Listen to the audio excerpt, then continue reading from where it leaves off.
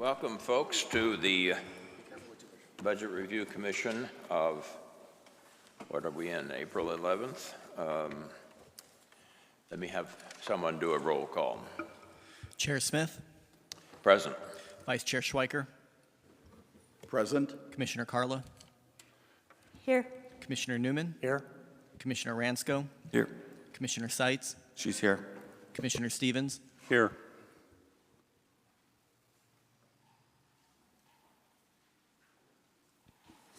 All present and accounted for. Just as a preamble, well, first of all, let me deal with the possibility of public comment. Somewhere I think I have a script that I read from that tells me, yeah, there it is.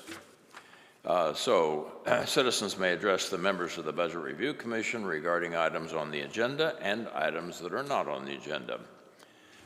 In order to do that, you grab a blue card from the table over there, fill out your name and address, and then we'll call on you. Public comment is obviously reserved for Scottsdale citizens and business owners, and well, you all know the drill. I do have one speaker who has requested, I guess, public comment, or perhaps it is comment on an item specific to the agenda. Okay, it's not public comment. She wants to talk when we get around to item number 2. The next order of business is my report. I don't have any report, but we're obviously here today to try to digest some of the comments that have been submitted by the various commissioners. Those of you who have followed the process know that each of us individually submitted comments to staff, and we'll see them tonight up on the screen or this afternoon, and we'll try to figure out which ones are unanimous recommendations and those that are something less than unanimous. And all of that will be noted in a final report to the City Council, which will be done at a work session on April 22. The process here, making sausage is not a pretty process, and that's what we're going to be doing a little of here tonight, is trying to figure out how do we digest these multiple items into a coherent report. As we keep track of where commissioners stand on these various items, either I or the staff or somebody is going to try to generate a report that captures both the specifics of the item as well as perhaps the flavor or rationale of the commissioners to try to put together some report for the council.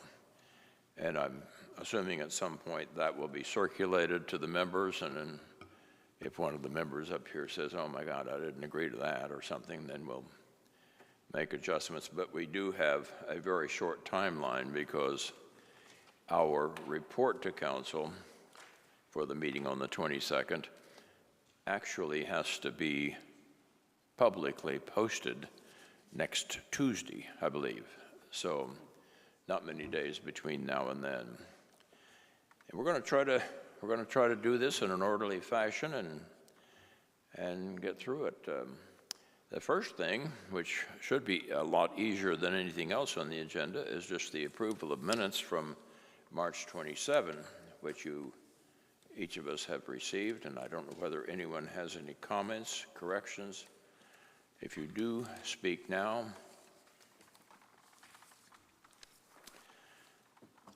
Seeing none, then I will entertain a motion to, Commissioner Newman, I'm sorry. Commissioner Newman, yes. Page 4, okay. Oh, thank you. Page 4, second paragraph. No, third paragraph, I'm sorry. I made the comment that I felt the street maintenance projects should be prioritized in the budget because they are essentially guaranteed to happen. But it goes on to say, as should pension paydown issues. That kind of implies that pension paydown is guaranteed to happen. So I'm not sure of the proper English there, but I was making the point that pension pay down is important as well, but not necessarily guaranteed to happen. Are there any other changes or comments to the minutes? Seeing none, then I will entertain a motion to adopt the minutes with those corrections, with that correction. Motion made by So moved. Vice Chair Schweiker Second. and seconded by Carla. All in favor, press your yes, no, or maybe button. And it is unanimously approved, the minutes of March 27. Jumping right into the second item, this is when we will discuss the recommendations that have been submitted by the commissioners and try to reach some commonality of view on these recommendations.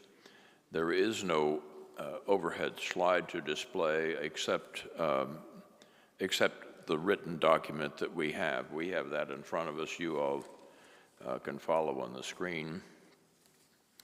And so my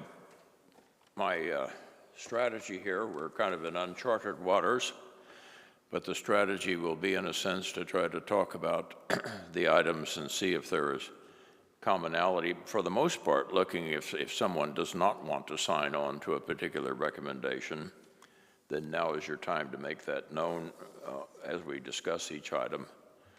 And we'll try to wrap up the item with some consensus statement of what the final document will actually say.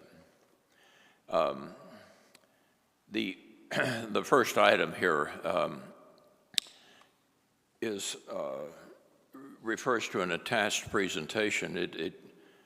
It was not my intent that we would have attachments to this report that the council is getting from us, but certainly the recommendations that were implied in that document. And we're talking about, in this case, the wildlife crossing recommendations and the document that was reviewed with the public and this commission just yesterday. But it ended with the recommendations that, number one, to move approximately $250,000 from the Preservation Department's funds up to the coming budget year for a feasibility study regarding this Rio Verde crossing.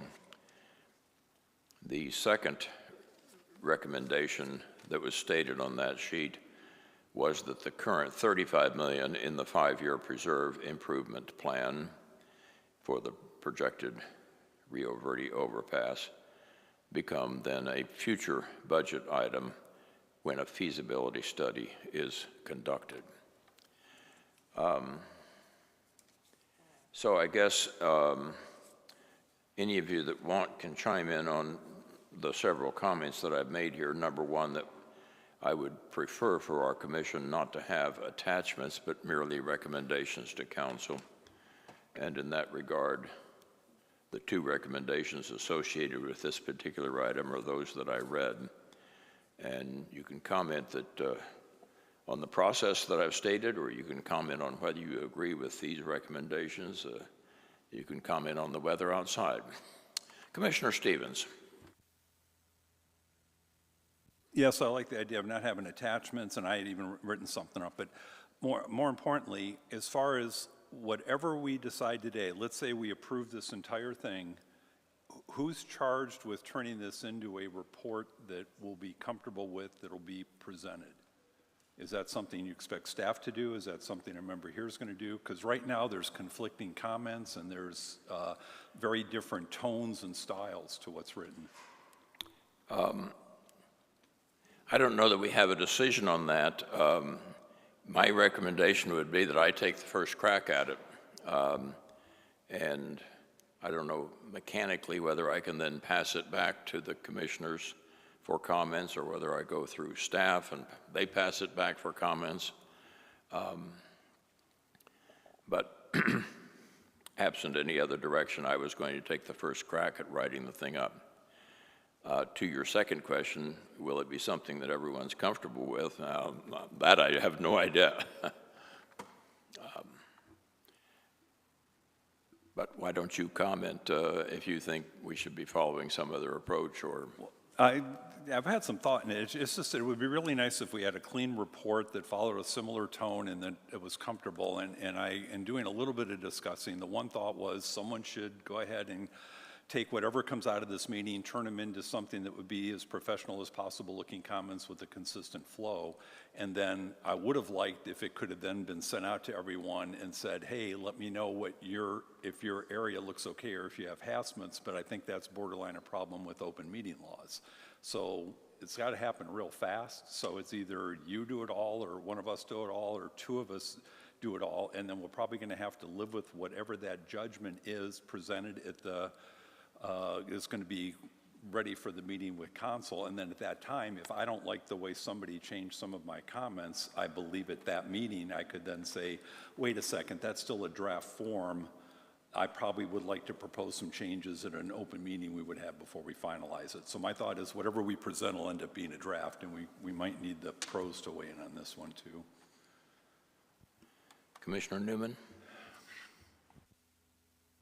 I was going to change topic there, but to that point, might suggest that you and David work together to come. I agree with you on that. I'm the one that threw some slides in there inappropriately, so to synthesize that into something that looks professional, I think that's a very good idea. And I would think that if you worked with David to come up with a first draft, that would be appropriate.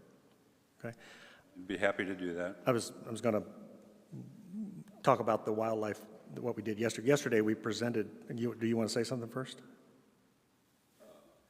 The next speaker is Commissioner Carla. Were you going to talk about item number 1 also? If so, I'll. First, I would like to point out.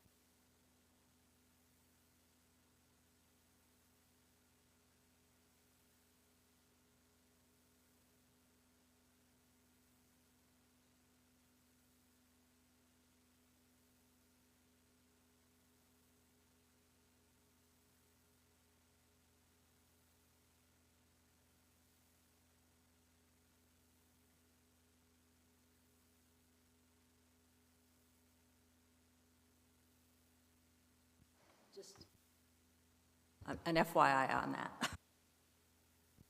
And now Commissioner Newman. Okay. So are we ready to move on to number 1 here on the screen? Okay. So I think it's it's page 13 in the Word document. You don't need to go there, but we presented this yesterday. Carla and I worked together to come up with a feasibility proposal, and that's so it's as David said, it's a proposal to spend $250,000 to define that project because there is widely differing opinions and views of the need for that project and the scope of that project. And so the proposal is to put some facts and data together with that, take the appropriate time to do that, and then put the BUD project as a future project right now. And that's why I would make a motion that we adopt the recommendations that we proposed yesterday on that into a feasibility study and go forward with that, with the funds from the reserve budget. Commissioner Newman, what exactly is the recommendation number 2 on that presentation you made yesterday? It says the current $35 million in the 5-year preserve improvement plan for the projected overpass becomes a future budget item while the feasibility study is conducted. What is actually your motion then? The motion is to adopt those 2 points. One is I motion to move approximately $250,000 to be used for the feasibility study as scoped, and then to move the $35 million that it's currently listed for the Rio Verde wildlife crossing to a future project and in the budget classification there, pending the results of the feasibility study. And I think I understand that. I was reading the same thing, but is it your intent that the $35 million will just keep moving out in time, or do you want that plugged into a particular year? Or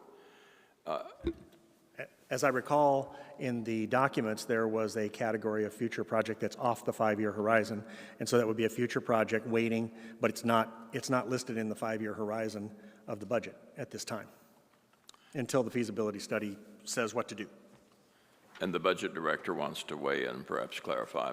Well, just confirming that, Mr. Chair, Commissioner Newman, that you're correct, that currently the funding for this project is in years 3, 4, and 5 of the 5-year CIP, and your proposal would take that amount and put it into the future column, which would then no longer be counted in the 5-year capital improvement plan. Correct.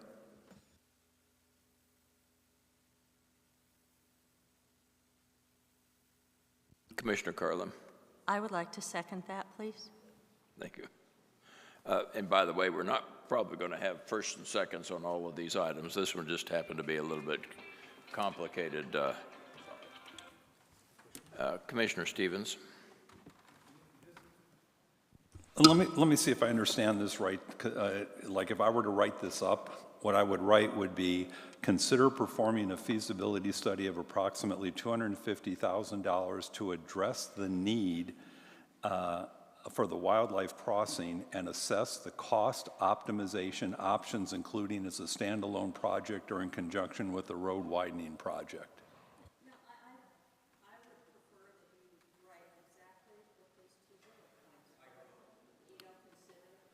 Sorry, thank you all. I would write exactly what these 2 bullet points say, because that's what we have agreement on, and you can put the word consider in front of it, but let's be, real specific, because it took a while to get here. Oh, that's back in here. Okay, okay. So on this one, we actually do have a motion and second to put these 2 recommendations from the report that was done yesterday into the document. I will also entertain comments from anybody now, if you want to, in terms of whether you want to be signed on to this, either or both of these recommendations. If anybody wants to comment, do so. And if you don't, I will jump into the breach here and say, I'm not going to be supporting this item as a recommendation to go to council with, because I'm not, unless it is coupled with the caveat that this may not be an authorized expenditure from the Preserve Department funds. And I hearken back to some of the discussion that we've had in earlier sessions here, that there is ambiguity, or maybe no ambiguity, about what the allowed expenditures are from the Preserve Fund. But I won't be on board with recommending $250,000 be spent from the Preserve Fund, even for a study, unless it is somehow coupled with a caveat to the extent it's legal, according to our city charter. And if you want to amend the motion to say, spend $250,000 on the feasibility study if it's determined to be a legal expenditure from the fund, then I'm good with it. Commissioner Carlin? First off, before I speak, Commissioner Seitz had a question, and then I would like to speak, please. Thank you. I was just going to bring up item number 2, reference, and Chairman has already addressed it. Right, and my suggestion is, because I don't think that we should be making these contingent upon another one, contingent upon another one. I am very comfortable with the second thing up there, which I assume you suggested, very comfortable as a standalone, and I'm quite sure the city attorney will tell city staff, if she gets a legal opinion that is contrary, not to spend the money. I have faith in that. But I have a problem with coupling them as contingent upon. I think city policy is going to do that for us anyway. So if I understand what you're saying, you would be okay with the motion as you have made it if it says, comma, if it is determined to be a legal expenditure from the Preserve Department's funds? No, I did not say that. I am comfortable with the motion as we made it, and knowing that city policy will say, if the city attorney determines through number 2 that it is not a legal expenditure, that she's not going to authorize staff to do it. So, I mean, I guess I would call the question on this motion, and then let's move to the second one, which addresses exactly what you're talking about. Well, I'm not going to entertain the call to question yet. City Attorney. Thank you, Chair. I don't have a concern with the motion as worded, with the recommendation as worded on the screen. I think it's fine and appropriate if the commission wants to forward this recommendation on to council. I'm sorry, what recommendation are you talking about? We're still on number 1. Well, it was my understanding you were talking about 1 and 2 jointly, and whether there's a legal concern with the recommendation moving forward to the city council based on the charter restrictions related to preserve funds. And I just want to clarify, I do not have any concern with the commission making this recommendation to council. And to clarify, this is going real well, don't you think? To clarify, in item number 1, period, in item number 1, the recommendation is that we move approximately $250,000 from the Preserve Department's funds up to the current year's budget for a Rio Verde crossing feasibility study. And all I was saying is that I am reluctant to do that. I'm reluctant to be supportive of that unless it has the caveat to council if it is determined as a legal expenditure of the Preserve Fund. I'm not incorporating number 2. I'm just saying if it's legal, I'll sign on for it. Okay. If it's not legal, I'm not, I don't want to be associated with recommending it. Commissioner Swiker, did you want to say something? Yeah, I'm comfortable with what I'm hearing from the city attorney, that if we recommend this, no money will get spent if it's determined that it violates the charter. So, subject to that, I'm very comfortable with it. City attorney determines it to be legal. And Commissioner Newman. It kind of goes without saying that any recommendation or consideration has to be legal, so I think it's if you want the language there, I'm completely fine with that. So I can amend the motion to say that all the things I said before, but it has to be legal under the 420 rules. I don't have the right words there, but I have words. okay, Carla can do that. Commissioner Carla. Okay, so the motion is those 2 bullet points, and then say, when this is determined by the city attorney to be allowed, do we have to say legal or to be allowed? Which do you prefer? Under the Proposition 420, or the city charter, which do you prefer? Chair Smith and Commissioner Carla, I have no opinion on that. It's fine. However you decide to word it.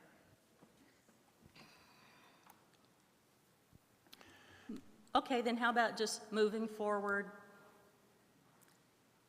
when the city attorney determines it to be a legal use of the funds?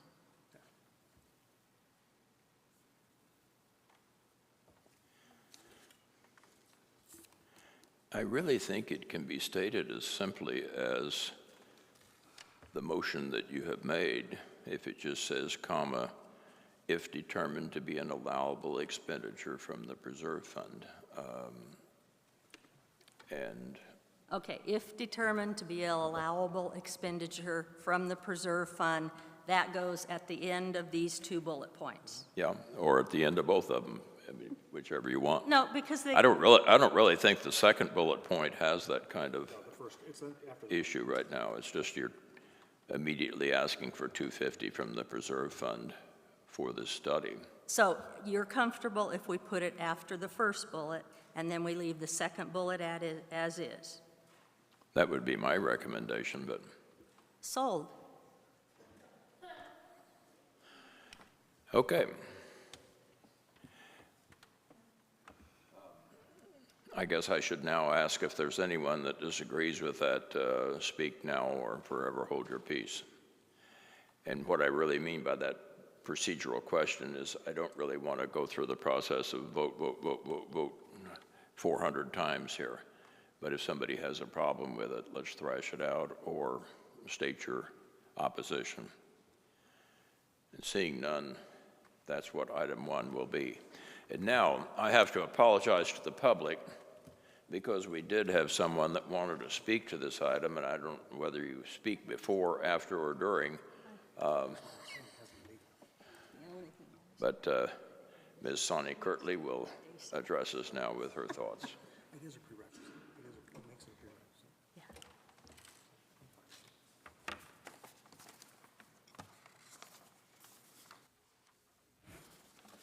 Am I live? Good afternoon, Chairman Smith, Vice Chairman Schweikert, and Commissioners. My name is Sonny Kirtley. I'm representing COGS, Coalition of Greater Scottsdale. Our address has been on file for 18 years. Thank you for this. I'm looking forward to your vote. Hopefully all the text is the way you want it because COGS board strongly, 9-0, supports this. We have so many members that work in that preserve. We have so many members that use the preserve, not only equestrian, such as copper, but also for family events. It's extremely important that we take care of this preserve. And that feasibility study is golden, so let's get it done. Thank you. Thank you, Ms. Kirtley. All right, now, hopefully moving into an easier group of items. Number 2 on the list, and you can read it for yourself, it is raising the question of whether the preserve expenditures that have been talked about, specifically the projects that are shown there, are allowable under, it says section 13A. It's really the totality of section 13, I think, in the city charter, because subsequent paragraphs B and C talk about exceptions to item A. But it's really just proposing that we raise the question with City Council and ask them, or suggest that they make a determination from legal counsel as to whether these kinds of projects are allowed under the Scottsdale City Code. And Commissioner Carla.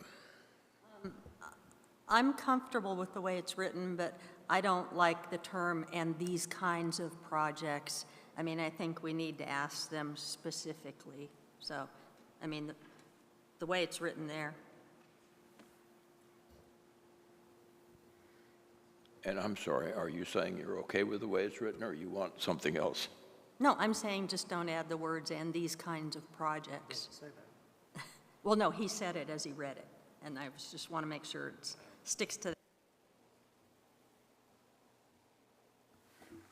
What's she telling me?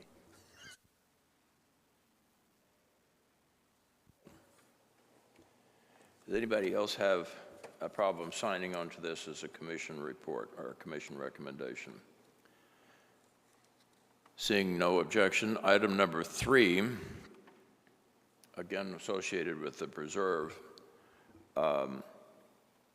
is that we have an evaluation of what development is allowed and being planned in parts of the preserve there, and then evaluate creating a preserve reconstruction recovery fund.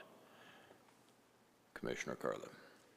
And I promise I won't speak on all of them, but since I put this one in there, and I'm fully well aware we have not talked about this, so this should probably more properly be a next cycle discussion, but I wanted to bring it up because so many people are approaching and saying, we didn't realize that there's an additional 3,000 plus acres that are eligible to be bought with the preserve tax. And the reason this is coming up is because people are now discussing sunsetting the second preserve tax.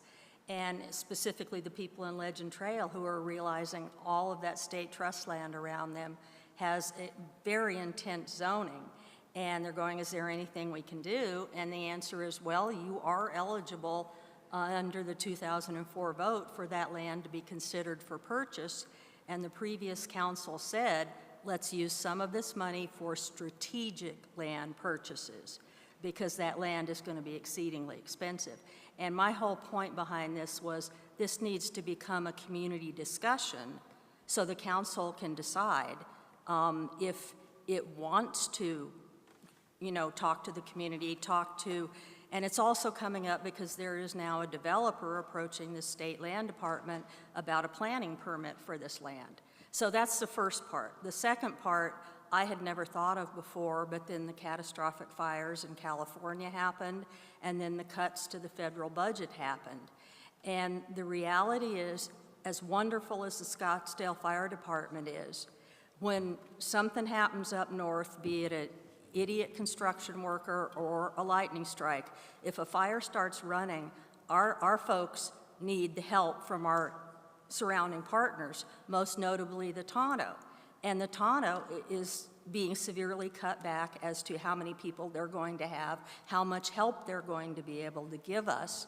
So the reality is, it's not a matter of if, it's unfortunately a matter of when we're going to have severe fire damage. And a few meetings ago, I asked Ms. Andrews, is the amount of money in the preserve fund for contingencies and reserves, if we get severe fire damage and we have to do a major revegetation effort and we, God forbid, have to rebuild an access area, is there enough money? And if there's not, where do you go? Well, you go to the general fund. So I just would like us to discuss, being responsible for the budget review, that before we get rid of this guaranteed income stream, let's discuss whether or not we could have a recovery reconstruction fund set aside for when, God forbid, this happens. And again, I realize this should be parking lot, on the list for the parking lot for discussion, but I just wanted to put it out there so y'all could maybe add it to the parking lot. Thank you. Okay, I'm going to mark this one to be a recommendation to council, well, not a recommendation, but that they consider having our group or some other group study this one in the months to come and define the assignment to us. We're going to have some others in here that fit into what we're calling the parking lot group of items, things that we may seek authorization from the council to study in the future, and this will be one among those unless others have other thoughts.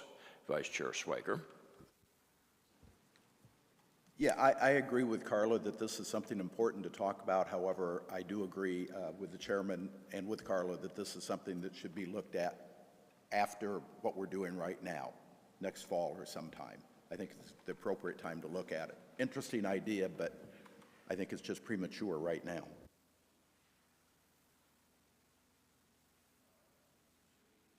I'm sorry, City Attorney. Thank you, Chair. I just want to make sure I'm understanding the procedure, the process that you're intending to take us through today. At some point, I want to make sure that there is a motion with a second and approval of the commission about the recommendations that the commission is going to be making.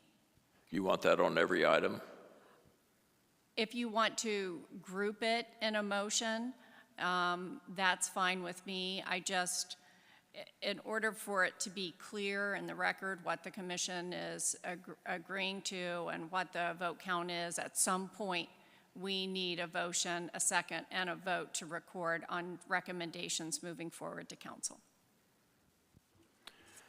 Okay, well, the two people that want to speak, let's back up a step to item number one. Let's do this with the voting. It's going to take a little bit of time, but On item 1, I think we reached an agreement to put the language in here the way it was from the presentation on the wildlife crossing before. Exception to that is that item 1 would have an addendum to it that says, comma, if determined to be allowable expenditure of the preserve funds.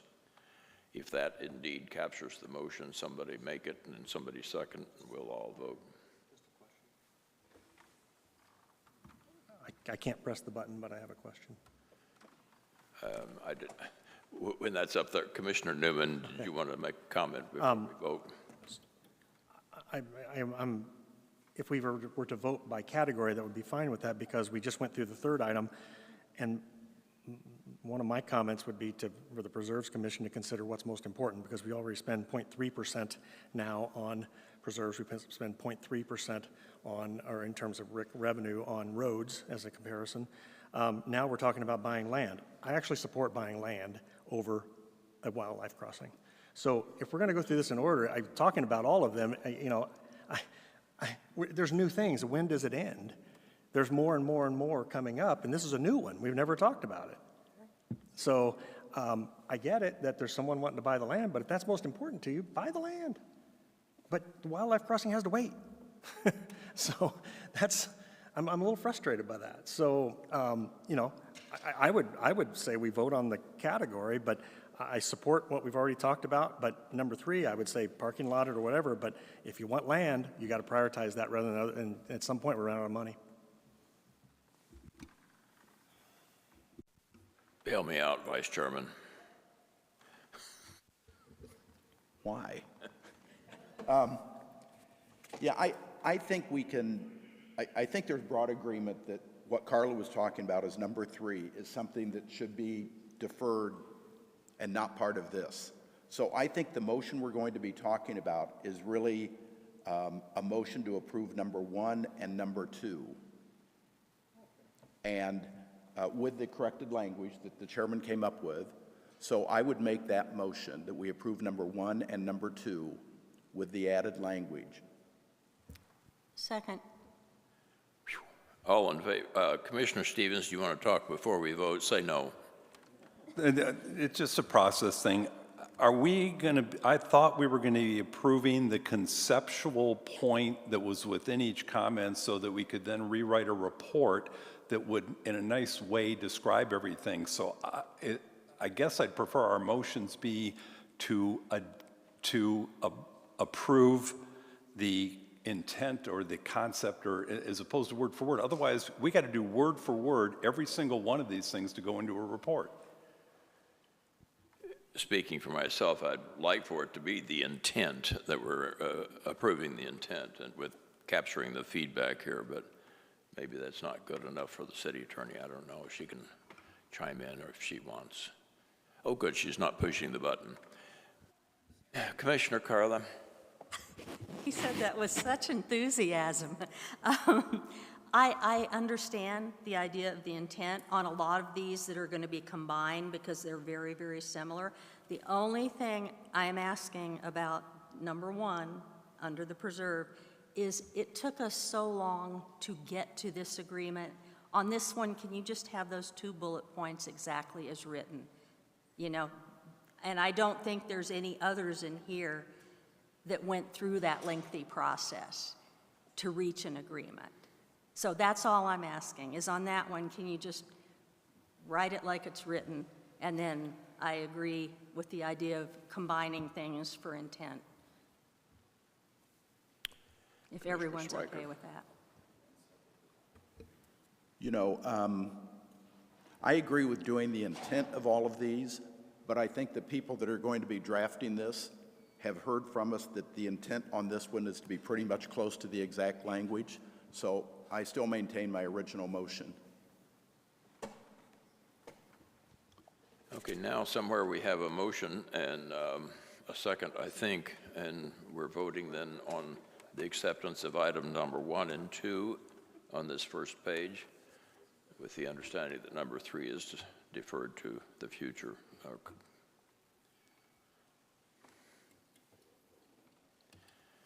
Okay, we have almost unanimous approval, and now we do. Thank you. The next category are some of the water and reclamation projects, and then also other capital projects, but I guess we'll do the water and reclamation first. The first item is a recommendation that council consider and ascertain and ways to mitigate the ultimate financial liability for the Bartlett Dam project. You can see the language up there. Items number 5 and 6 on the screen are really very similar questions being raised about the advanced purification recycled water system. And I think the spirit of both of those is our advice to council would be to consider carefully whether you take a $17 million project and increase it to $68 million full-scale concept without reassuring yourself that this is something you really want to do, that this is something has a good return on investment, whatever. But the two projects are the two items are very similar submissions. Commissioner Carlin. Yes, I have a question, especially the way it's worded on number 6. It says requirements, and I assume those are legal requirements under this whole project. My main question is, what is the impact of not doing this to the water department, to the whole water project? What is the impact of not doing it? Let me interject here and ask a procedural question. It was not my thought that we would be going back and asking staff for clarification on items or representation.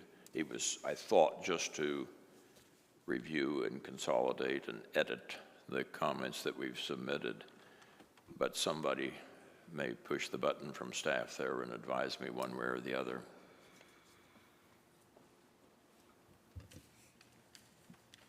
Mr. Chair, happy to assist there.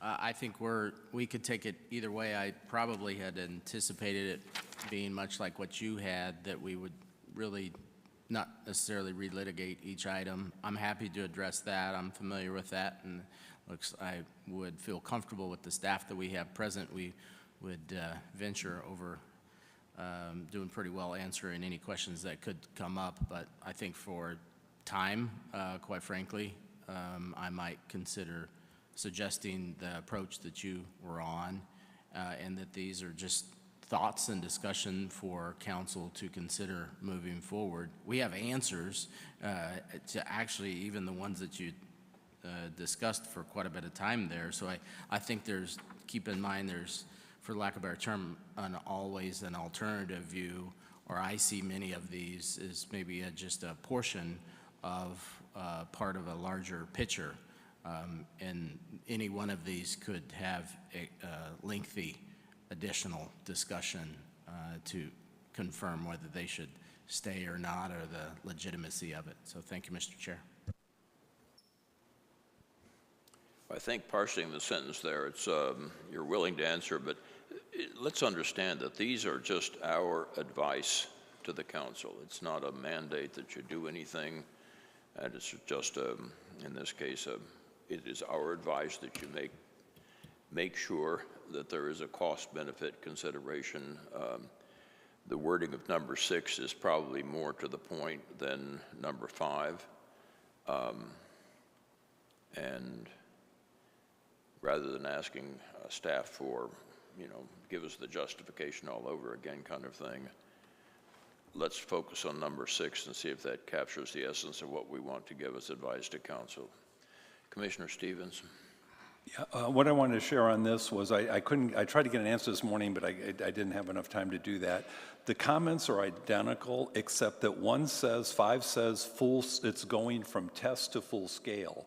What I heard in comment 6 was that it was all regulatory requirements. So I just wanted to highlight to staff, and that number 6 is what we actually put in our presentation. If I were to do this, if you approve them both as a concept, I would want to find out is it going to full scale, or is it just new regulatory? Get the right words in there, and then the point is, hey, council, it's going from 17 to 68. Are you still happy with it? So if you approve this in concept, that's the direction I would go if I was writing it. I just want it to be more factually correct. Commissioner Swiker. And Mark, I agree with you on that. And I believe in the briefing that you and I did on the CIP projects, when they were talking about regulatory, I believe I could be wrong about that, but I think they said it was state and federal regulatory changes since they first built that plant. It might just only be state regulatory changes, but I believe it was state and federal. But I agree with where you're going on that. Yeah. Commissioner Carla.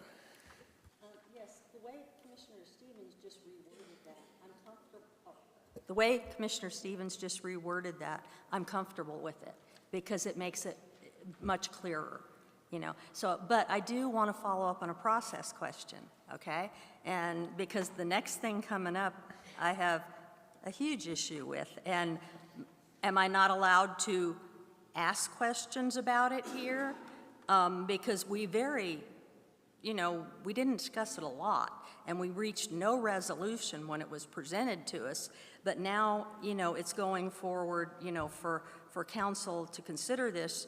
So are we allowed to add extra verbiage that says consider it, but also consider this part too? I mean, I want to be clear on what the process is here. Do we just sit here and shake our heads up and down, no, vote yes, or vote no? Or are we allowed to actually have some dialogue? Let me chime in with my 2 cents on this.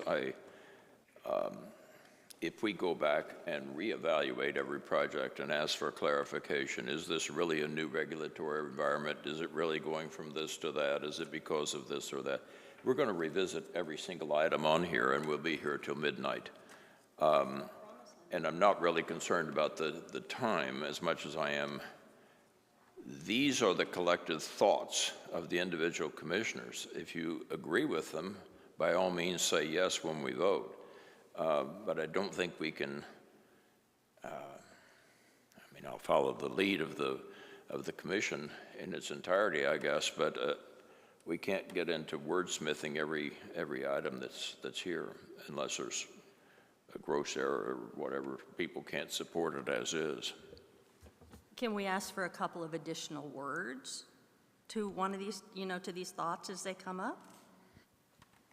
Yeah, I would suggest you can do whatever you want among ourselves. I just don't want to have staff responding to questions as they've representing an item or re-explaining an item. Okay, and I promise I don't have comments on every item. It's just these were right in a row.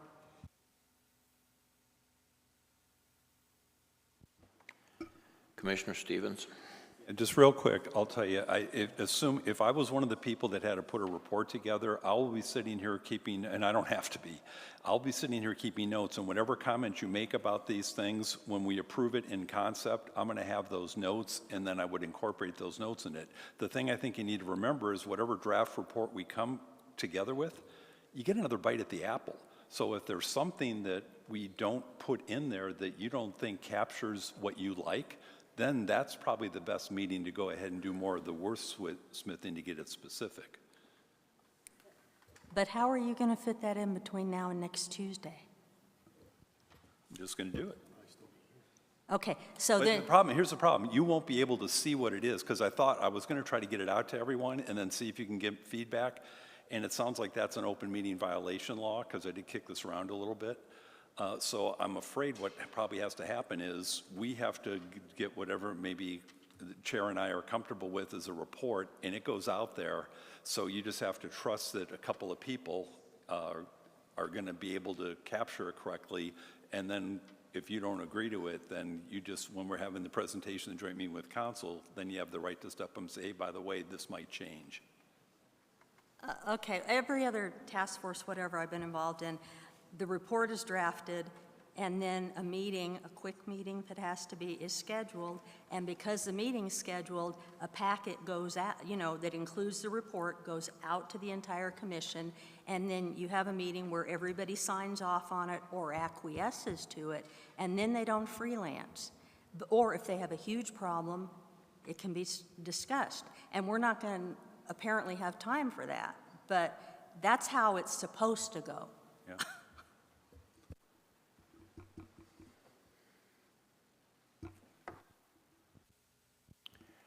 I think we're going to I don't have need to write this thing. I don't need to be part of this. If you want me to do it, I'll do it. But if someone else wants to do it, I'm I happy. very much want you to be part of it. And let's try not to have conversations on the fly here. If we do this in an orderly fashion. Did we ever vote on the Bartlett Dam, the item number 4? Did we ever deal with that? No. If I can circle us back to item number 4 on the screen, I'm going to ask somebody to make a motion to accept that item and second it. Let's see what kind of support we have for that going forward as part of the advice to council. Commissioner Seitz.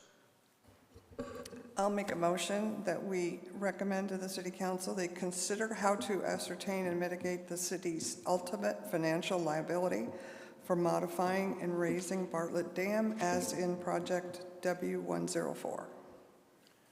Do I have a second? Second.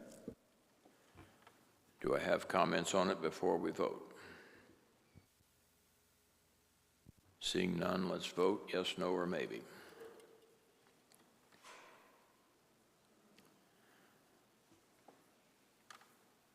Number 5. It is unanimous. I think we agreed to look more at the language of number 6 rather than number 5 on the screen. Does somebody want to change that language and make a motion, or I just want to get a motion and get a vote on something here so we can move on? Commissioner Schweikert.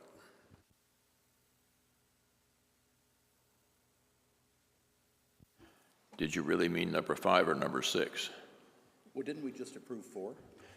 We approved 4. We said number 5 and 6 were virtually the same. They're both dealing with the water purification recycled system.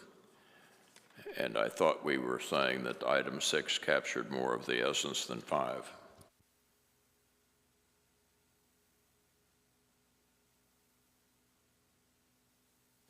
Second. Is there a second? I second. I have a second from Commissioner. And do we have any, Commissioner Ransco, and do we have any items, any people to speak? Having none, let's vote.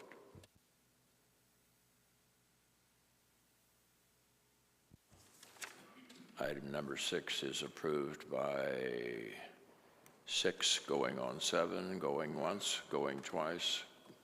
Commissioner Carla, are you voting yes, no, or maybe?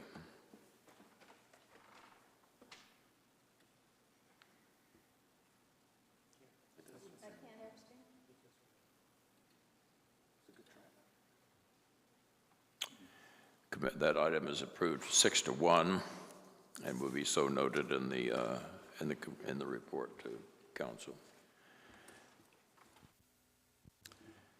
The other capital projects that are discussed now, 2 submissions came in with regard to this.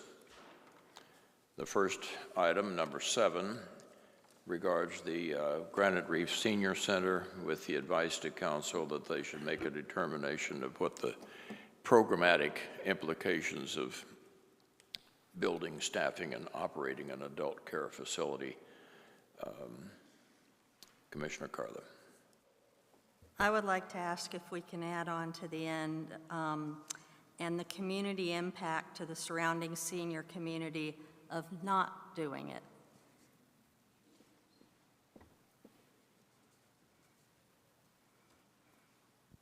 Anyone else want to speak, or Commissioner Schweikert? I would accept that addition. Then is one or the other of you making a motion in that regard?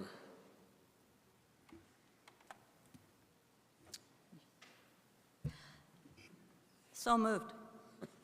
I have a motion. Do I have a second? Second. I have a second from Vice Chair Schweiger. But I think for the public, read back what the additional language is that's on this, on your motion, or Commissioner Myself? Garland. Okay. And the community impact to the surrounding senior community of not doing it.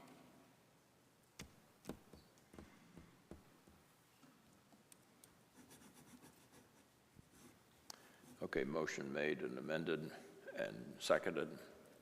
No additional speakers stepping forward. Push your button for yes, no, or maybe.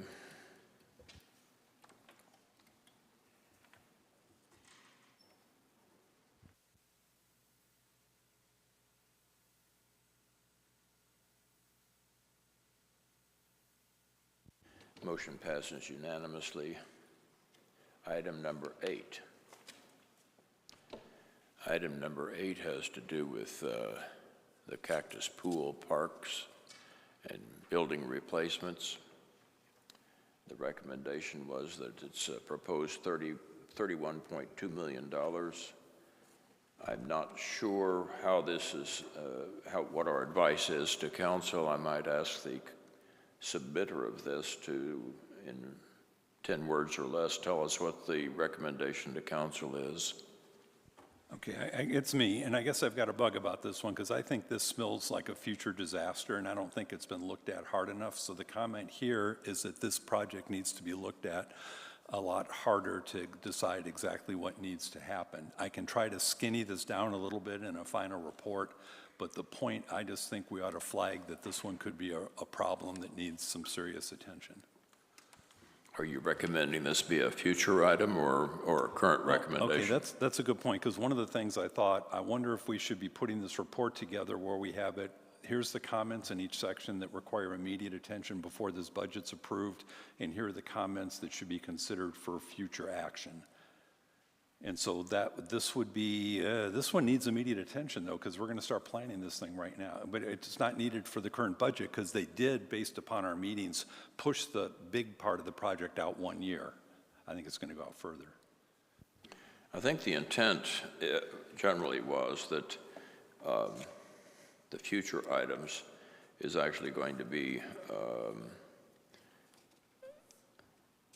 a different part of the report, but still, I was thinking that was going to be on item number 3 of our recommendations of our agenda for the evening. When we would talk about these additional recommendations would be future study items that the council may or may not direct us to undertake. And so that was my note as we're moving some of these things to future consideration. That's where I thought they were going to be. We would bring them all back up under item number 3 of the agenda. Commissioner Carlin? How about we leave it in here, but we say that we recommend to council that staff do a feasibility study about this project, because then it's still moving forward, but you are going to get the answers, because agreed, there's a lot of issues here. What if we do that? City manager wants to talk. Okay, because I think they know what's going on here. Yeah, if I may, Mr. Chair and Commissioners, just to help the deliberation, and probably could have mentioned this on previous items, but we, as you could imagine, were paying very close attention to the discussion and for the last many weeks and meetings, and in some regards, I'll just say quite frankly, where we agreed, we've already worked towards implementing, and this is one of those. And so we are making modifications. We were just having some sideline conversations, whether it looks like on May 6th or May 20th, but at the latest to May 20th to City Council, what would anticipate seeing as a feasibility study for approximately $250,000 for the next fiscal year, and then the total project is actually removed out of the 5-year and put into a future, much like actually the previous item, there's a comparable situation there as well, where again, we heard the deliberation, heard the point where we need to do a feasibility, need to understand what the number may actually be.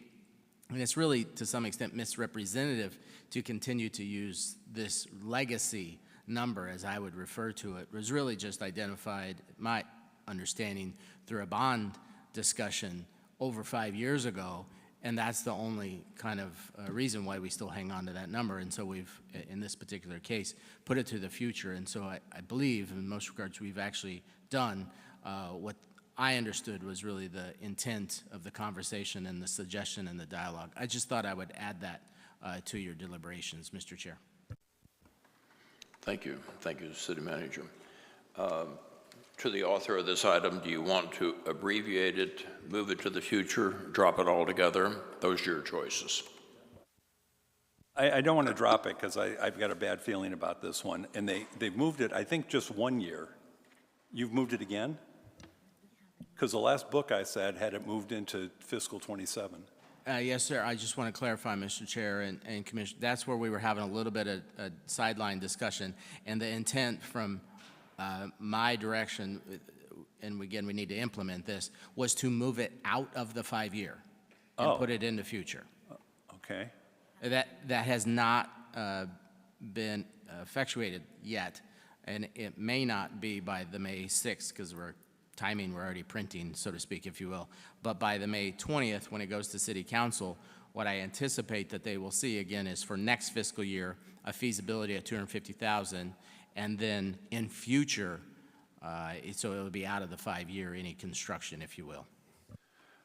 Okay, so I noticed that it did move to from 26 to 27. So what I could say is we do note that the project is being moved out to the beyond the 5-year, or how do I say that? You just say to the future. Is there more technical? Yeah, that's correct. Okay, to the future. You see, they have, Right. they put a future column here. Okay, to the future column. Okay, and then I think it's okay as modified, but then I'm still a little fuzzy as to what you want to do with some of the future type items. And if you just want a mirrored thing with the same categories and we sort them front and back for what's immediate action and what's the future, that's just format I guess we can work out later. Unless you need more clarity now. And I don't care where this goes, I just care that it's in the report.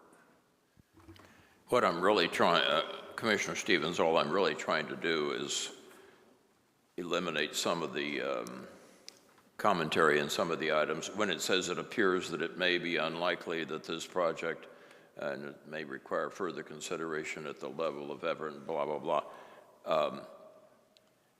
will put the council to sleep. If we have a bunch of recommendations like that, our advice has to be a little bit crisper than that. It just has to say it.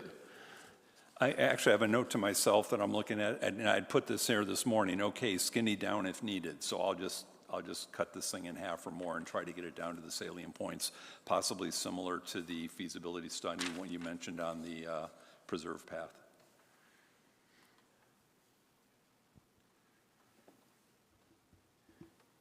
So then, tell me, where does that leave us? Do we have a motion? I move that item 8 be adopted as a concept with it being presented in a more concise fashion.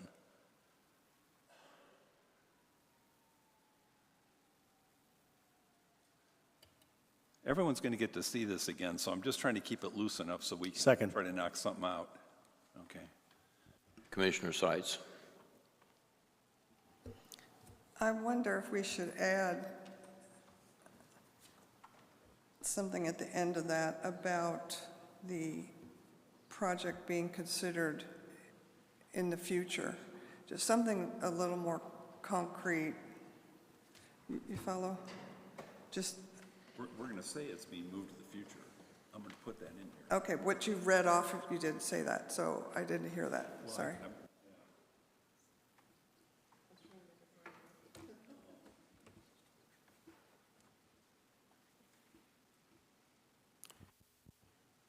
Is it sufficient to say that you just, consideration of project BK06 Cactus Pools, blah, blah, blah, be moved to the future? I mean, is that?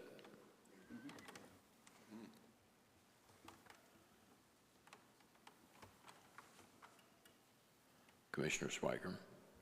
Yeah, I would agree with that, because I think this in essence becomes one of those parking lot ones. I mean, nothing's going to happen from what we hear from the city manager with it for this year. And it's being moved out to the future. So I think we could do that and just move it to the parking lot for the future. Go ahead, someone make a motion for what you want. Commissioner Seitz, I think you had tried to capture the motion. You want to try that again? Thank you. I move that in respect to item number 8, we recommend to the city council that actually, we're not recommending to the city council. What we're going to report on is that we're going to agree that this project will be moved out to future and not considered in the current budget.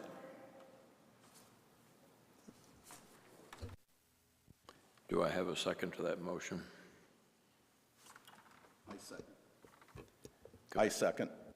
Vice Chair Swiker, second the motion. Any further discussion?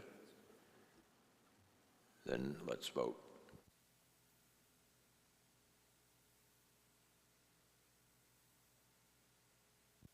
That item is accepted 7-0.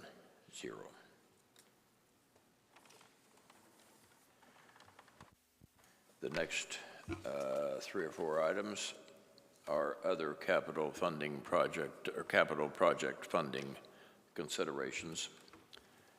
The first one being, and it's numbered 2-1 on the screen, consideration should be given to increasing the water rates with justification.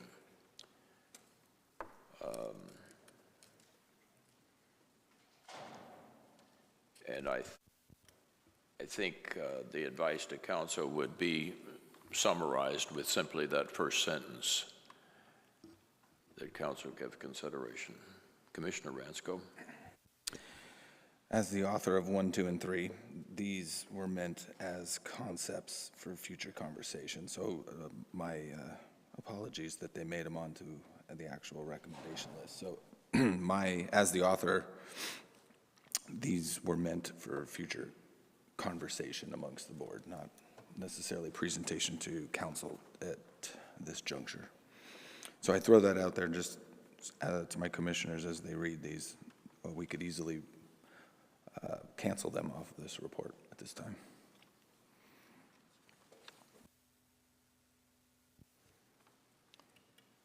I think we should probably still take them individually, but your recommendation is that all 3 eventually may go to the future actions. Commissioner or Vice Chair Swiker. Yes, if he's making that as a motion to combine the 3 of those and move to a future agenda item. If the recommendation is that we make that a motion and move all 3 of these to a future agenda item, I support that. Well, and I don't even mean future, to the future column. We could take these off. They don't even go in. It sounds like we're going to have a future component to this report that we hand in. I wouldn't even put them onto future. I'd just delete them at the moment. Oh, so if you're recommending we delete it, then I would support that also. There we go. Since we seem to be talking about all 3 at the same time, I do have a question for either legal or the city manager or whatever regarding the second item shown up there, which is that advice to the council to consider increasing the permissible maximum property tax levy. I don't think we really have control over that. We can go up to 2% on the rate each year, but other than that, we can't make a change to the levy, can we? And I'm talking for the primary tax. So, Mr. Chair, I believe this is referring to the policy limitation that we are limited to 1.5 total rate on our property taxes combined, not the 2% levy that you're speaking about. That is a state limitation. Is that right? So our policy that is council adopted limits us to a combined 1.5 property tax rate.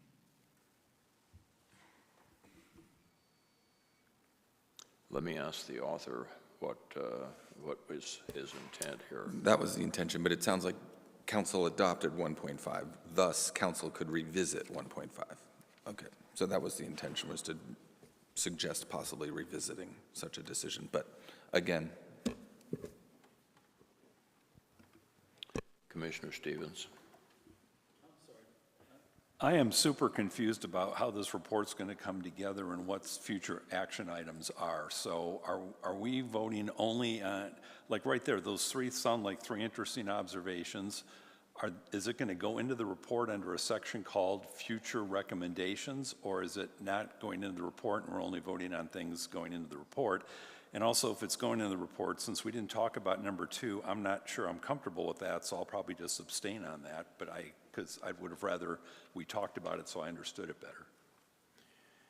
But process, cover the other. Among your multiple comments, in my opinion, the report will have a section at the end that says, in layman's terms, we were briefed on this item. Let's talk about increasing water rates. We were briefed on increasing water rates, and this is an item that we would, this among others is an item that we would want to study further in the future if so directed by council. If you want to simply get rid of the item, then let's vote to do that. If you think it does require further study by this or some other body in the future to make a sensible recommendation, then let's talk about moving to the future. But other than that, since it was a submitted as a comment that should be made to council, I was dealing with it as a, what do we think of this? And I was going to do it, not moving them all out to the future unless you all want to do that. But I think somebody chime in here. What do you want to do? My inclination would be, if you feel strongly about this item, that council should be given consideration to increasing water rates with justification. That's a comment we could make to them. It doesn't have a lot of substance to it without further study, perhaps, but Commissioner Seitz. Thank you. I'm not comfortable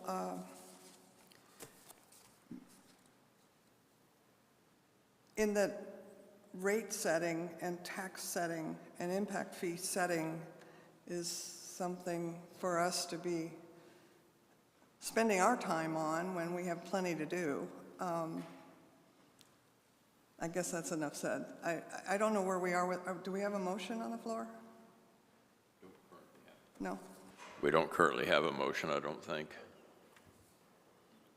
Well, I will move that we strike these three, and we are not prepared to make any recommendations on these items. second.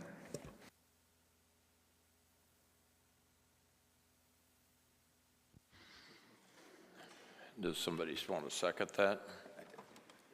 It did get seconded. Commissioner Ransko seconds it. Does anybody want to talk to the item? And you'll have to signal me because I don't have your name on the screen if you do want to talk to it. And I guess no one does, so we'll vote yes, no, or maybe.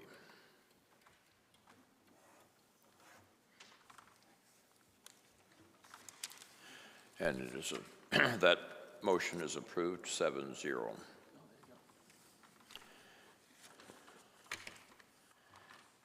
We have then a series of several motions having to do with individual capital projects as well as the management and process in general.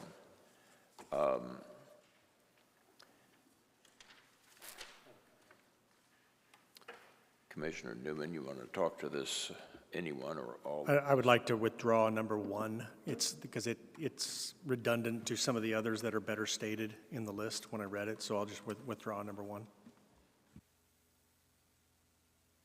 Second. Commissioner Stevens. On this section, one of the things I was going to suggest to you all, there's a whole bunch of these comments that kind of tie into comment 16. If you all believe comment 16 is a relevant comment about encouraging the city manager to put together a group to really kind of take a good look at overall processes for how they estimate, budget, and manage projects, a whole bunch of these comments can all roll into one, as our president would say, one big beautiful comment, and we could put that all together. Now, if you've got a problem with 16, then that changes everything.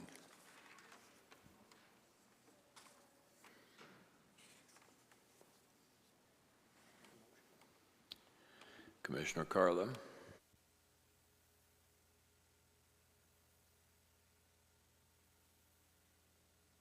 Sorry. I don't know why I'm doing that today. Yeah, I just wanted to say, especially 11 through 14, these are such good points. And as long as they're, 16 touches these, then I'm fine with that.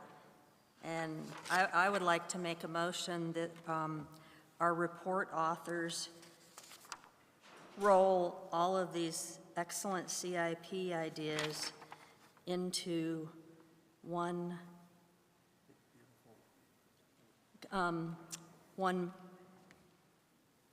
what's the correct word? One item for the council to consider. Yeah. Second.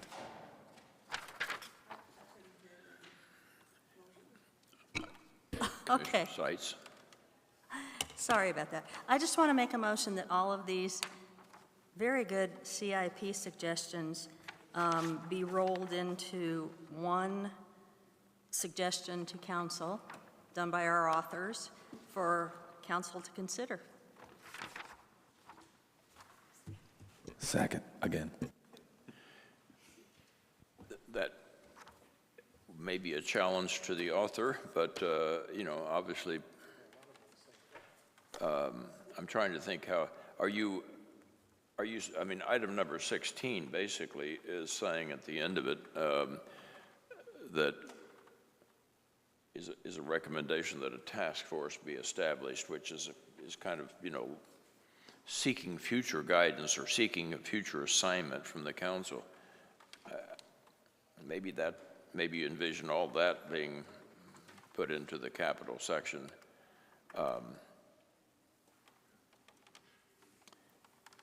But if the motion is, and I guess it is, for all 16 of these items, all 16 of these items to be somehow smashed into one capital project management process and general recommendation to council, that can be done, I suppose. Commissioner Seitz. Thank you. I agree that many of these overlap and sound the same. I do not agree to form a task force. I think the staff has gotten a lot of clear direction from the commission, and the council will get some direction. There's a lot of work to be done in all the other 15 items, so that's my position. Commissioner Stevens. Okay, just so you know all where I stand on this, to me, I've got two comments I care about the most, and this is one of them. And after being through all the things that we've been through, my observation is there's a lot of people in this city that are really talented. And I don't know that they have had an opportunity recently to get together and say, let's just talk about how we do this stuff. And I think there's some great ideas in there, like I don't know if you ever read the book, It's Your Ship. There's a lot of great ideas, I believe, that are out there within the city. And my recommendation And it's a recommendation, so the city manager doesn't have to do it. But my recommendation would be that, let's take a few of our people that are engaged in estimating projects and managing projects. Let's get them in a room. Let's say there's this type of project in that one, and let's just have a brainstorming session about how we're doing these things. And let's think about what needs to change so we mitigate the number of surprises that we have, because that's one of the biggest concerns that's been here. So that's what I mean by, that's what I'm picturing by a task force. It would be that the city manager and treasurer kind of decide who should be on this, and let's just re-engineer this whole thing over a several-month period and see what needs to change. And then the only other observation, a couple of these are kind of standalone comments, like the comment 9 is an interesting comment on Title 34, and there's a comment 10. A couple of these really do maybe stand alone. But otherwise, I guess I just, and again, it's a recommendation, so the city doesn't have to do this. It is indeed a recommendation, or at least our advice to them, and that they consider it. I'm just trying to figure out how do we put it in the King's English to say what our advice to them is.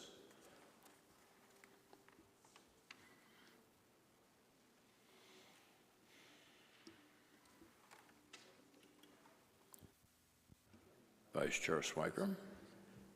Yeah, so Mark, I think rather than task force, a task force almost sounds like an external organization. I think you're really talking about the city internally pulling all of the affected people together on capital improvement projects, the people that need them done, the people that are going to manage them, the people that are going to bid them, and get them together so they make sure that it's transparent and that everybody knows what they need before they start going out and working on the projects.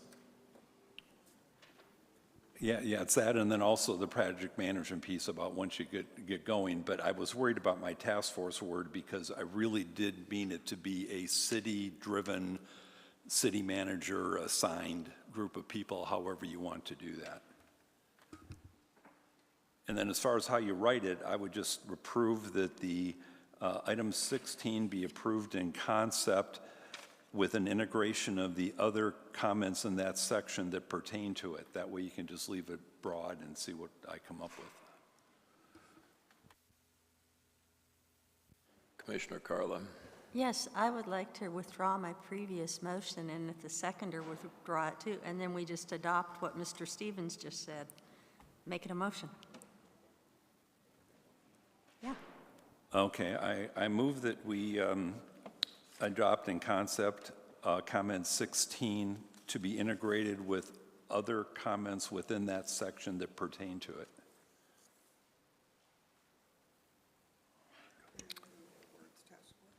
Oh, and it to be modified to be city directed. Second. Project team. I would point out item number 16 has an A, B, and C on the following page. What are you doing with that? The A, B, and C are probably the guts of the direction for what the process review might look like. Put it all together. Yeah, and there might be now a D and an E or something as we look at the nature of the other comments.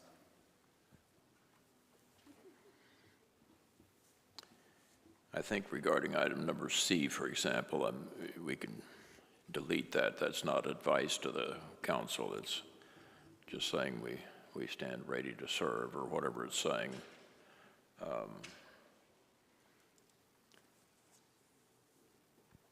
Okay, if I need to say something, I can delete number 3, but those words I will offer to you directly if you want to use me.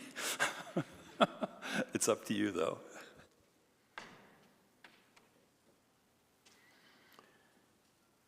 So if anybody can second that motion and restate it or whatever before we vote.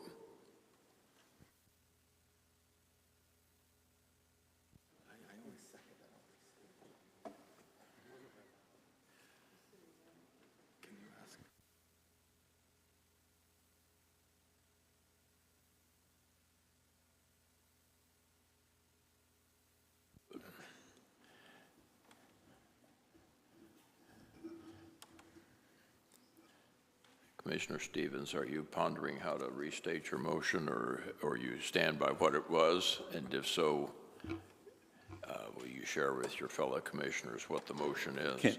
Oh, I have to do it again? Is it possible? I don't know. Okay, I move that comment 16 be adopted in concept and integrated with the other concepts in that section that relate to it, with the further modification of subpoint C being deleted, and that the task force comment be modified into a city manager selected team. Second, third, and fourth.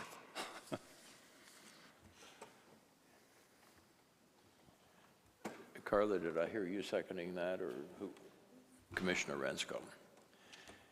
So, does anyone wish to speak to this item? Seeing no requests to speak, we can move to vote on the motion.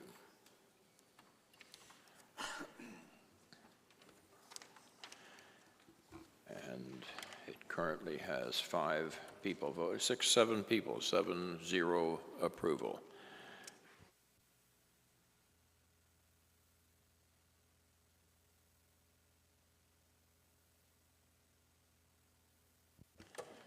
We're going to leave it to you, Mr. Stevens, to craft the language for that motion.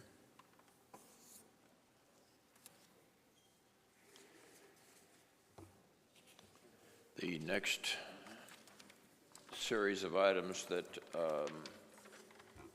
are being considered are related to transportation projects and the ALCP, which is the Alternative Life Cycle Program.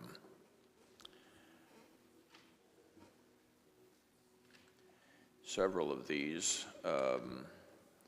relate to the current state of our streets, an item that we talked about at some length.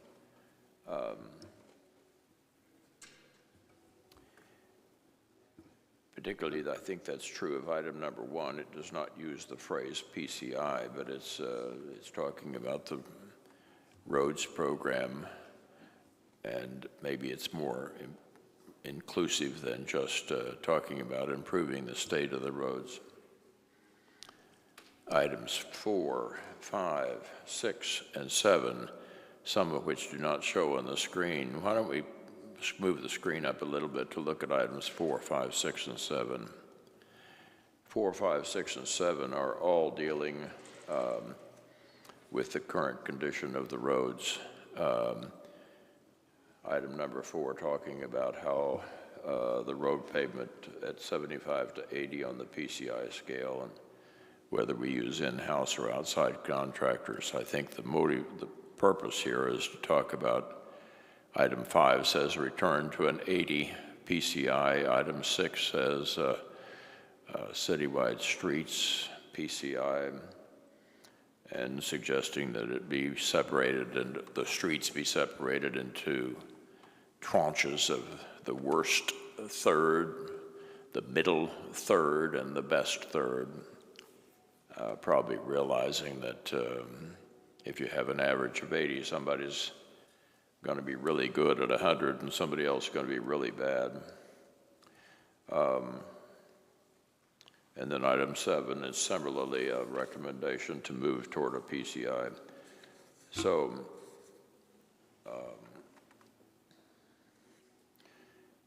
is it sufficient to say that the authors of the report will try to say something regarding the PCI that captures the essence of items number 4, 5, 6, and 7? And does the commission want, as a group, to make this an advisory to City Council? I'm assuming that they do, but I don't want to assume anything. Commissioner Carla. In concept, I'm agreeing, but I think there's perhaps another way to do it. And I do question whether 80 is too high. I mean, 75 might be more realistic. But what if you did, because these are kind of separate, a 1 and a 6, and then 4, 5, and 7 go together. And I think 2 and 3, which are very much you know, Let me clarify, I really wasn't talking about 1, 2, and 3 yet. I really skipped ahead to 4, 5, 6, 7. I'll come back to 1, 2, and 3. well, there's a way to, Maybe. there's a way to combine this into 3 that makes all of these really good points. I just wanted to make sure that 2 and 3 stood out on their own from 4, 5, and 7, and I think 6 goes with 1. So that's just my suggestion.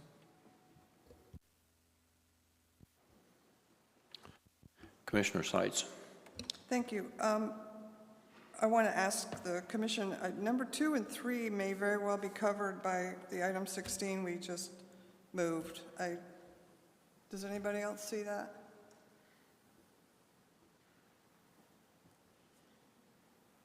I see it in concept. I just think that, transportation sort of stands on its own because it has its own funding. And that's why I think for transportation, it needs to also be called out. That's just my thinking.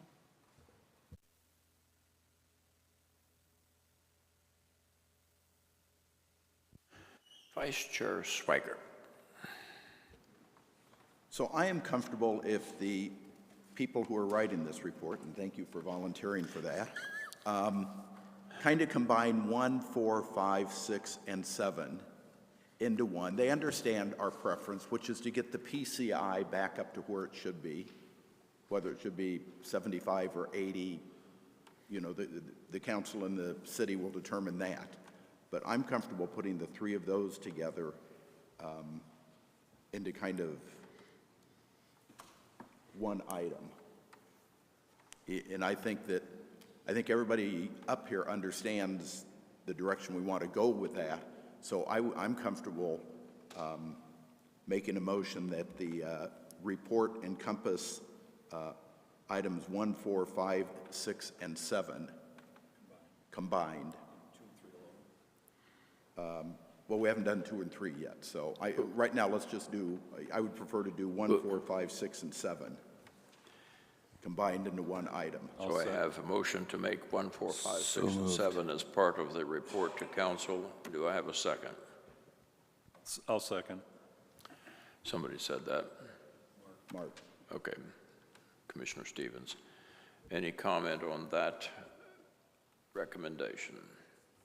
If not, prepare to pressure buttons for yes, no, or maybe.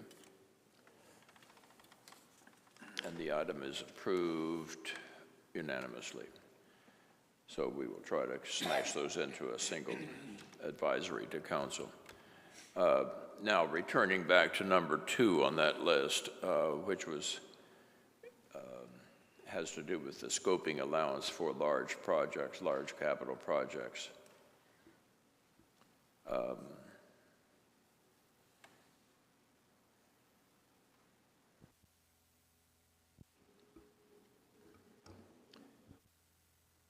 Why don't I have the author of this item, whomever that may be, talk to it.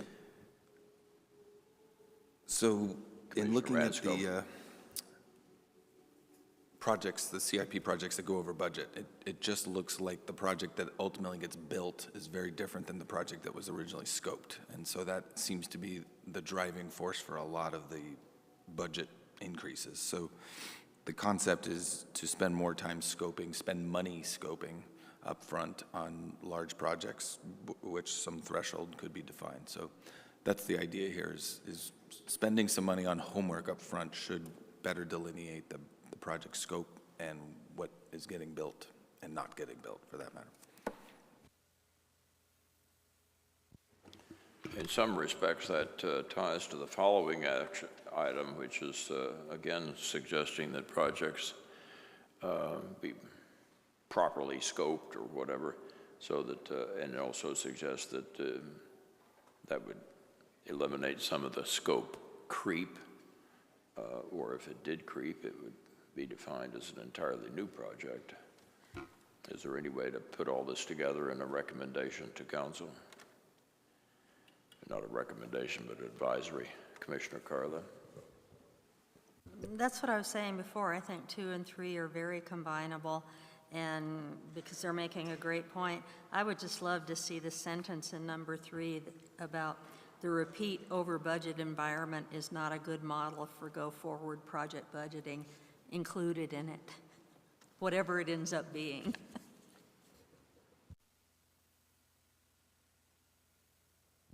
Vice Chair Swiker. Yeah, I'm comfortable with the language, actually, of those two, and I think they should be combined into one, and I think the people that write the report can also reference the fact that this is also incorporating some of what we talked about number 16 before. So if the authors of this are comfortable with combining those. 16? Well, not combining them into 16, but just making reference to 16. Then I would make a motion that we approve number 2 and number 3 together. Second. Motion made and seconded. Anyone wish to talk to that? Carla, what was your, you made some statement of preference of what you would like this combined item to do or not do? Simply, and you know, I trust that Mark will know how to combine the two. I just think that one sentence is a very important thing for us to put in our report, that, you know, the repeat over budget environment is not a good model. Mm-hmm. I think that needs to be called out. Okay, so that you weren't deleting any language, you were just adding an emphasis to that. I appreciate that. Commissioner Yes, Stevens. please. Yeah, would you prefer that this be added to the prior section where that comment 16 was, because that more broadly relates to all capital projects? No, I don't, because I truly think transportation tends, I mean, I agree, you know, the city manager's got to pull together an internal city discussion, et cetera. But transportation, because they have their own funding, tends to be sometimes in a world of their own. So I think they need to be called out again.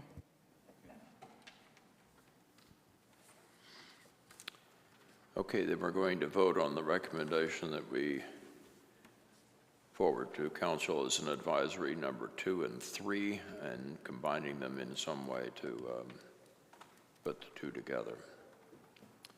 All in favor, say aye, or rather push your button and it is unanimous approval.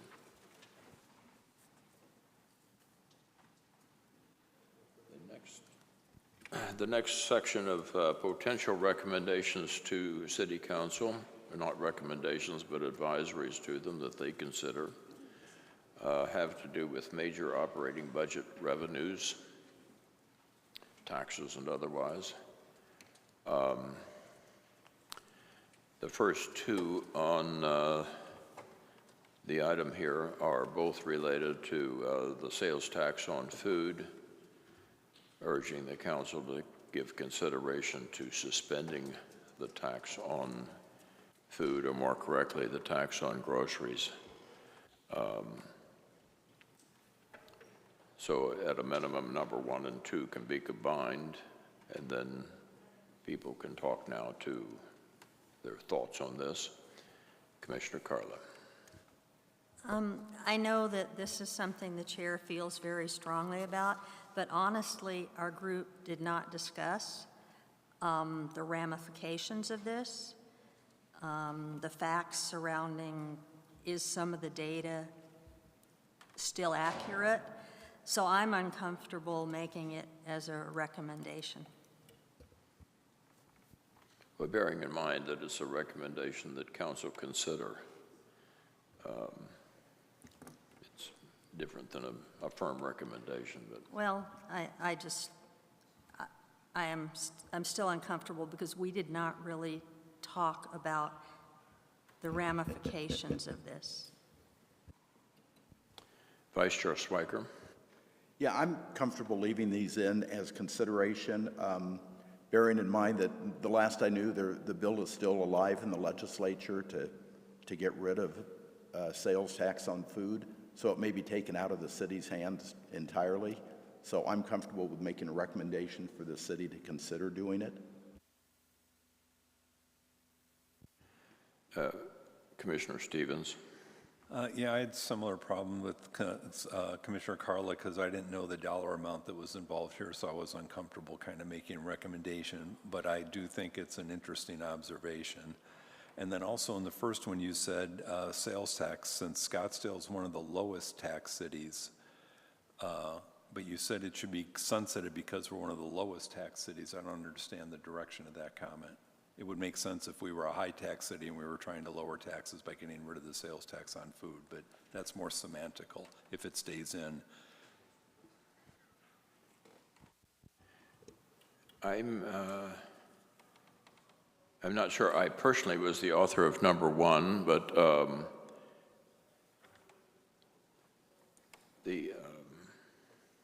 that sentence doesn't seem to make much sense. If you maybe it got lost something in translation because it really doesn't relate to the fact that we're the lowest taxed city in Maricopa County. It's the reality is I would interject editorially, by the way, that the city doesn't have to eliminate the tax entirely. You can take it down to 1.3%, all of which would go to the general fund, and none of the food tax would go to the preserve fund or the ALCP or whatever. But so there's a variety of things that the city council can do at their own discretion, and other cities have done that, but maybe there's a way to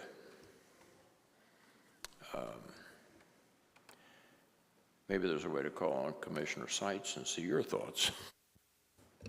Thank you. I think these are all good ideas to consider. I don't see that these will change anything in the decision about this year's budget. Perhaps it's something we could table till fall, and we can then understand the dollar ramifications of what would happen to the next year's budget and the next year after that, and have a better understanding of it.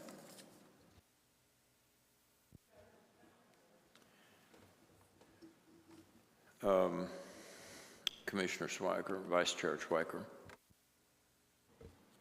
Yeah, I didn't write number one, but number one, actually, if you read the whole thing, is about consideration given to sunsetting the sales tax on food as a give on an increase in the sales tax. So to me, I don't know who wrote that, but that almost seems like they're talking about replacing getting rid of the sales tax on food with increasing the general sales tax to offset the revenue. But I'm very comfortable with postponing these to that future parking lot because I really think the legislature is going to take it out of our hands. I would point out, I don't want to lose our place here, but if you can scroll down, whoever's got charge of the screen there, scroll down to number 5. Number 5 suggests that the council might assign our commission or any other commission of citizens to study.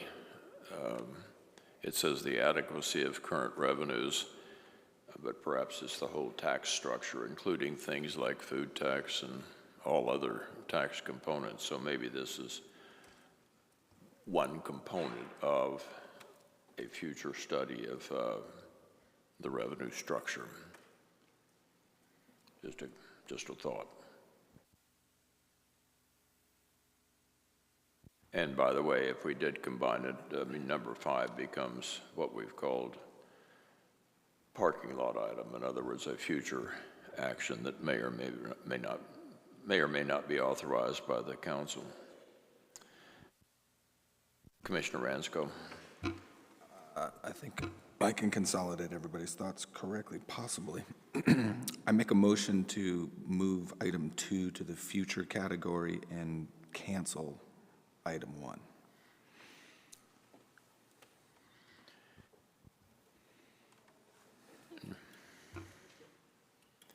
Do I have a second for that? Commissioner Stevens? Well, no, but I'm still confused on the report. If we move it to the future, if we approve this and we move to the future, that means we're making the recommendation of number 2.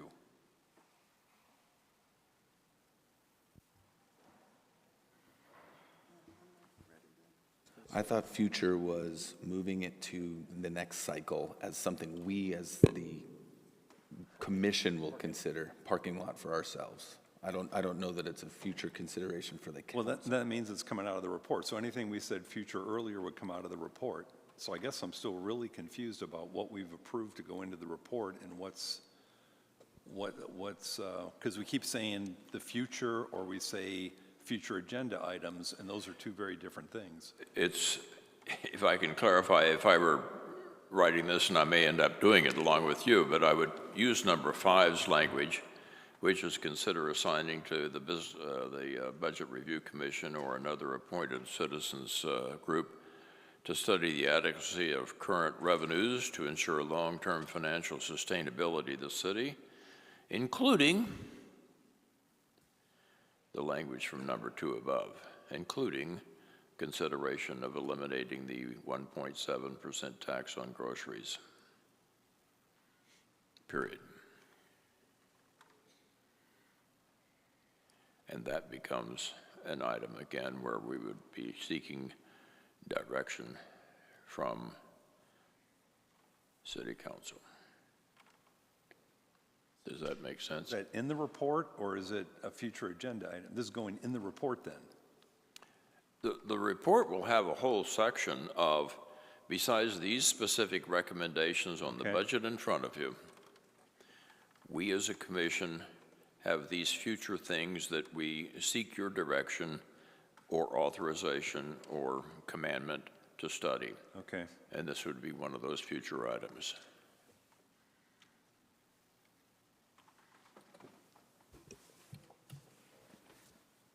Commissioner Ransco.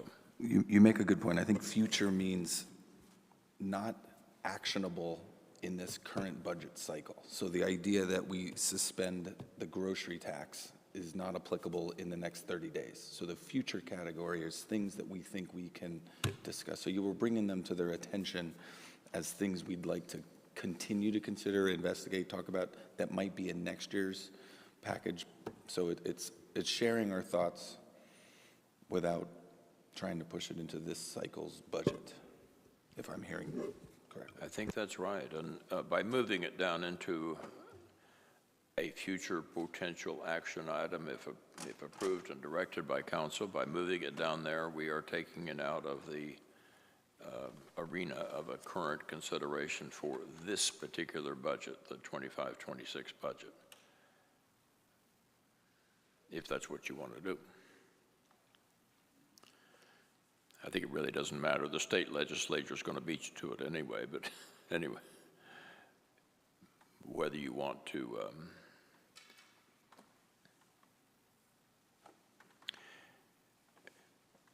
I was the author of one of these items here, I think number 2, so I will speak to my own personal motivation. I would like to keep that as a recommendation, even germane to the current budget. I would like to say, you know, council, I would like you to consider suspending by council action the 1.7% tax on groceries. Leave out the rest of the editorial comments. It may also be true that, I mean, it is true that when you get to number 5, which is saying that we should be studying the adequacy of current revenues or current taxes or whatever it is as a future action item, that's also true. My preference is to keep item 2 as a current advisory to council, germane to the current budget that they're looking at.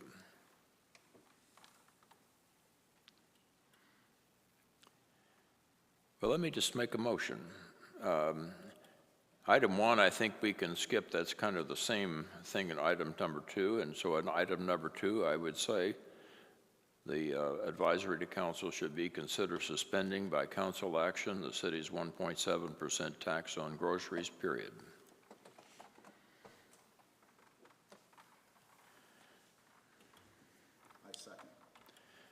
I have a motion and second on item number 2 as phrased. Does anybody want to chime in?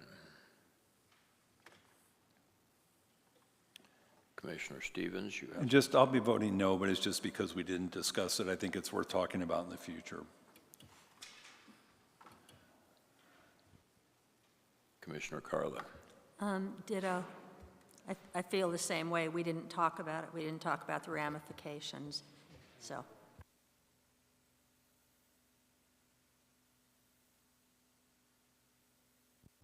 Any other speakers want to address this?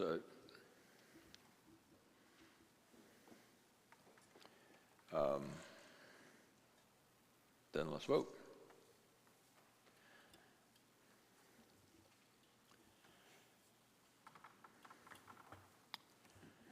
And it is 5-2 that will move forward as an advisory to council. They can do with it whatever they want.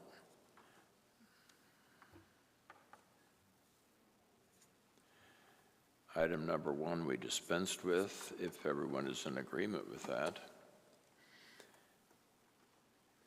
Item number 3 on this list was advise the council that consideration should be given to raising property taxes to correlate with increased home prices.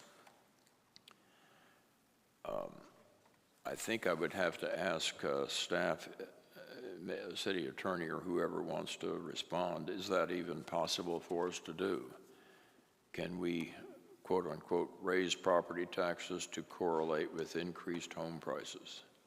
Or is that a Maricopa County determination?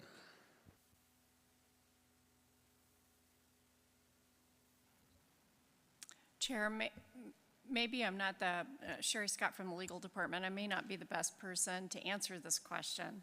The way I understand the system, when home prices go up, our percentage of property tax goes up. So I'm not sure I fully understand the intention behind this comment. I'll turn it over to the treasurer. Maybe she has a deeper understanding than I do. Mr. Chair and Commissioners, we are not able to raise our property tax levy each year to correlate with the increase in home prices because of the 2% limitation. We can only increase each year our property tax levy by 2% plus new construction. And that's why I asked the question. That's my understanding as well. So maybe I'll ask whoever the author of this was what their desire was within the constraints of property tax law.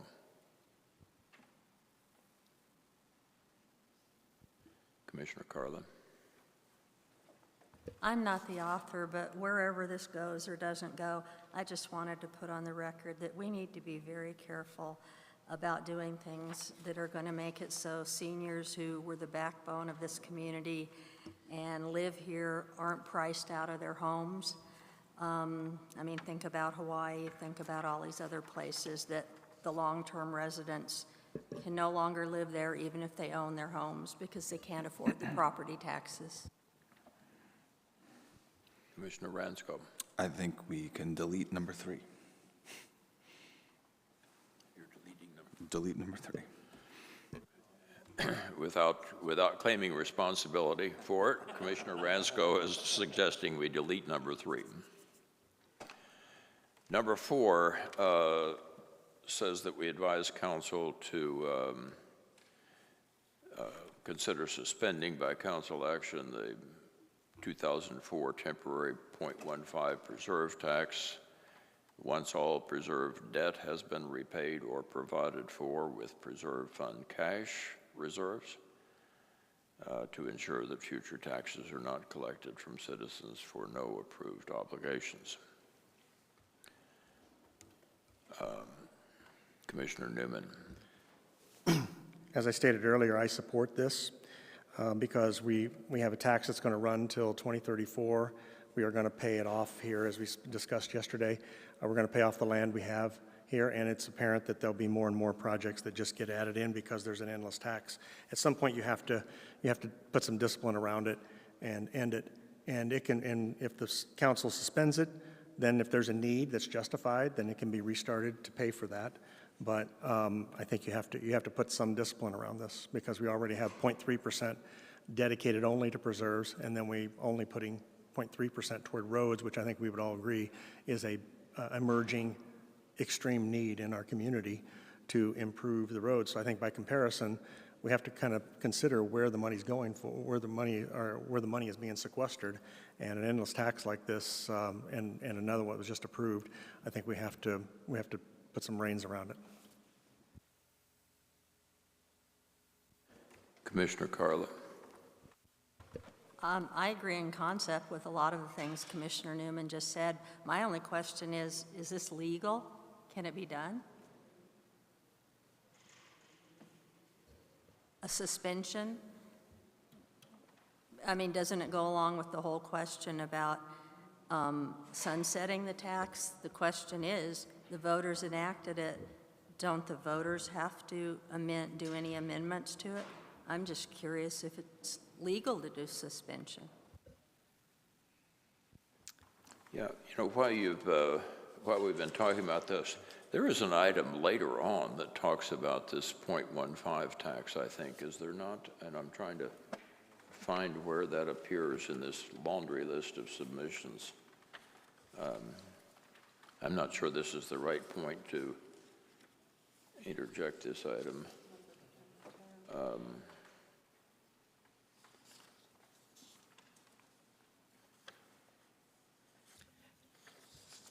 Chair Smith, Sherry Scott from the legal department, while you are looking for that, is it okay if I attempt to address that question? Absolutely.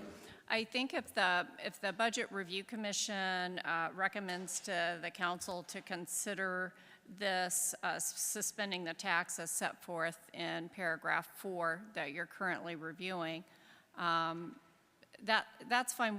We'll provide legal advice to the City Council as they consider that about the parameters of doing something like this.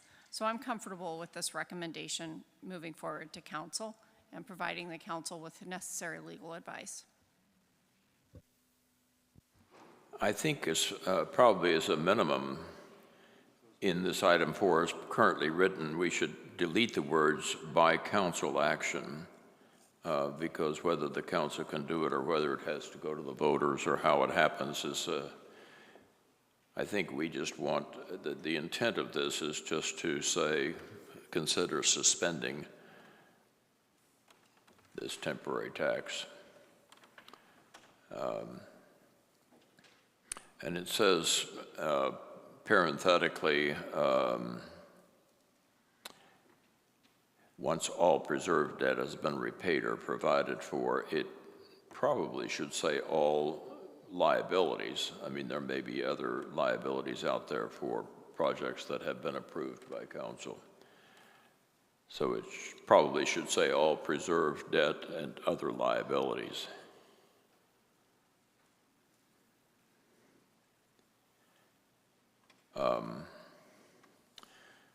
With that notion, or with those two changes, would someone like to talk to this item or not? And if not, do I have a motion?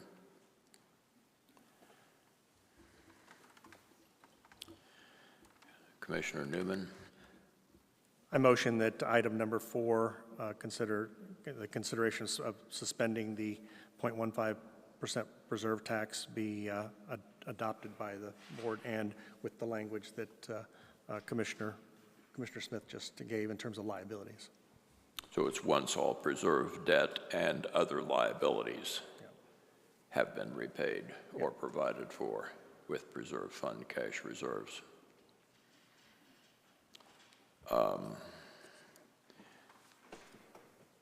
So I guess that was a motion. Do I have a second? Second. Second. I have a second. Commissioner Carla, you now want to talk to the item? I just want to make sure that the whole sentence goes in there, are not collected from citizens for no approved obligations. I'm sorry, you want that in there or you don't want that in? No, I want to make sure it's included in there. The motion will capture everything that's in number 4. Thank you. On the screen. So I'll read it again. It's consider suspending the city's 2004 temporary .15 preserve sales tax, parentheses, once all preserved debt and other liabilities have been repaid or provided for with preserve fund cash reserve, close parentheses, to ensure future taxes are not collected from citizens for no approved obligations. And to that we have a motion and a second. Do I have any other speakers? Seeing none.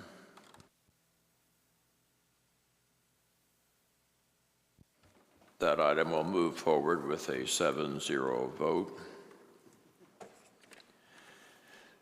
And now we have a group of items that were submitted under the general heading of other revenues, funding, and spending.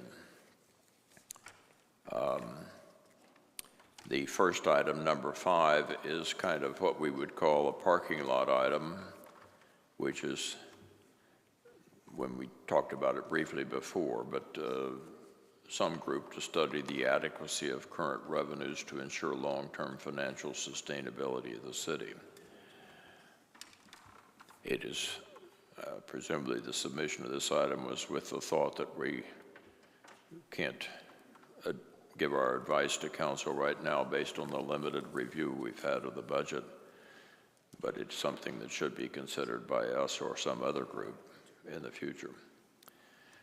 As a quote-unquote parking lot item, do I have a vote of approval or vote of recommendation, or that would this go to council? Commissioner Seitz. Thank you. I think you said parking lot item. I kind of see some of these are more detailed, but for the most part, these are the kinds of things I expected we would get into as we go into the next budget cycle when we have more time to do some of these reviews. And is that what the intent is then of saying these are parking lot items?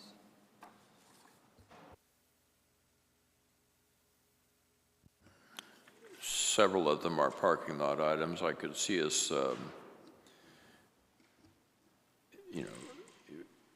not to be jumping around, but item number 8 is an observation that we could make, a recommendation that we could make to council right now, that they just consciously be mindful that we realize cost recovery for programs that are benefiting special interest groups. But some of these are parking lot revenue items, you're right. Commissioner Carlin. By the way, I need to announce that Commissioner Newman has left us with, he's trying to go down and catch a plane, and so he had to leave us early, so we are now a commission of 6. Commissioner Carlin. I was going to ask, similar to Commissioner Seitz, for some clarity about what you're asking for here. I mean, what's not parking lot? What is? Because if it's all parking lot, sure, because it all needs more discussion. But now I'm not clear what you're asking.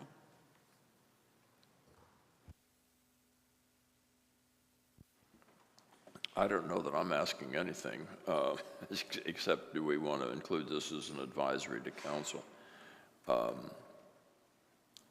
And as we have listed several things that the council may decide to give us as future assignments, the council may indeed give us, or some other citizen group, the assignment of looking at the revenue in an overall sense to ensure that it supports long-term financial sustainability.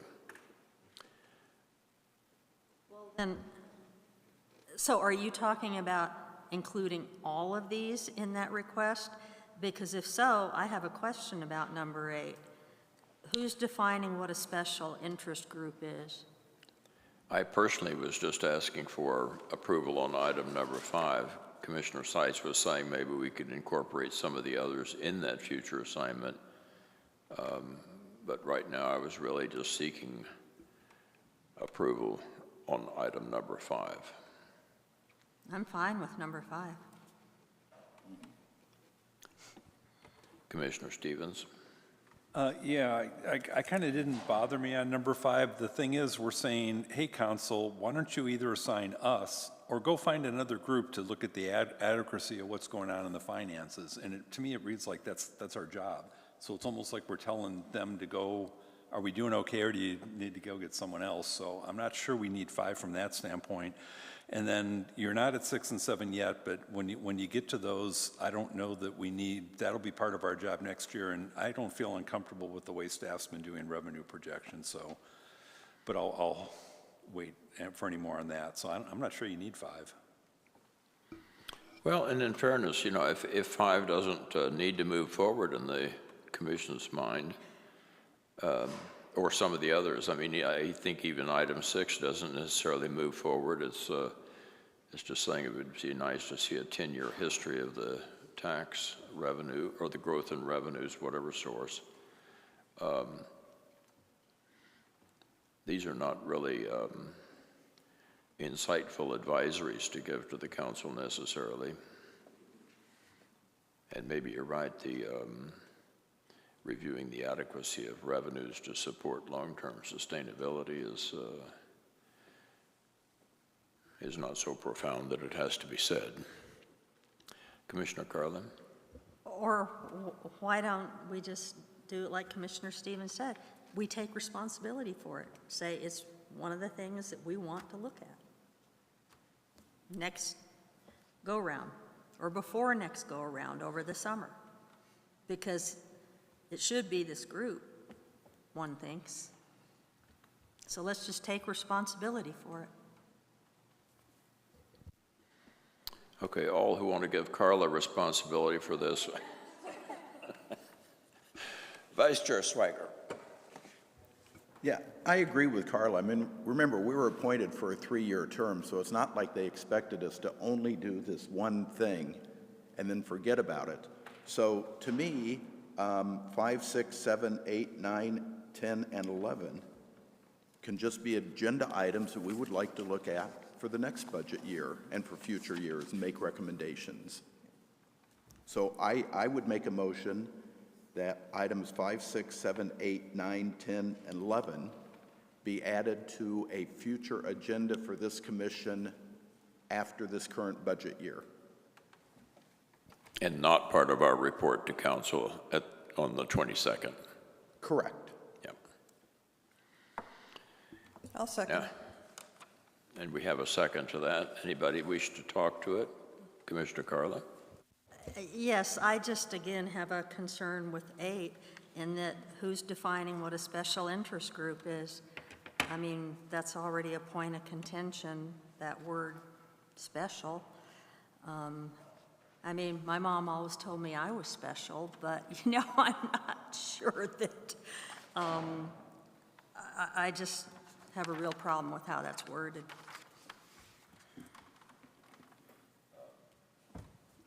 Well, I think in the manner of the motion, you're not going to see this memorialized in an assignment sheet in the future. They're just being deleted from consideration for the upcoming council report. And what happens to them, we'll debate the special interest groups and all that kind of thing in the future when we... Well, as long as the report author is aware of my sensitivity to that. Yeah. The other thing that's true, I'll just observe on item 11, I mean, we're eliminating it along with the others, but the item was saying that the city should have lobbyists keep them updated. I think this is something we do as a matter of course anyway in the city. We have an Arizona lobbyist group and use people outside from Washington. So the motion before us is items 5, 6, 7, 8, 9, 10, 11 will be deleted for consideration for the report to council on April 22. Motion made and seconded, and no other speakers noted. So let's make a vote on that.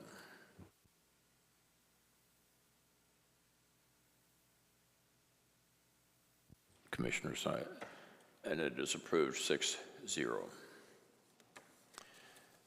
The next group of recommendations are relating to the operating department budgets, some of the items that we heard and advisories we might want to send to council.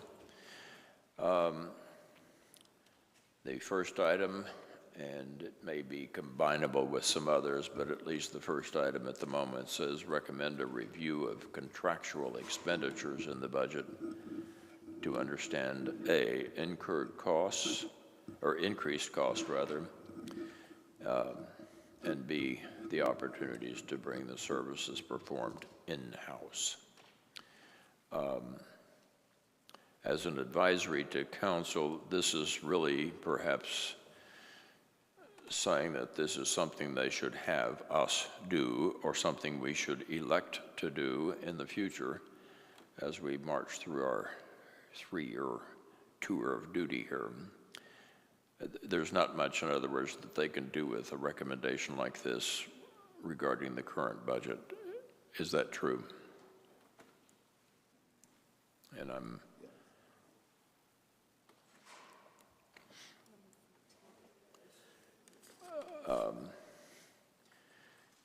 I think perhaps we should mark this one as something that we will assuredly do in the future, unless there is a... And I'm seeing that number 14 on this same grouping is more or less the same item. It's again on contract services. Number 14 is saying, we understand that city staff plans to do an extensive review of contract services. All the much better. Took it off our list. But I think at best this is something that we will undertake post April 22, item number 1. And so let's delete it or again, if we are enumerating things in our report to council, enumerating things that we may do in the future, perhaps we can keep this as an enumerated item for the future. I'm looking to my co-author down there. No, my observation here is just like the comment 14. I think since we made the observation, it's fair to put it in the report, but I also added that other part about the city managers planning on looking at it because I wanted to acknowledge that that came out of our whole discussion. So that's why I like 14 being there, because it still says we came up with it. And 14 and 1 are the same. Commissioner Seitz, you had your button not pushed. Yeah, I was trying to sort out whether we were heading towards dropping it like the last group or stating it as an item for the council to recognize we considered it. I heard the future task, and I agree with that too. But I don't know where we're going. Commissioner Stevens. Yeah, I just think it's good that we did collectively say, hey, why don't we look at these contract services to see if we should be bringing some of this in-house. So I think that's good that we include that in the report for right now, but I think it's also important that we acknowledge the city manager is already planning on doing that, but we're weighing into council that we think this is important. So I guess for that reason, I'd like it in here.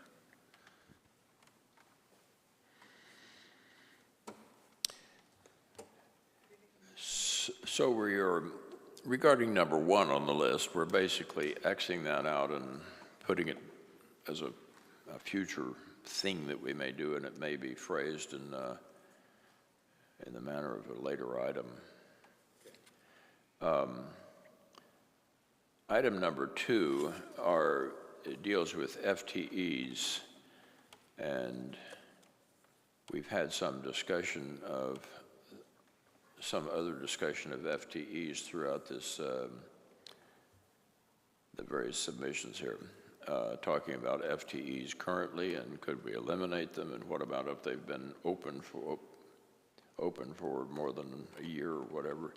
Is there a way in somebody's mind to consolidate some of these FTE discussion items into a recommendation to council. Commissioner Carlin? I think this is, unless I'm wrong, similar to what Commissioner Stevens was talking about with 14 with contract services. It's something, the FTEs, you know, we've been talking about, we're talking about contract services, and it's my understanding the city manager is looking at both, the FTEs also. So maybe we combine some of these FTE things, but also acknowledge that, just like contract services, that the city manager's already starting to look at these. You know, so it's something to be supportive of and monitor. Commissioner Stevens? Yeah, I'll just call to your attention that the comments similar to comment 11 and 12 actually more specifically relate to the FTEs, and one is for them to, we're reinforcing that, hey, you got to look at these things to see if there's some restructuring or combining that can be done to make it more efficient. And then comment 12, again, it's just a recommendation, they don't have to do it, is more about whether there should be a more a review, a monitoring taking place to the extent it isn't happening now, and maybe it is now. But 11 and 12, I think, were both touch on this more comprehensively.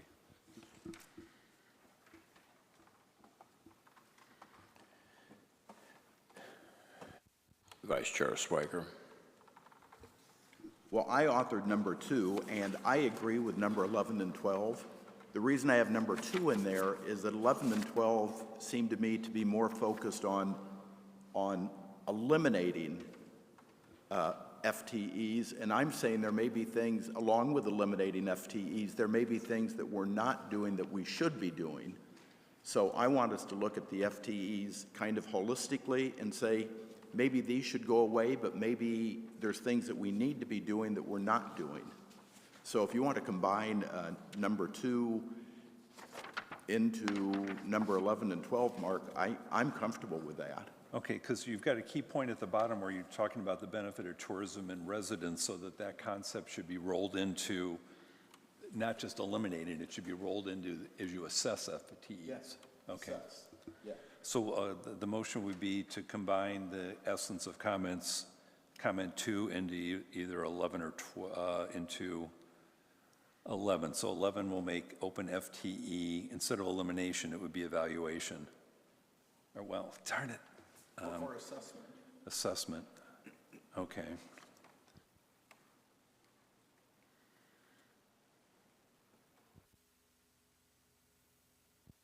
Commissioner Stevens, your request to speak light is still on, is that?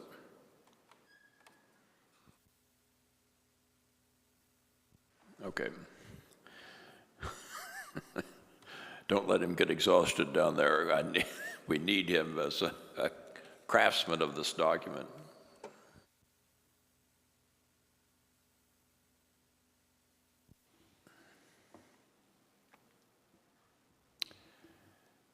What are we up to? Number 3 here. This number 3 is saying that due to the current volatility and uncertainty on federal funding, blah, blah, blah. I'm not sure that that's a very insightful advisory that we can give the City Council, but I'm willing to entertain comments. Commissioner Carlin? Yes, this is actually something that we discussed twice before, not in great depth, but we discussed the fact that it is something due to federal cuts we're going to have to deal with. And it was the city manager who suggested an ongoing threat assessment. And I just think that this is important to call out, because we have a lot of community members that if funding for Paiute and Vista is cut, they're going to fall off a cliff. And we need to have some idea of the policies to respond to this. I think it's important.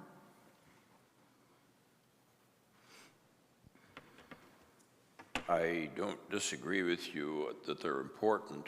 I wonder if our advisory to the council is going to be, as this says, that these needs continue to be provided for. I'm not sure I know what the potential exposure for.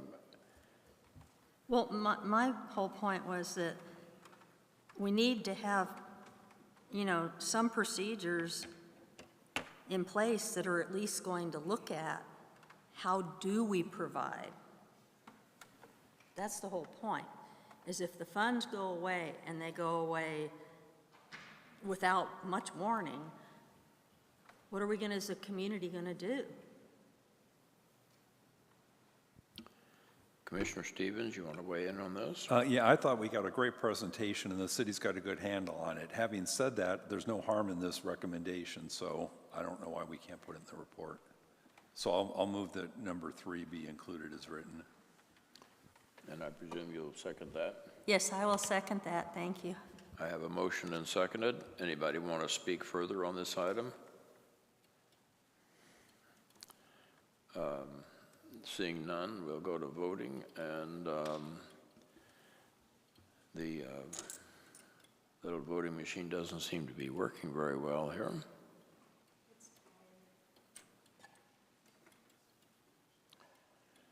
Well, just tell me, does anybody object to this?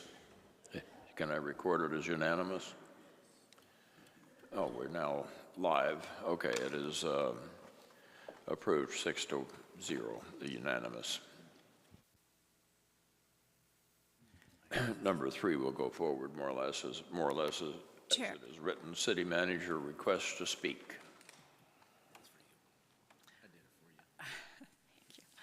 Chair, thank you. Maybe we missed it, but we didn't hear a motion for 1, 2, and I believe 11, which you had discussed, and I thought there was some consensus from the board. And before you get too far away from that discussion, I was wondering if you wanted to take a motion on that. Commissioner Stevens, I think you're the one that Okay, then I make a motion that we adopt the substance of comments 11 and 12 and include the elements of 2 with those.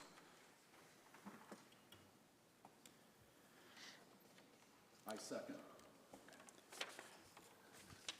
So we have now a motion made and seconded, and we can vote on that.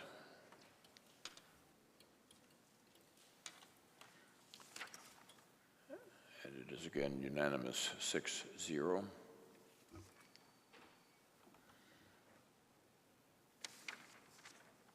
she also said we didn't. I think we decided, that number 1 was something that we would do in the future with or without council direction. Is that true? In other words, we're basically deleting number 1, or? Well, 14 kind of covered 1. And I'm being told that it's It like trumped it. subsumed in number 14. Is that what you're saying? Yeah. So number 1, as now written, will not go forward as written. If it goes forward at all, it'll be part of number 14 that we're coming up on. But before we do that, number 13 deals with the subject of overtime. And is really suggesting a consistent process of review by the city manager and city treasurer on a quarterly basis. Is there, do we presume this is happening? Is this newfound soil we're turning over here, or is this sort of a variation of what's already done? Commissioner Carlin. Excuse me, what happened through 4 through 10? Are we? We did get a little ahead of ourselves, didn't we? In our unparalleled excitement to move forward here. Let's back up and go back to number 4, which is, in this case, charging the school district more money. I think if you look at number 4 and number 5, which is making sure fully charging for events, even number 7, which is urging a payback period for ambulances, number 8, which is saying that city programs and related expenses should be reviewed. A lot of these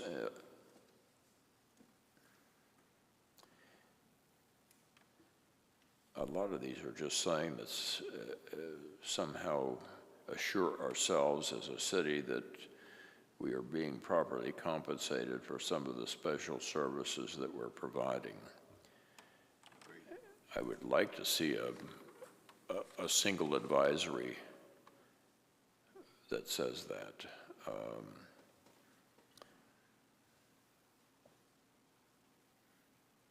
By the way, number 9 on this list, which is talking about the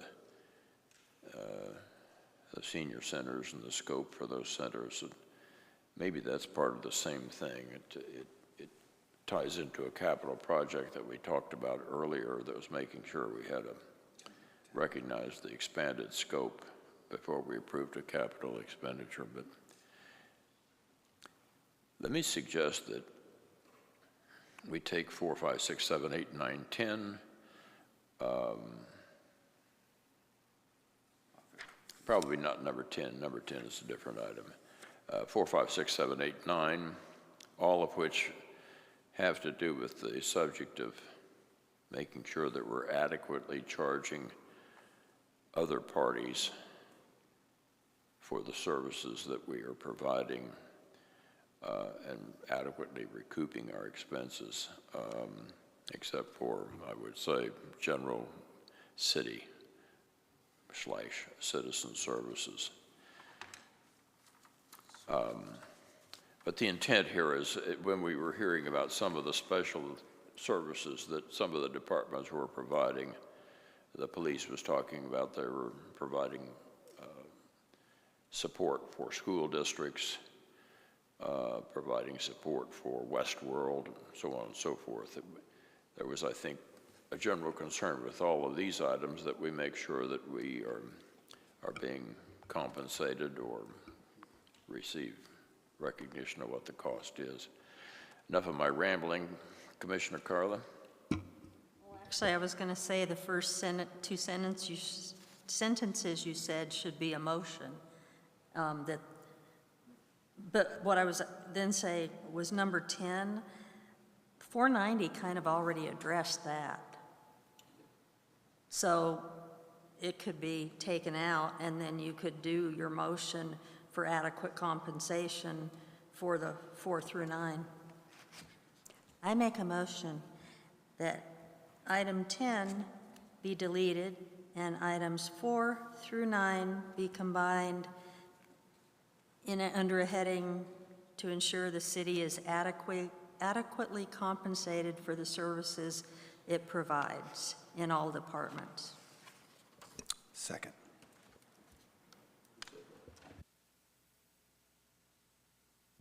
Motion made by Commissioner Carla, seconded by Commissioner Ransko, that we combine in some way number 4 through 9, all of which deal with assuring ourselves of adequate compensation for extraordinary services that we're providing.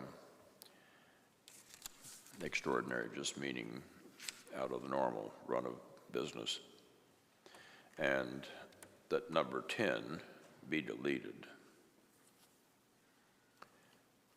And I have a second to that motion. Do I have anybody else that wants to talk to it? Yeah, I do, but my request to speak button isn't working. Can I go? Push your button if you're going to talk. Oh, now it's on. Before it was just on the voting thing. 4, 5, and 20 are the same thing as far as cost recovery, but the ambulance one's kind of different in nature. And the other ones just seem like they're different in nature as far as 6, 8, 9. So really, I was going to propose that 4, 5, and 20 be combined into one comment. And then I'm not sure which one to do with the other ones, but they seem different, like expediting payment for an ambulance And then I thought 8, whoever did 8 was talking about looking at legacy programs, which would be something different than cost recovery.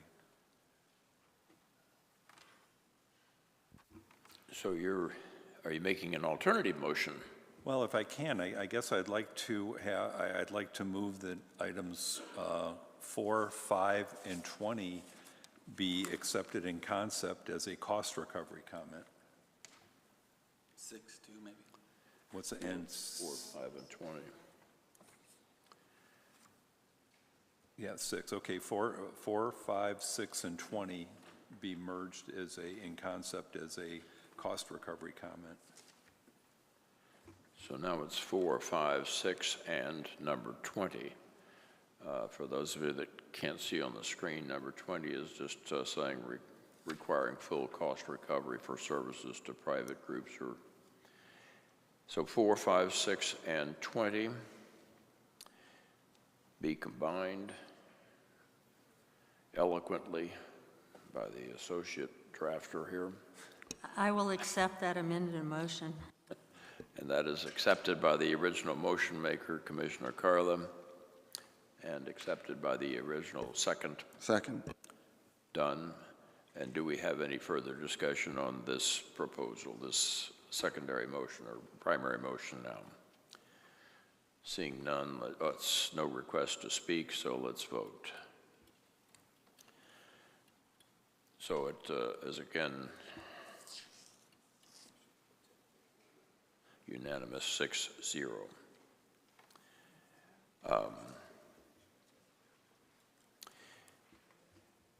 Which leaves us then with 4, 5, 6, 7, 8, and 9. Does somebody want to talk to number 7, payback period on new ambulances?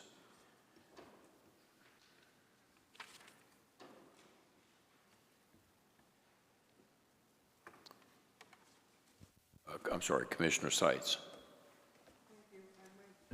I might be a broken record. 7, 8, 9, I think these are budget reviews that we need to be doing next year.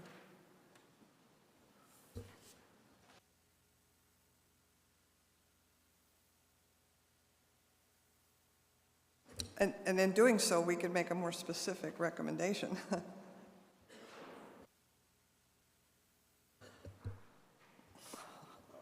How do I make it a motion?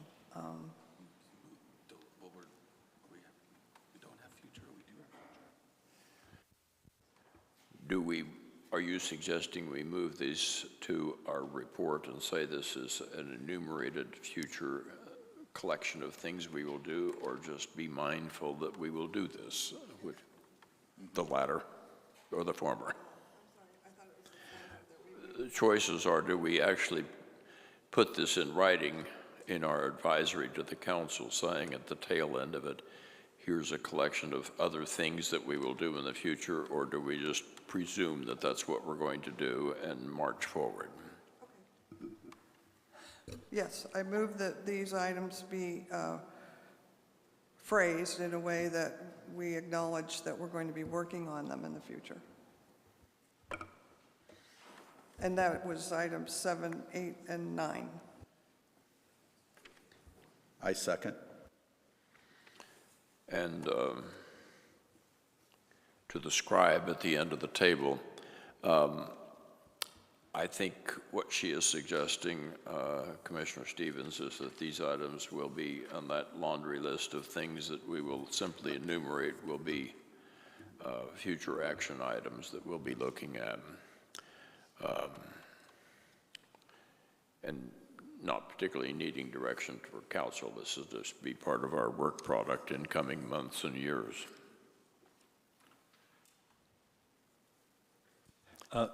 As I understand it, then, it's going in the report, is in the back part about the future considerations. And then the only comment would be, I don't know why we're saying expediting the payback of the ambulances, because the whole ambulance projection was trying to get to break in operating-wise soon, and then having that paid off in due course. So I'm not really sure that I'd prefer to withdraw, eliminate 7 from that and just do 8 and 9 in the back of the report. I don't know how you Commissioner Stevens, accelerate. while you're talking about number 7, I mean, I'm really not keen on including number 7 as either a current or a future item. I think it's not like we can expedite or even ask staff to expedite the recovery on these. The charge for this ambulance service will be, I think, market-driven, and I'm not sure how we will assess, much less implement, item number 7. Commissioner Ransco. I motion that we delete number 7, we move 8 and 9 to future, and we delete number 10. So the alternative motion now, what are you doing with, 7 is deleted, 10 is deleted, 8 and 9 are moved to the future. so the motion by Commissioner Ransco is basically to delete item number 7, delete item number 10, and move 7 and 8 to the tail end of our report as being one of the myriad of things that we will contemplate in the future.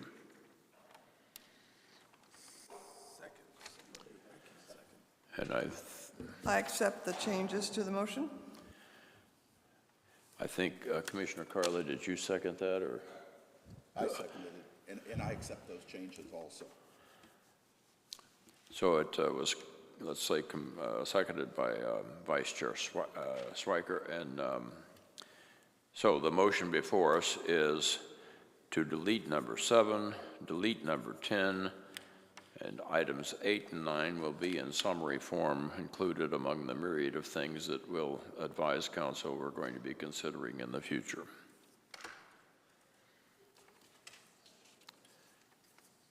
And I keep looking at the primary scribe to my left, making sure that he is comfortable with that. Okay, and we have voted on it. It is 6-0. It is unanimous. We will do that. We now come into a discussion of overtime, which is on item number 13. The phraseology on the submission here is that we were not able to review overtime other than at a very high level, and I think that's true. Perhaps we could say something with regard to our confidence in the departments that actually incur a lot of overtime, and that's the fire and police department. But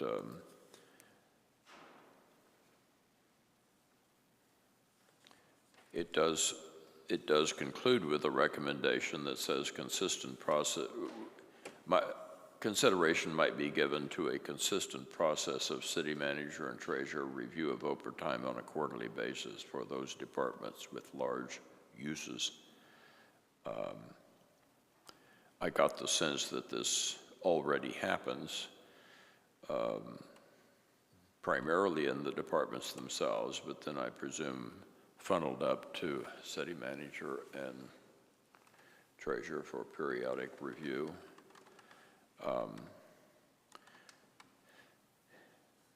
It doesn't hurt, I suppose, to say that this is our advisory to council. But I would probably shorten this item if we're going to submit it and say that our advice is that council, and then pick up just the last two lines. Our advice is that council give consideration to establishing a consistent process of city manager and treasurer reviewing overtime on a quarterly basis.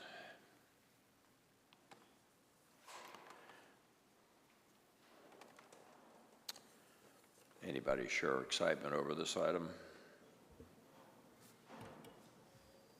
Vice Chair Swiker. I agree, and if you want to restate that exactly how you have it, I would make it a motion. The statement of it would be simply borrowing in the last 3 lines there, or the last 2 lines really. Our advice to council is that they might establish a consistent process of city manager and treasurer reviewing overtime on a quarterly basis for those departments. I wouldn't even put the last part in, on a quarterly basis, period. So moved. I'll second. I have a motion and seconded. No. Commissioner Stevens, you wish to comment? I just don't follow what you deleted, just so I get this right, that's all. What parts did you delete? The motion is that, or simply we will advise council that they give consideration to establishing a consistent process of city manager and treasurer review of overtime on a quarterly basis. Okay. Having no other speakers, we can vote on this inclusion.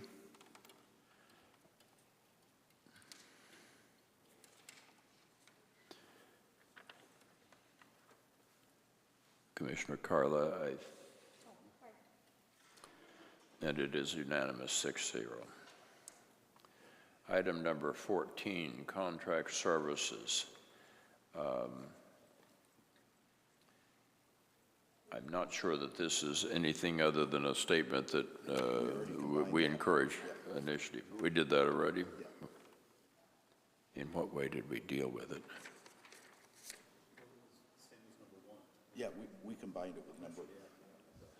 So it is combined with number 1 and 2, or number 2.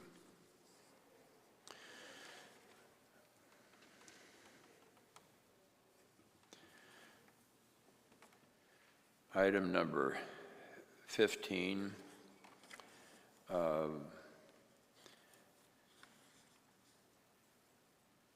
seems to be just a statement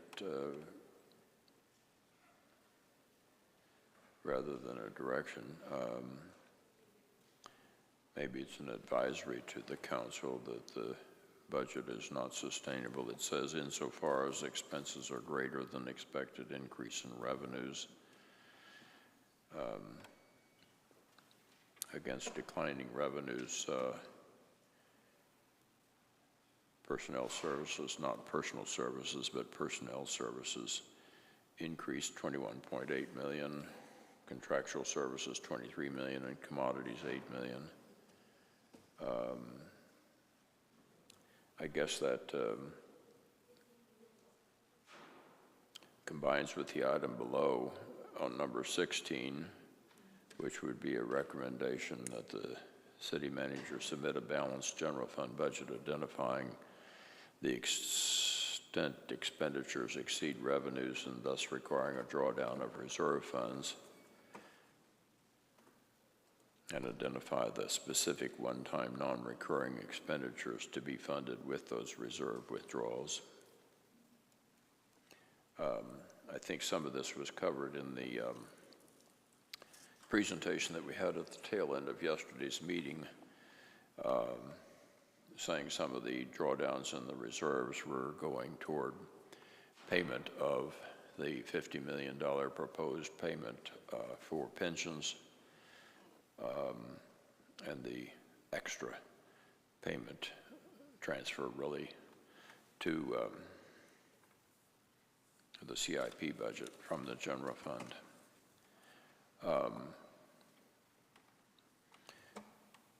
Is there an advisory on 15 or 16 that we wish to send to council? And I see Commissioner Stevens, you have pressed your button. Yeah, of course. I'm still drinking from a fire hose when it comes to understanding the details of the city budget, but from what I can discern, if you were to ask them if they have a sustainable budget and if it's in balance, I think they would probably tell you that yes, it is. And from the pieces I've looked at, I believe everything I can tell, I think they do have a balanced budget. What they've done that we've highlighted is there's a big drawdown, a lot of the fund balance buildup that came from some one-time events, and I think they're doing a decent job of matching one-time fund balance drawdowns with one-time expenditure type things, so I don't think they're creating a structural deficit. And so maybe you just need more presented to us, but I'm hesitant to say these things about 15 and 16 because I believe the city prides itself in trying to be structurally balanced. Commissioner Carla? I will follow up on that. I don't think these are appropriate to say. I just don't.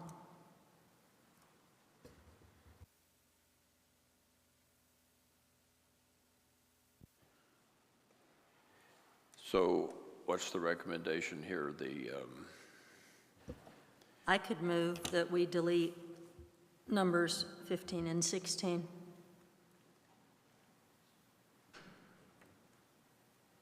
I'll second. I think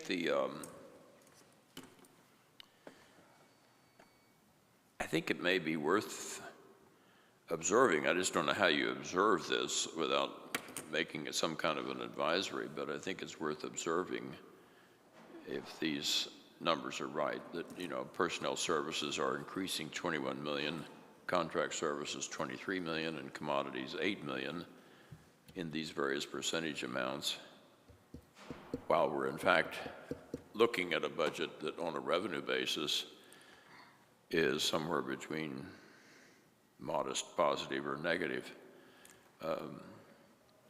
And it may be a true statement that that's not sustainable on a long-term basis. You can't keep having personnel services increase 6.3% and so on and so forth if the revenues are not keeping up with it. I don't think we went into it in enough detail to know, and so maybe it's just a precautionary statement to council. I personally would like to see some kind of a statement that says, you know, this level of increase in expenses is not sustainable if you don't have a commensurate level of increase in the income, period. I just don't know how you say that. Commissioner Carla.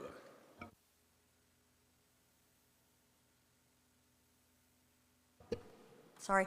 I would remind the chairman that earlier we did have an item about budget sustainability, you know, and perhaps it's rolled into that. Because we're looking at how do you do a sustainable budget. And so it would be appropriate, what you're talking about, to be rolled into that, as opposed to let's call out a separate item that without context perhaps gives the wrong impression. Can the commission scribe find the earlier item that is being referred to?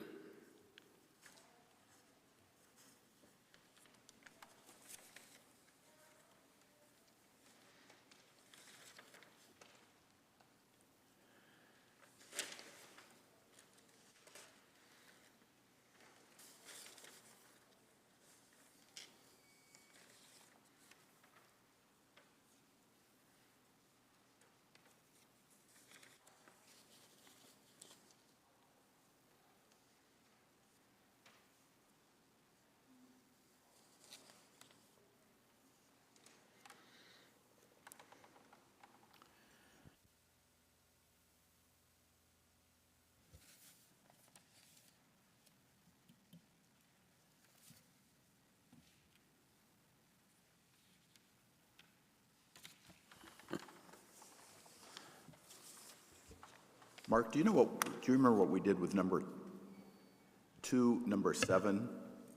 Consider ways to determine if the budget aligns with the goals of financial sustainability on page 6. I think in a sweeping move, we deleted items 5, 6, 7, 8, 9, 10, 11 on that, in that category.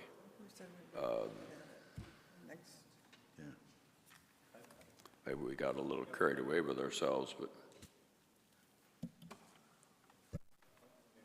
Commissioner Stevens.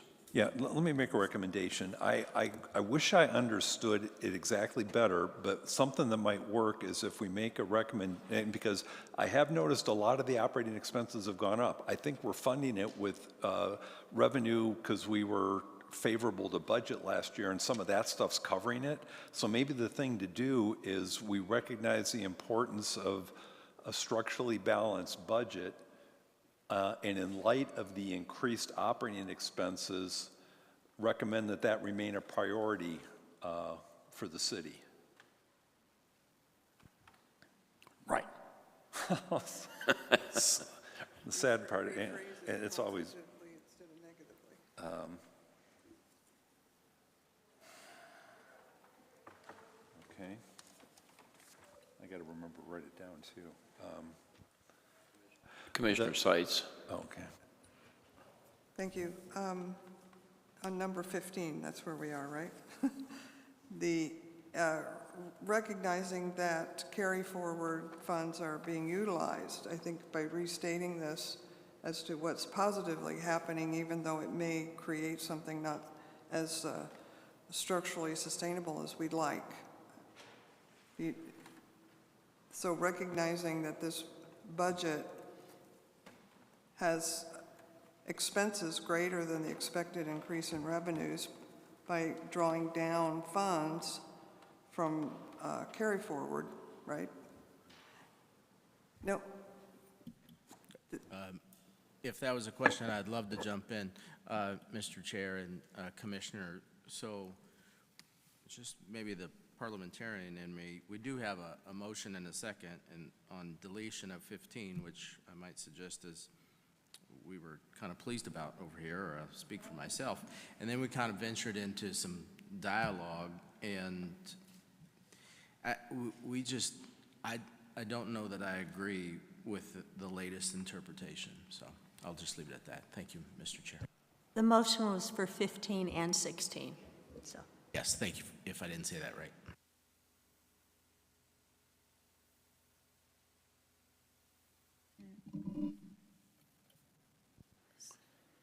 City Treasurer. Thank you, Mr. Chair and Commissioners. I just wanted to remind you that the presentation yesterday on the general fund provided you a chart that shows how we balanced our budget for the fiscal year and how we continue to believe that we have a sustainable balanced budget moving forward in the 5 years. And so I wanted to just remind you of that. Commissioner Carla. Yes, I mean, earlier when we were talking about sustainability, which was number 5, 6, et cetera, you know, we said we're going to be the group to look at sustainability. We're going to take responsibility for it. And there may be a mention of that in what we're doing next. And it just seems that what you were calling out, Chair Smith, that would be part of that, as opposed to just a call out on its own here that kind of doesn't, to me, it doesn't fit. And the fact is that 15 and 16, I still feel firmly need to be deleted because they're not giving an accurate representation. But the things that you're saying are worth discussing, but it should be discussed when we're discussing the sustainability, which we already said we would take responsibility for.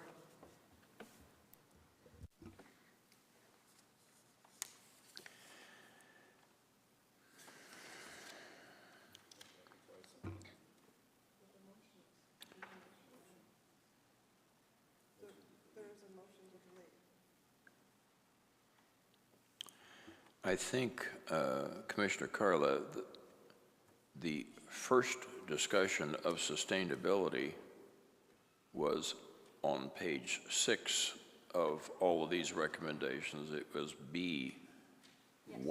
BI number 7.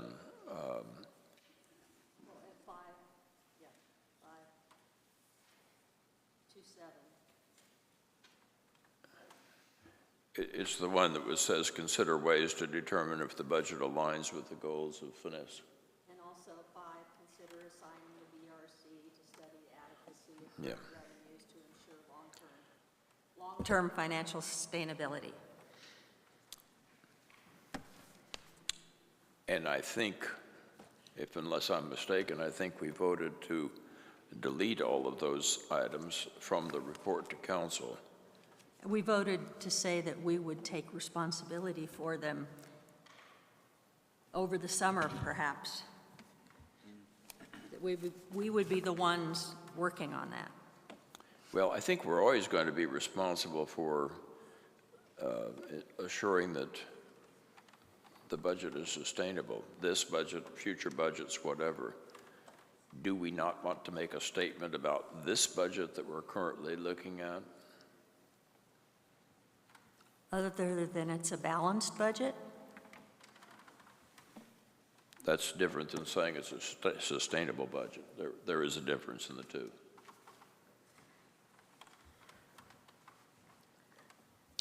Commissioner Stevens.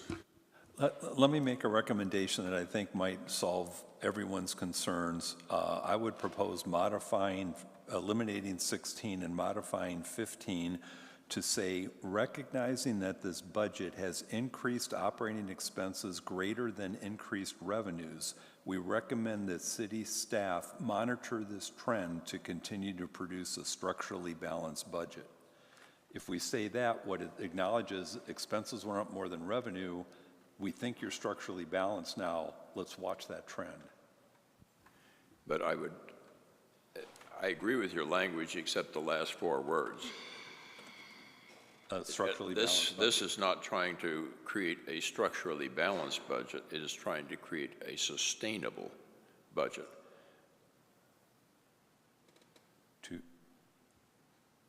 Well, okay, I guess I'm indifferent as to that. So you'd rather have the rest 4 words be a sustainable budget instead of a structurally balanced budget? Okay.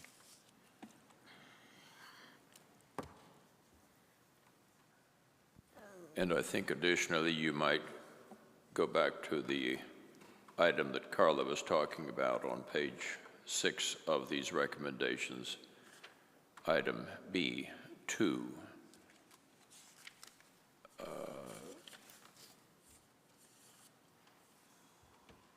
B2,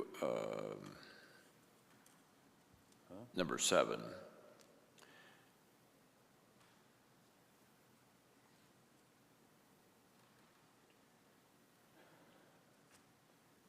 And it's maybe saying some parts in the same or different, modestly different ways, but that was considering ways to where the budget might align with the goals of financial sustainability, quality of life, and promotion of tourism.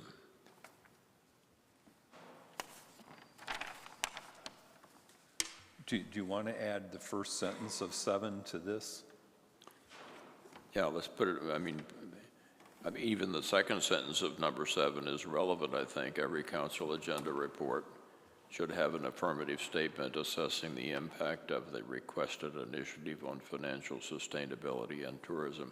The point is, financial sustainability has been talked about ad nauseum here, and oftentimes it's called fiscal sustainability, except everybody spells it wrong and says it's physical instead of fiscal. But financial sustainability, long-term financial sustainability of the city is an important criteria, an important assessment, important awareness, whatever you want to call it, in all the decisions that are made at the city, whether it's, you know, is it fiscally sustainable to keep building roads without money to repair them? Is it fiscally sustainable to, it really, it comes into all the decision making, and then that's what that's the caveat that I think is worth mentioning to the City Council.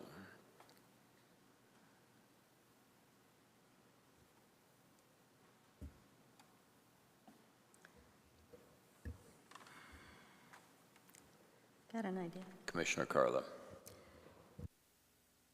What if we delete 15 and 16, and then we go back and resurrect B7 and put that recommendation in the report?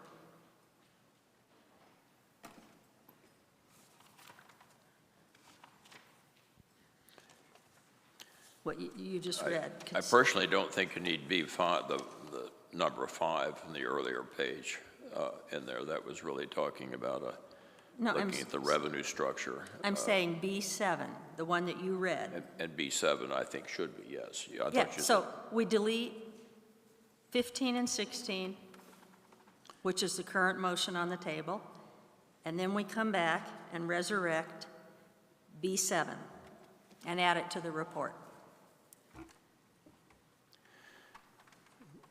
to the commission scribe, I think rather than accept and delete and whatever, can we make sense of just merging the old number 5 and, or the old number 7, I'm sorry, the old number 7 off of page 6. I was going to add at least the first sentence of 7 to what I modified on 15, if I can read that again, and then that meets your desire to recognize that operating expenses went up by more than revenue, and that's a concern of yours, and then reminding them the importance of Going up at a more rapid rate than revenue. Right, and in absolute dollars too. And then as far as 7, the first sentence seems okay. I'm a little bit uncomfortable with telling council they should do a report in every one of their meetings reaffirming something that they probably feel they're watching already. And I think we've made a big enough point by just saying it with the first part of item 7 and with saying, they should have a sustainable budget. But you're going to reword it so it's not such a negative. I thought I did. Well, I just want to make sure of this because we've been jumping all over the place. Because I did say continue to produce a sustainable, so the word continue is in there.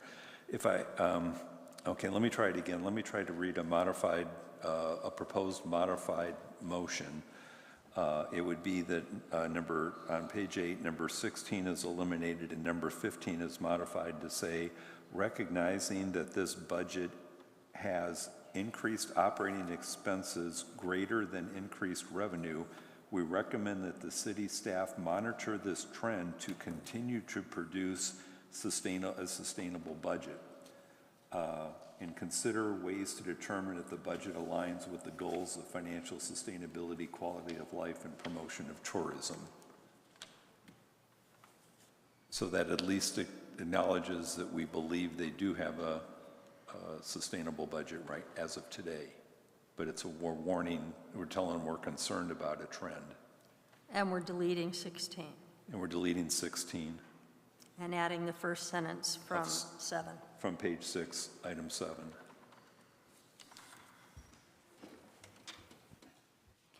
Can I ask city staff a question, please?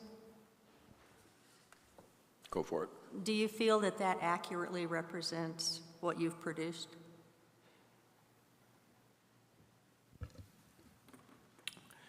Mr. Chair and Commissioner, thank you for the question. We were having some conversations over here on sustainability as it relates to fiscal sustainability, and I can appreciate how some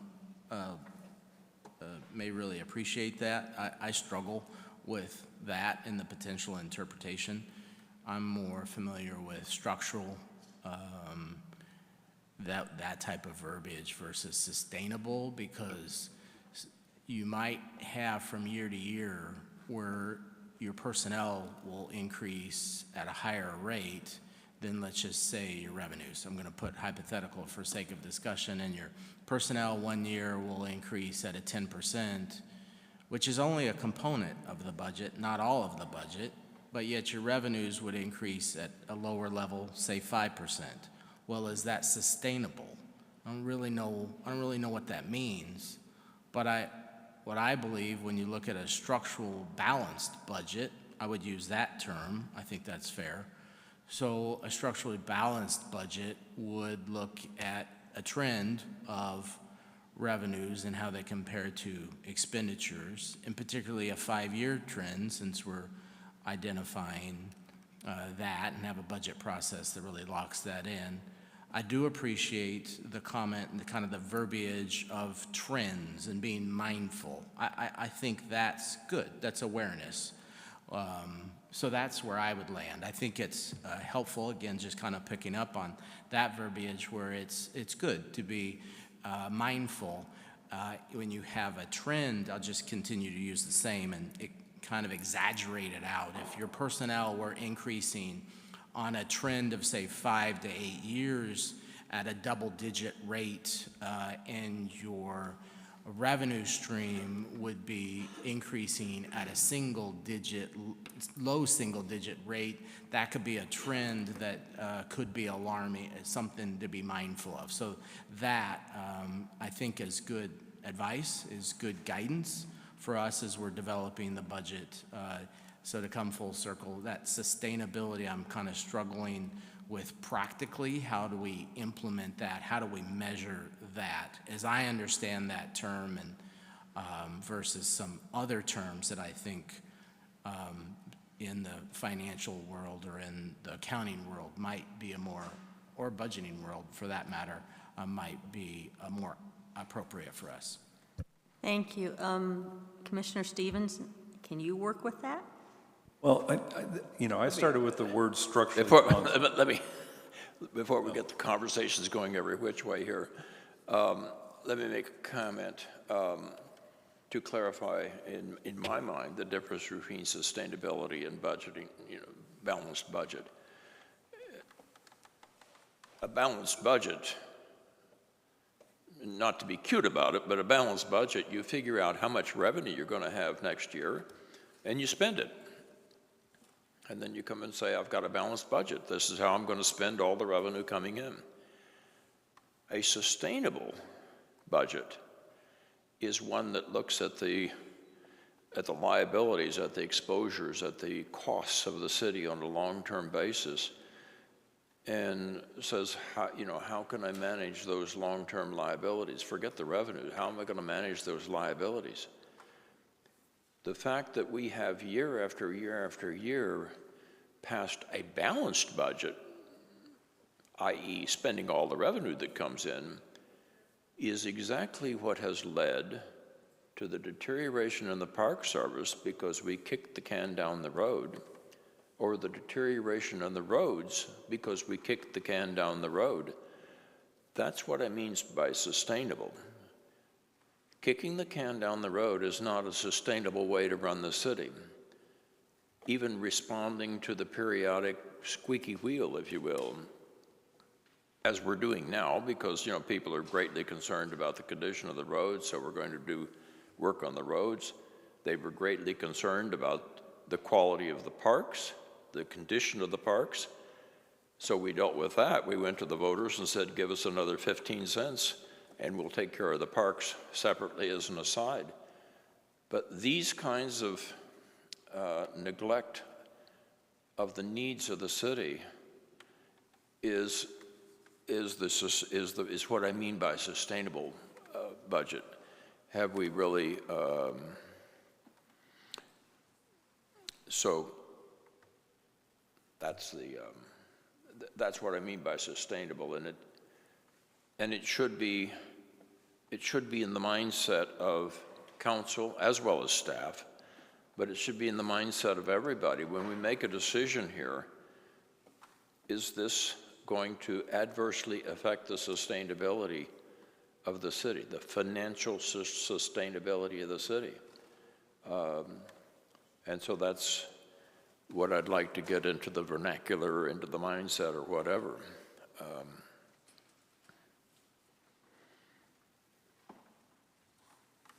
Is that a separate deferred maintenance concern type comment that should stand alone? Well, maintenance is obviously one of them, but it's, if you're subscribing to a brand new service, for example, saying we are now going to have,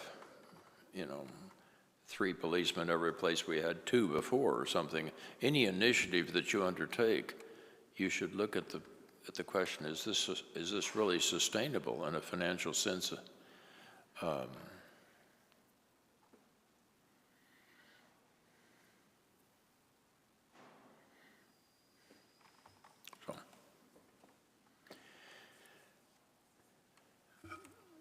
I'm sorry, Vice Chair Swiker. I believe there's a motion on the floor, isn't there? To delete 15 and 16, right? I call the question.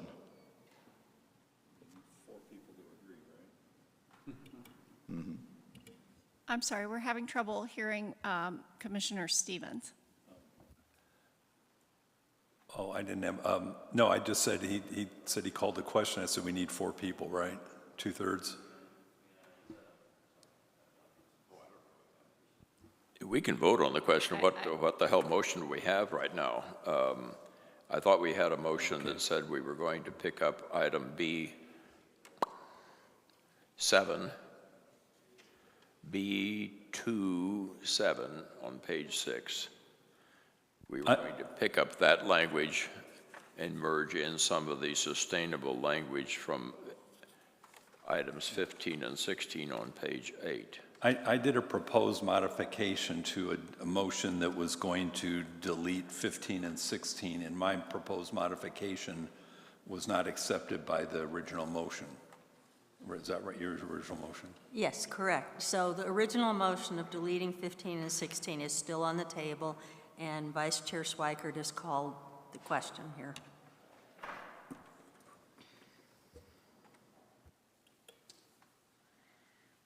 And I only did that because we've spent an inordinate amount of time on this, and we need to keep moving on. So since I made the original motion, I don't know if there's a friendly amendment to it, I would welcome that, but we can't spend hours on this one thing.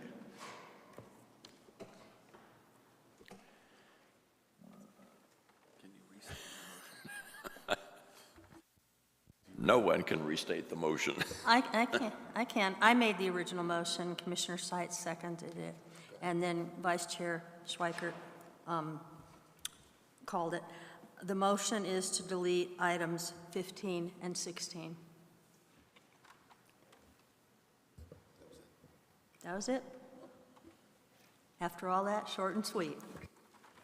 Well, I'll make an alternative motion, and that is to go back to page 6 to item number 7, which talked to ways to make the budget fiscally and financially sustainable, and went on to say that every council agenda report should have an affirmative statement assessing the impact of the required initiative on the financial sustainability and tourism.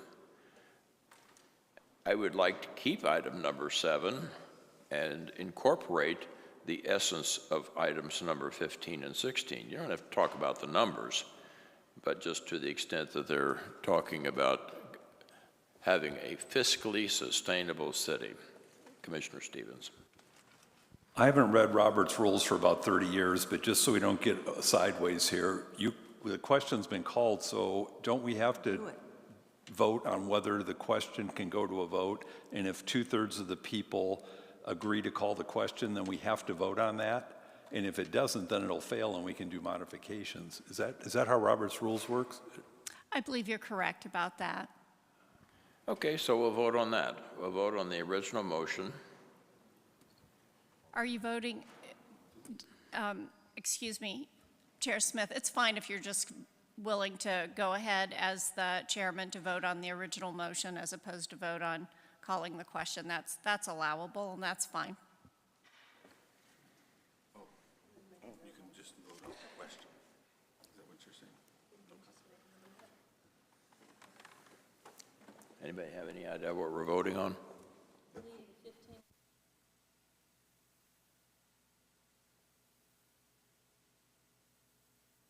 So vote on that motion.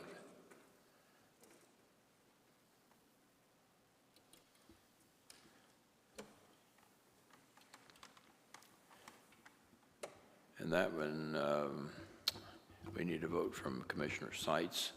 We have 5 affirmative, and I voted no, simply because I preferred a different motion. But that motion passes. 15 and 16 are now dead. You can make a motion to put 7 back on.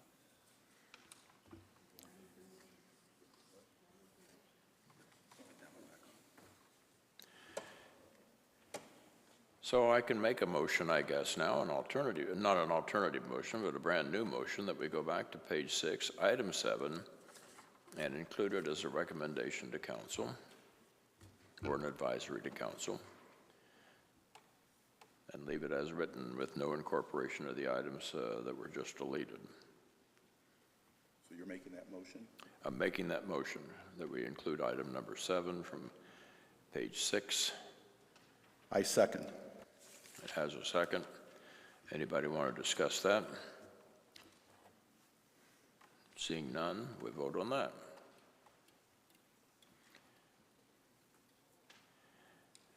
And Commissioner Stevens votes no, and the otherwise passes. I have to ask Commissioner Stevens, since you are the scribe, with what vengeance are you going to assert your no vote? What was there a reason you were not in favor of putting item number 5 back in? On page 6, number 7? I'm sorry, number, I just didn't really think that added that much, and I liked the path we were going down, cautioning them about expenses going up more than revenues. I liked that better, and I didn't think 7 added that much. And I didn't like the idea of telling the council they have to do an affirmative statement every meeting. well, just fix the language. When you write it, you'll send it back out to us, and we'll see what we think. For the alternative? Or? Yeah, fix that. Put number 5 in and do it in a way that's got to be agreeable. We're talking about number 7 on page 6, right? Okay. Just want to make sure. I'm sorry, it's number 7 on page 6. Page I keep 6 now calling goes it number into the 5. report. It's number 7 on page 6. Thank you. Mr. Chairman, Commissioner Seitz has to leave and wondered if we could go up to D3 before she leaves.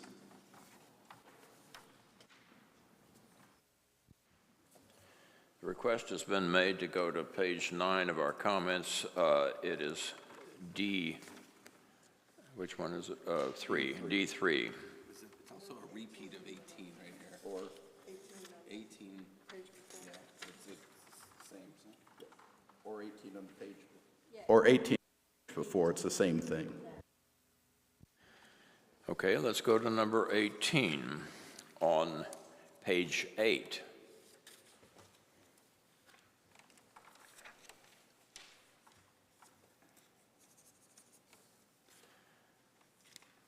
Anybody wish to talk to this item? The advice to council would be to not make a $50 million prepayment against the PSPRS pension liability, but reserve those funds instead for higher priority initiatives for approval by council. Take out the parenthetical that says see pension discussion above.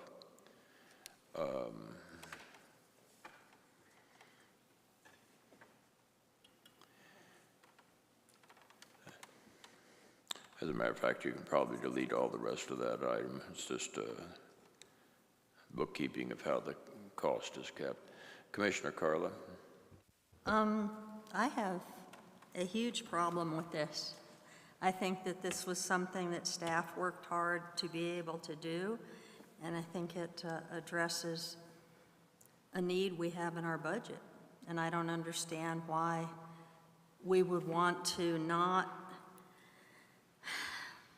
get up to speed or where we need to be on the PSPRS just to spend money on other things. It doesn't seem fiscally responsible. Commissioner Stevens? Yeah, my observation, in fact, I almost want to make a motion to delete it, but let me explain myself. I told you there are 2 things I cared about, that, and then on page 9, you're going to see my comments on supplemental pension funding. That comment actually was done in such a way that it doesn't tell them we have a recommendation, but it tells council that they should look at it and they should consider the economics that are available if they did do some accelerated pension funding, because our understanding is that if you did pay $50 million, you save 4 million. If we adopt this comment 18 and take 50 million out, you've just added 4 million of expense back into the budget that needs to be dealt with. And I thought I had pretty carefully written that comment 9 on supplemental pension funding, so it just said that council should understand the economics that are here and make a decision, and it didn't necessarily say you should do 0, 20, 50, or 100 million. Commissioner Stevens, which item are you referring to that you wrote differently? Oh, page 9, number 8, supplemental pension funding. It actually covers what we covered at a lot of our last meeting, where it talks about, what my comment actually said was, there's talk about fund balance possibly being used for the pension fund, and also we noticed road deterioration, and there might be other ways to use that money. And then we just said it's important to note that it's not a firm recommendation of the commission, but rather an observation that a considerable advanced funding appears planned, and then we just wanted council to look at the pluses and minuses of that. So comment 8 was written in such a fashion that says, look at the economics of it, but I'm not necessarily telling you should do 50. And from my standpoint, I don't know if they should do 50, 100, or 0. I wish I understood and trusted the actuarial information just a little bit better, but I thought that would be worth them looking at, since there is a big number they're thinking of funding.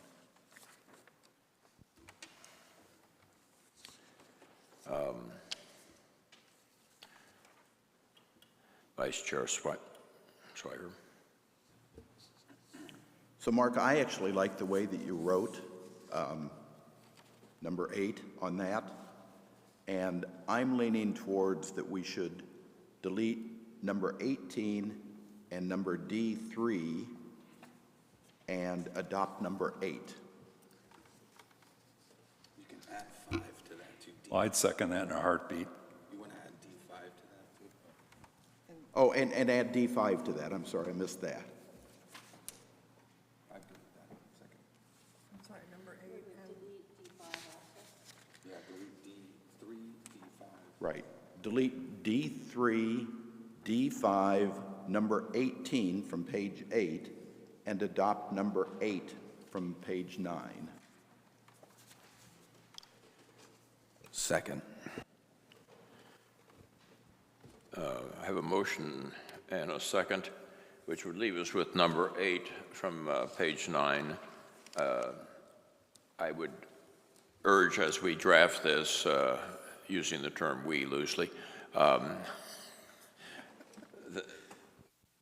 we do it with a lot fewer words than what we have currently on number 8. I think you could probably just stop with what, go through the bottom of page 9. I think it's not necessary to. Could I ask quickly what happens to 9? D9? Okay. So we're not comboing it. Commissioner Stevens, I'll turn the floor over to you, but. I'm okay with what you did. The only thing I'll mention is that the comment 5, I'm not sure who that was, but it's an interesting comment. I don't know the degree to which it could be done, so that's something we can look at next year anyway. So I guess I'm okay with it being deleted, but that is a different nature of a comment. Yeah.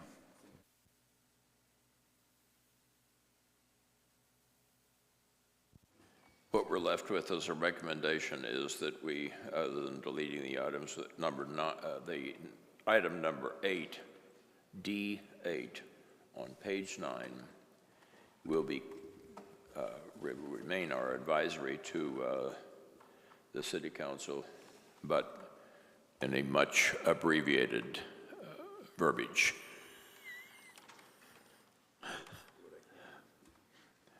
I don't know that the original motion had the much abbreviated verbiage, but no other speakers on that. Let's vote on it.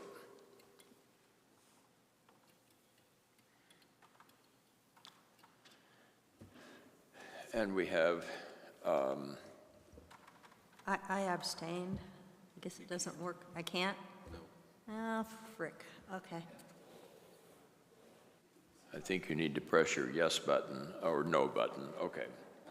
So that one is approved 5-1 with Commissioner Carla voting negative.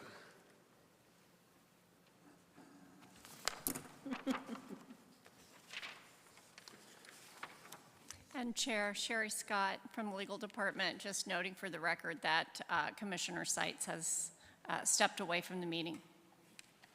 So be it.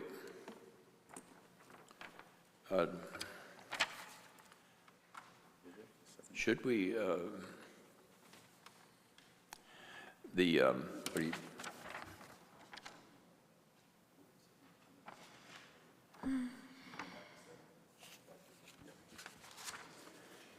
okay, making sure we don't leave anything out here. On page 8, and it was item C, number 17, advising the council that they waive the proposed COLA wage and salary adjustments as well as the class and comp pay adjustments to demonstrate consistency with a budget of declining revenue projections. Comments? Vice Chair Swiker. I would recommend we delete 17. I'll second that. I'll third that.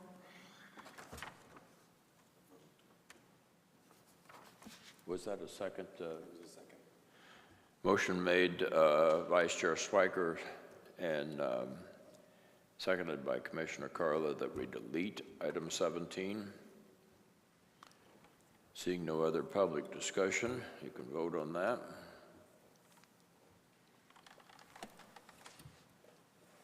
And it is approved 5-0. We now have 5 members still with us for the duration here.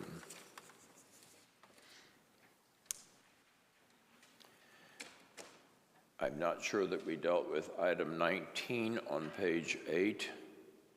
Item 19 was our advice would be to direct the city manager to identify productivity improvements each year in each department, parentheses, as identified in the police department with their use of drones or the use of AI for writing departmental reports. But look for these efficiencies that will foster flat or declining FTE requirements. Anybody want to speak to that item? Commissioner Ransco? We'll delete the word interim. Are we already doing this? Is this suggesting something you're 100% already doing? There's actually quite a bit there, so let me reread it and see if I can unpack it a little bit. I would say we kind of take it in portions here. Certainly identifying productivity. I think the AI is a good example. This is one specific element that's mentioned here on staff reports. It's in its infancy. So I think the answer is yes, that we continue to explore technology in those areas. The drones, just to utilize that item, I don't know if there's a tremendous amount of benefits, officer safety, I might submit, things of that nature. But, so efficient, I don't know if productivity, maybe that's productive. Yeah, well, it's certainly productive. Sorry, I'm talking out loud here a little bit, but, and then the last part, maybe that's probably more of a question. So yes to the first half, and then the last, maybe still kind of evaluating that piece. I think probably we can delete item 19 if I get a motion to that effect. Really, the spirit of 19 must have been to say, let's continually be looking for productivity improvements that will lead to a flat FTE count for the city, or maybe even a declining, how can we do things in every department with efficiency? I think probably the police department was the only one that talked about specific initiatives that they have. You want a motion? Motion to delete 19. Motion has been made to delete number 19. Somebody must have seconded that motion. I second. Vice Chair Schweiker seconded the motion.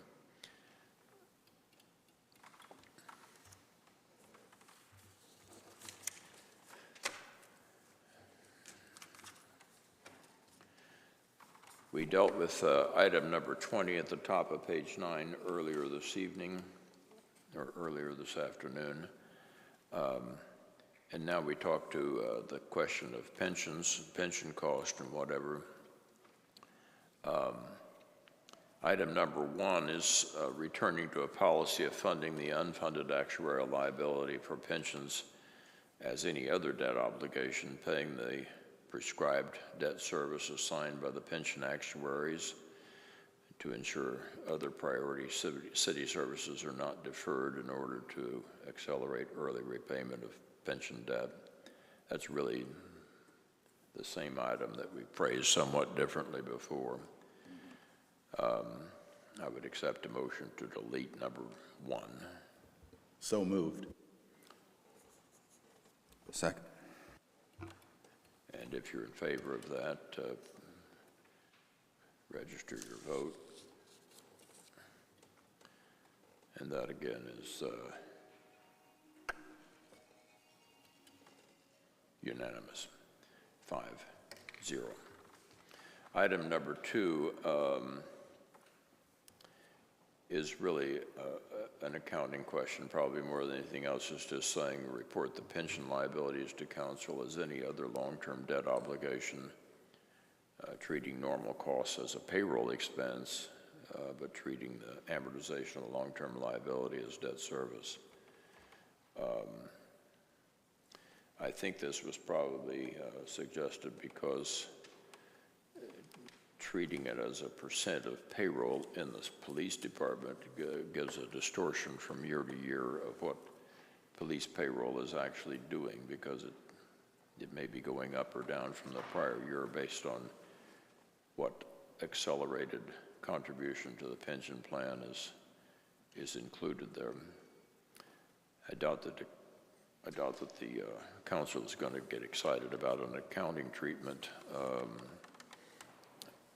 And this doesn't deal with a cost savings as much as it is characterizing the expense. I would entertain a motion to delete this item, or keep it, whatever you all want. Motion requested. Motion to delete number 2. I have a motion to delete from Commissioner Ransko. Second. Second from Commissioner Carla, and if you affirm that, it will be deleted, and it is affirmed with a vote of 5-0, unanimous. Item number 4,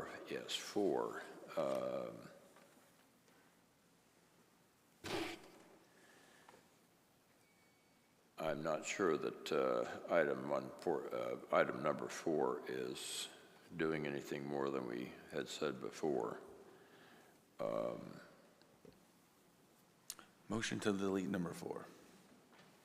Motion to delete number 4. Second. Seconded by Commissioner Stevens. All in favor? Let it be known. And it is Commissioner Stevens, yes. 5-0. It is affirmatively deleted. Item number 6 says consideration should be given to keeping the unfunded pension costs close to 80%.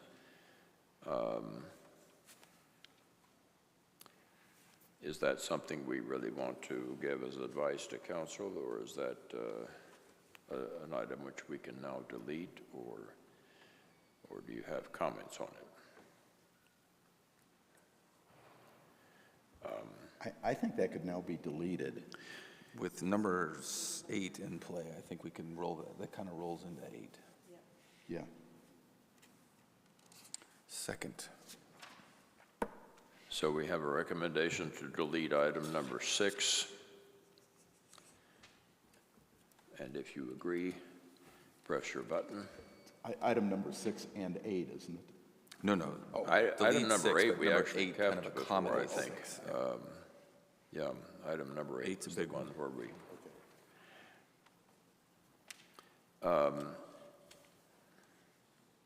Item number 7, the actuarial inputs, the recommendation was that we advise council to give consideration to reviewing key elements of information provided to actuaries with respect to compensation, and so on and so forth. I should ask staff, I think we probably already do all of this stuff. Either we do it or the actuaries do it, but it's not like we can exercise any discretion over what we submit. We concur, Mr. Chair. Motion to delete number 7. Motion to delete number 7. Do I have a second? Second from Commissioner Carla. And so if you agree with that, press the button.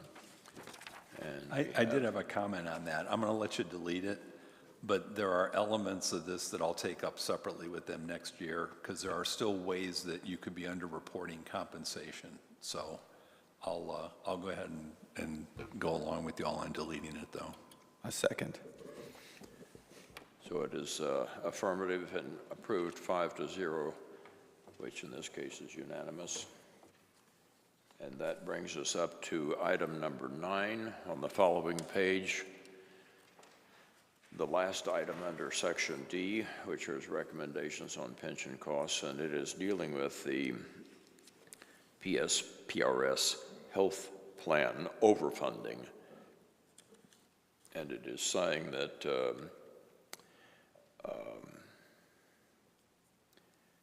it's saying we didn't look at it, but what else is it saying? Perhaps it's saying we should explore ways to withdraw these funds from the health plan overfunding.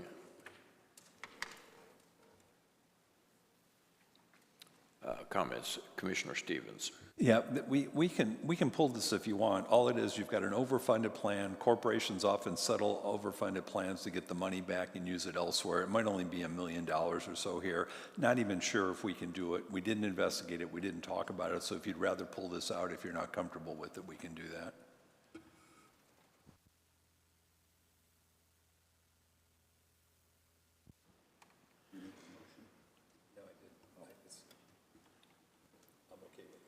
He's waiting for you to do that. I make a motion that we withdraw item 9. Item number 9, motion to delete. Second. Seconded by Commissioner Ransko. Record your vote.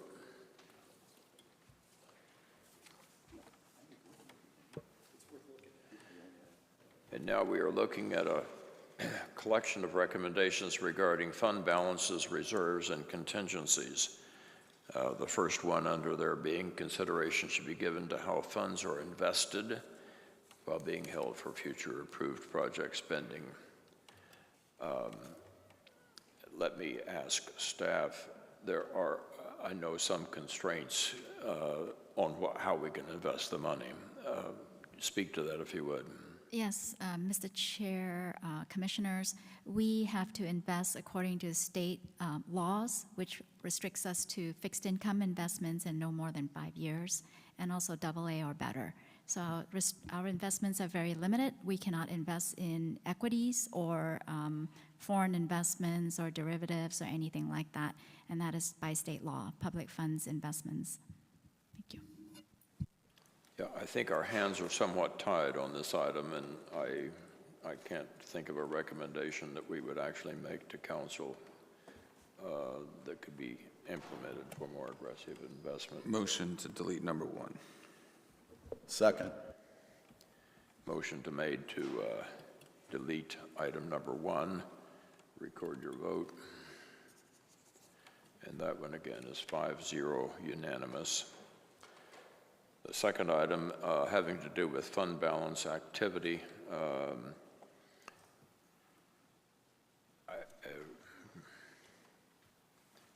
Mark, was this yours, and can you tell us? Yeah, it's mine. To me, that's a big deal because that's how you're drawing your reserves down, and all this is let's give visibility to council on exactly how reserves are being moved around and fund balances being moved around. It's kind of similar to something we touched on in an earlier comment we deleted. And you've seen some of these presentations, and I think they've been helpful to us as far as what's moving around within fund balance, because that also runs to sustainability, seeing if you're drawing down what elements of fund balance and making sure you're expending those things on things that are structurally consistent.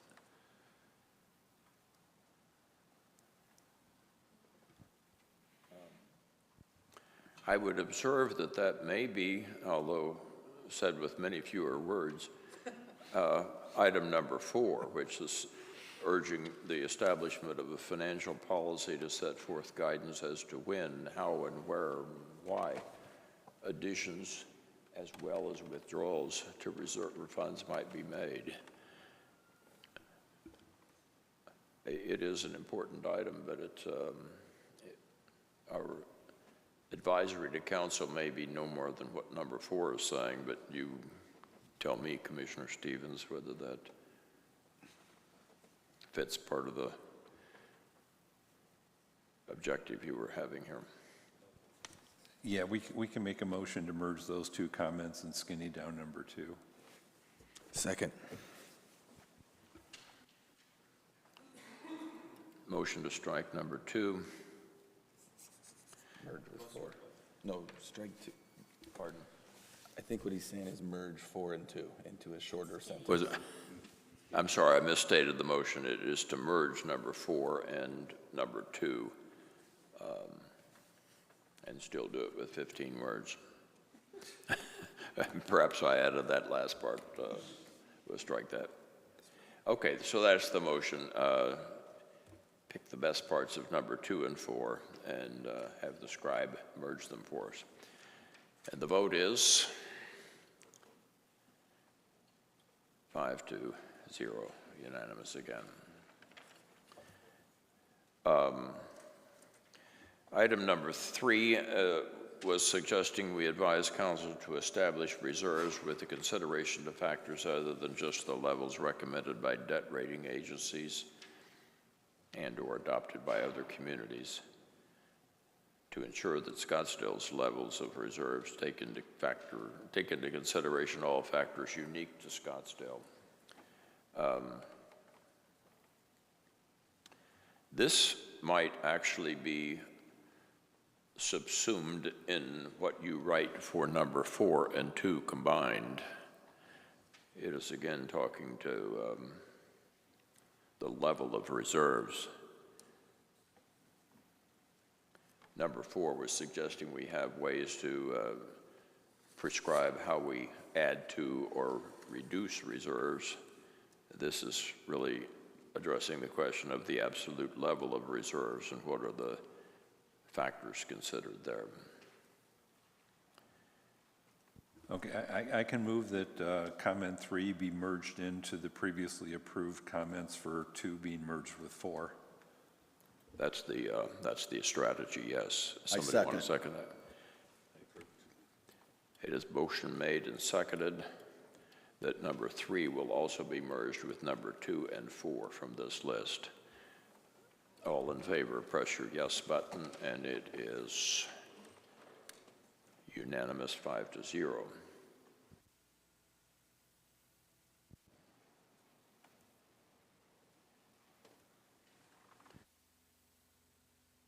Item 5 on this list is not so much a reserve fund, or perhaps it is, I don't know, requesting a presentation on how impact fees are reserved and under what circumstances they are used.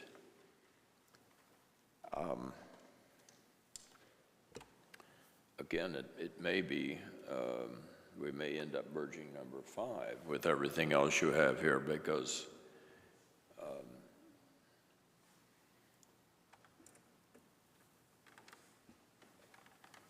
does anybody remember submitting this item? Commissioner Ransco, talk to it. So number 5 up above and 5 down below on page 11 probably could be merged.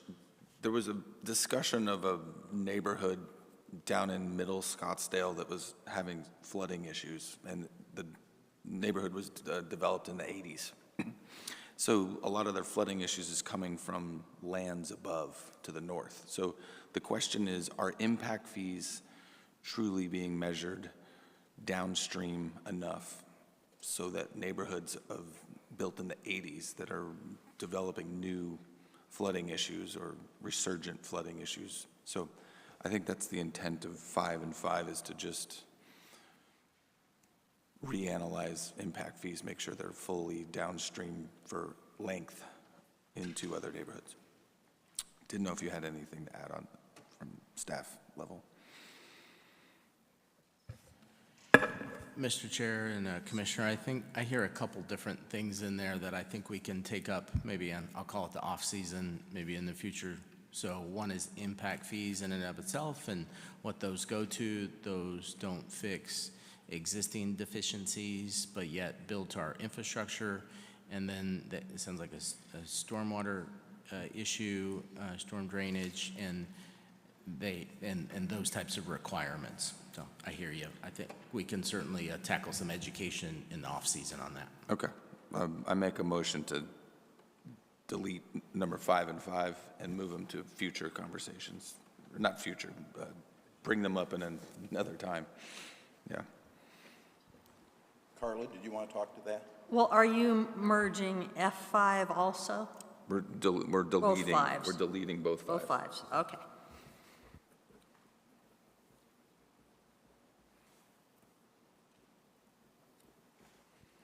Does anyone else have any comments on that? No. Otherwise, we can go to a vote on it. The chairman is temporarily out of the room. The motion passes 4-0.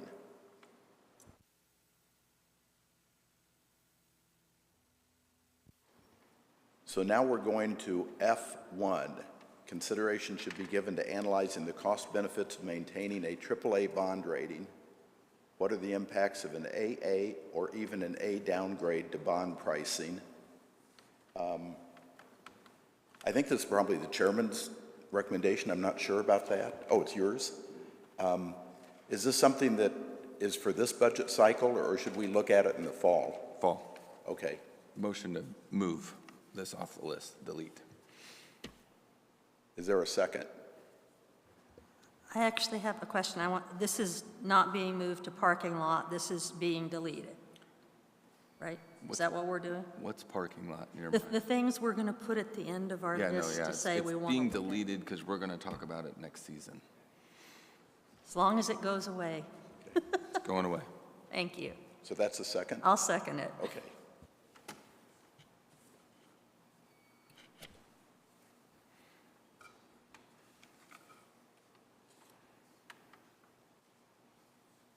Carly, you haven't voted yet.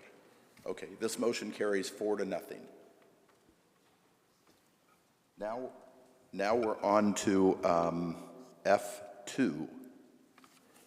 Consideration should be given to possible redefining of the various fund definitions. Fund capital have to be spent on very specific budget items, perhaps revisiting the definitions to what make up these specific budgets would be prudent. Question to staff.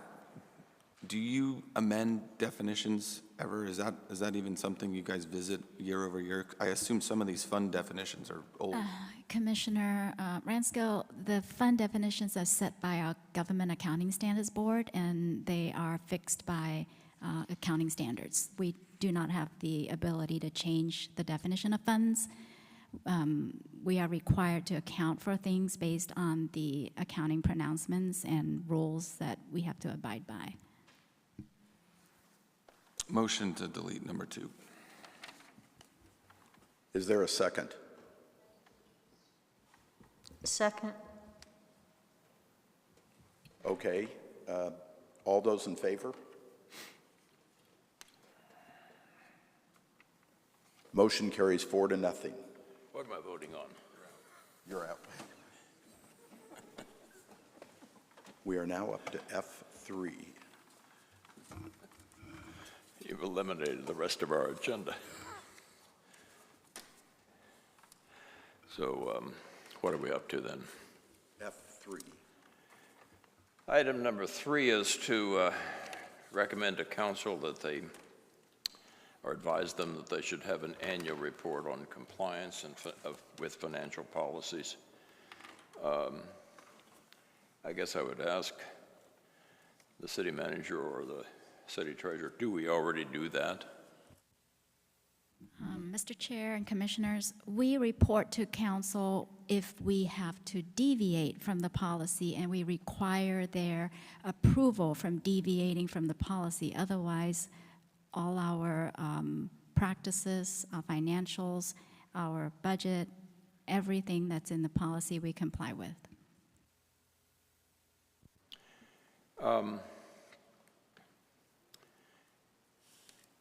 This might be a worthy thing to leave in, even though it may be redundant. I mean, in December, they may vote on a particular item to waive the policy on this, that, or whatever, but it might be useful on an annual basis to have an annual report on compliance with financial policies. Anybody want to make a motion to keep this in or delete it? Either way. Commissioner Stevens. Yeah, I've got a comment on that. These poor people kind of get audited to death because they have a financial audit, they have a single audit, and they also have an internal audit person here. So I'd rather delete this one, and if there's any value to it, we can encourage the internal auditor to include that in there. But I think they're getting a lot of their policies looked at pretty extensively. I think the notion this was not an internal audit request. The person that's in charge of financial policies is the city treasurer and is just giving her an opportunity to make a report to council on an annual basis that, you were in compliance on all policies, or, you waived it on this or whatever, just as a summary annual reminder. Commissioner Carlin. We're giving extra, I'm sorry, busy work, because the fact when she gives her budget every year, when she gives us all of these updates, it's implied that she's complying. And she's already said that by law, if she deviates, she has to report that to council. So if she's not reporting it to council, she's complying. So why do we need to put this in there? I move that we delete number 3. I'll second it. All in favor? And unanimously agree, it's a goner. Number 4 is recommending that council adopt a financial policy to prohibit levying temporary taxes dedicated to funding permanent operating needs, to ensure that the temporary taxes do not have to be renewed upon expiration. I will admit, in the absence of conversation here, I was the one to put this in, and I think it's the vote we had last November to approve the 0.15 extra tax, and I have no problem with the voters' directive there to do that. But the reality is they're doing it for 30 years, and 29 years from now, we'll be back asking them to renew it again. I just don't think it's a good management practice or good financial governance to pretend to the voters you just need a temporary tax when really most of these costs for personnel and maintenance of the preserve and parks is an ongoing need. It will be there 29 years from now as well as today. So this is not demanding that they do anything, it's just advising the council it might be a good discipline that they never ask the voters to approve a temporary tax for something that's going to go on and on and on and on. Commissioner Carla. Yes, and I will say that on the Protect and Preserve Task Force, Vice Chair Swikert said basically the same thing, that it should be permanent, but the political reality is people do not like voting for a perpetual tax, and so I worked very hard to convince the group that we should stick with the 30-year model because we needed to go for the win. So I don't know where the people will be in 30 years, but you know, they're going to have to deal with it. But the reality is, people don't like voting for permanent taxes, so to recommend something like this to council, I just don't see the point. Commissioner Swiker? Yeah, I was pretty vocal about that on the 490 and lost that vote. What I was trying to do was protect future councils from having to pick up the can that we kicked down the road to them by making this a permanent tax, even though it was going to be harder to sell it to the voters. I thought it was the honest thing to do. But Carla did convince me that sometimes it's just harder to get people to vote for a permanent tax than a temporary tax, even though those parks and recreation needs are never going to go away. So this is I call it a permanent temporary tax. Commissioner Stevens, you have a thought? Yeah, all I'll add to that is I looked up the word temporary tax in Webster's dictionary, and what it said is no such term exists. So I don't care what you do with this one, but and I don't mind you leaving it in either. I move we delete this item number 4. Motion is to delete item number 4. Second. Seconded by anybody? Second. Seconded by Commissioner Ransko. Record your vote. And that recommendation to delete it passes with a vote of 3-2. Chairman, myself and Vice Chairman Swiker voting against the action. It is deleted. Number 5 is to develop a financial policy for prescribing. No, we deleted that one. Oh, you deleted that already. I shouldn't have stepped away. Repeat it up here, so we deleted it. Okay. So what are we left with here then? And 6 is actually a repeat, I think, of page 4. Item 6 is a repeat from page 4. Make a motion to cancel number 6 because it's caught on page 4, number 16. I second.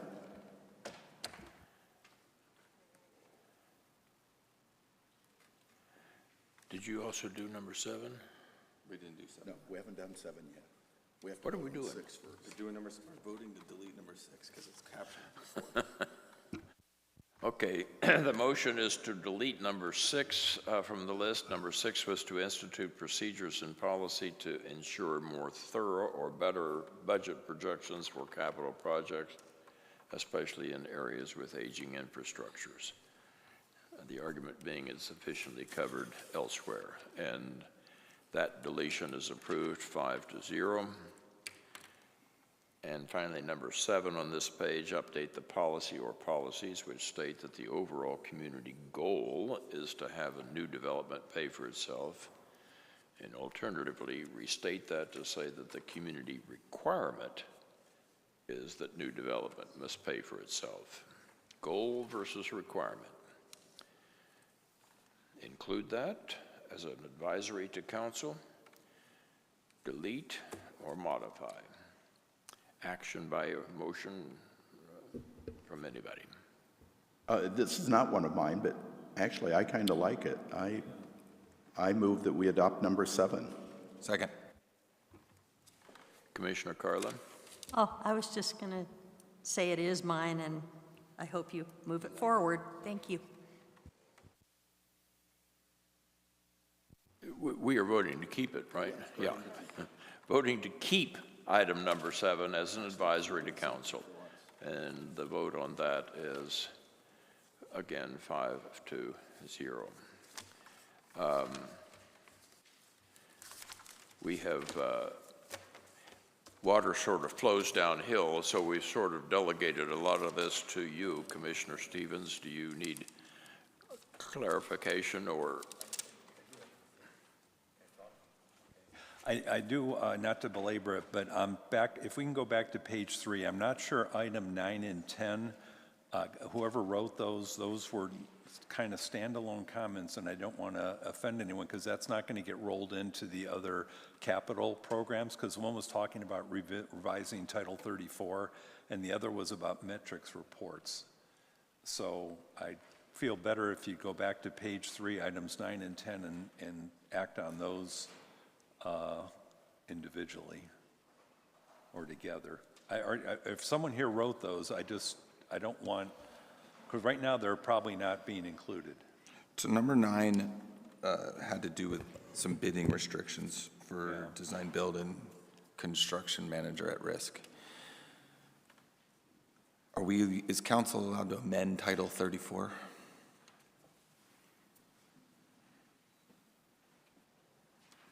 This is page 3, number 9. It just sounded like a good comment to me. That's why I wanted to make sure it wasn't ignored. So Title 34 refers to a state law. So we want to get that canceled. That may answer it. Okay. Unchangeable. Thank you for your precise answer, City Attorney. Okay. Did we ever vote to delete this item? I don't know. Number 9? I think we were coagulating this entire page into one, is what we approved. My records reflect that 1 through, actually, yeah.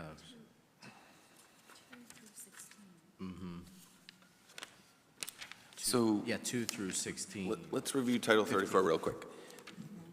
CMAR and design build staff mentioned that they can't bid design build fees. So you're awarding design build and CMAR solely based on qualifications. You're not asking them to give you a markup bid. You know, what would they mark up subcontracts by? What would they mark up change orders by? What's their overhead and profit? Things like that. And you negotiate those after you've picked a contractor. So the reference was that's what we're required to do from Title 34, which might have been an incorrect assumption. So is there a reason on a design build project you can't bid out the markups and the fees to prospective bidders in addition to qualifications? It sounds like right now it's just based on qualifications. Chair and Commissioner Ransco, that's a difficult question for me to answer. I think the easiest way for me to try to answer that question is with the design build, it's a phased process, right? And so first they have to design it. And they certainly can't price it out before they have the design and the design's approved.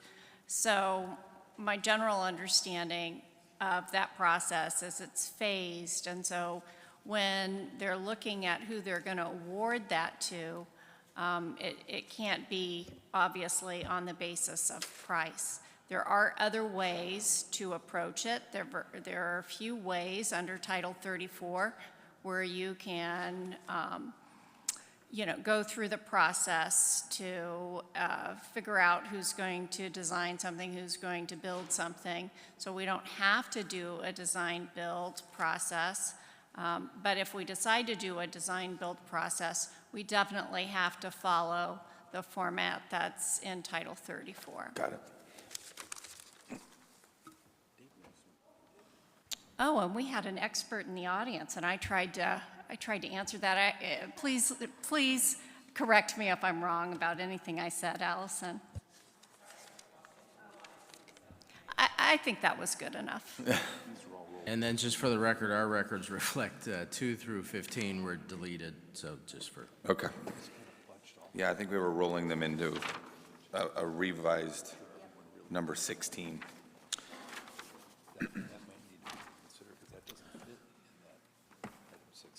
Mark, I think we can capture a sentence out of here that doesn't touch on Title 34 that you can roll into 16.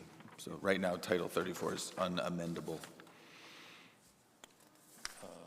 So we have previously canceled number 9 in favor of rewriting and expanding number 16. And Wait, tell me the page and everything. sorry, page 3. Page 3, Yeah. And item what? 9. Oh, no, item 9, okay, what are you saying there? So item 9, Title 34 is not something we can amend. Okay, So we might want to just capture the essence of this into your revision of number 16 on page 4. okay. Okay.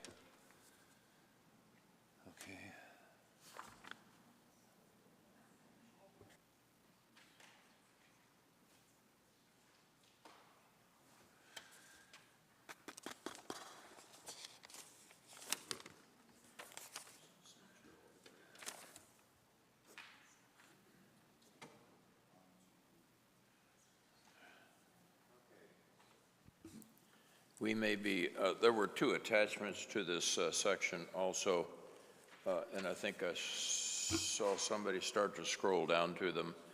I think those are mooted by the action that we've taken. We had an attachment on the preserve presentation, but we borrowed the recommendations from there and built them into the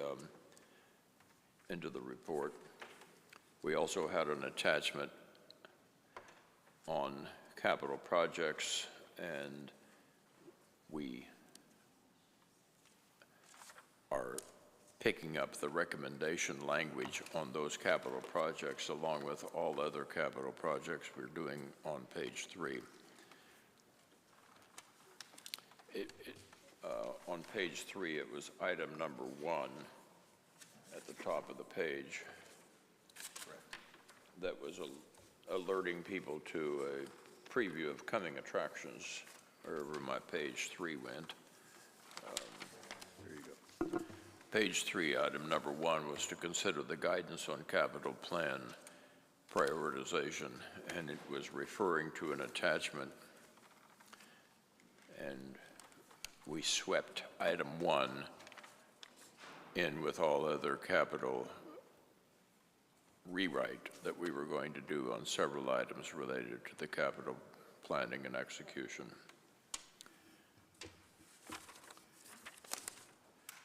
Well, I'm waiting for the scribe to confirm that.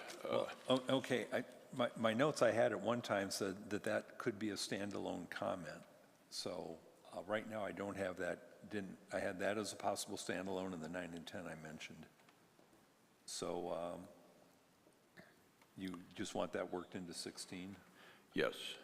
Okay. And there are 2 or 3 recommendations at the bottom of that slide presentation that he attached, and those we will incorporate in.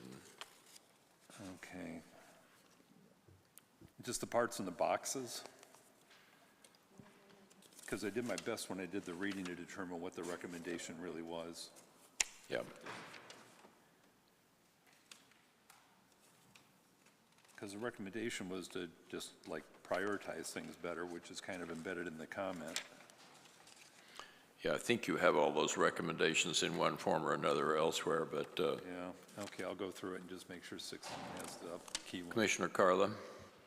Just want to clarify, these attachments, both at the end of the report, they're not going to be in the report.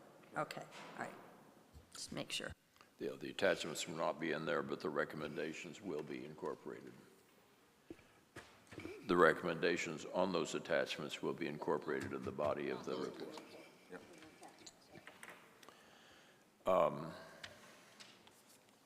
If we have finished making sausage here, we will go on to the next item on the agenda, which is to discuss and consider additional recommendations to council. And we have nothing here unless any one of the remaining commissioners wish to recommend anything here. I think this item was added in case we found something from yesterday that we thought was compelling to add today, even though we had no time to get the report in.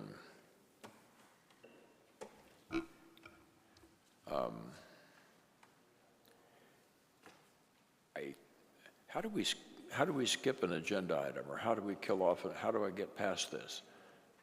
City Attorney. I'm sorry, Chair. How do you get past We're down to item number 3, which is consider additional recommendations, and I think we have none to consider. Well, as the chair, you just get to move right along to item number 4. We will now, on advice of City Attorney, move on to item number 4, which was discuss and approve the finalizing report and the method of presentation to council. In that regard, you have in front of you a suggested preamble, I'll call it, which Commissioner Stevens graciously prepared. And unless any of you have any recommendations for changes to that, the assumption is that we will stick with that as the preamble for the final report. Carla has a change. I'm not recognizing. Don't recognize. It's Commissioner Carla. It's just grammatical. In the title and in the first paragraph, the legal name of our commission is Budget Review Commission, so you need to add the word review in both of those. And then down under members, it is Vice Chairman Schweikert, not Assistant Chairman. And then in the last paragraph, you need to capitalize council twice. And other than that, I would thank Commissioner Stevens very much. Last paragraph, recommendations for future periods, you need to capitalize council twice. And thank you very much for doing this. It's very good. And Yes, thank you. do we have to make an official motion that Commissioner Stevens takes lead in drafting our report? Yes, I would prefer that you do that. He will then be the designated representative working on the report with staff on behalf of the Budget Review Commission. Okay, well, I make that motion then. Second.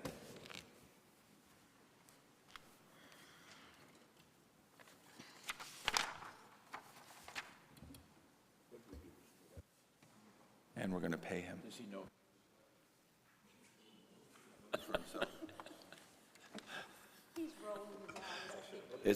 It's only now dawned on him what he voted for.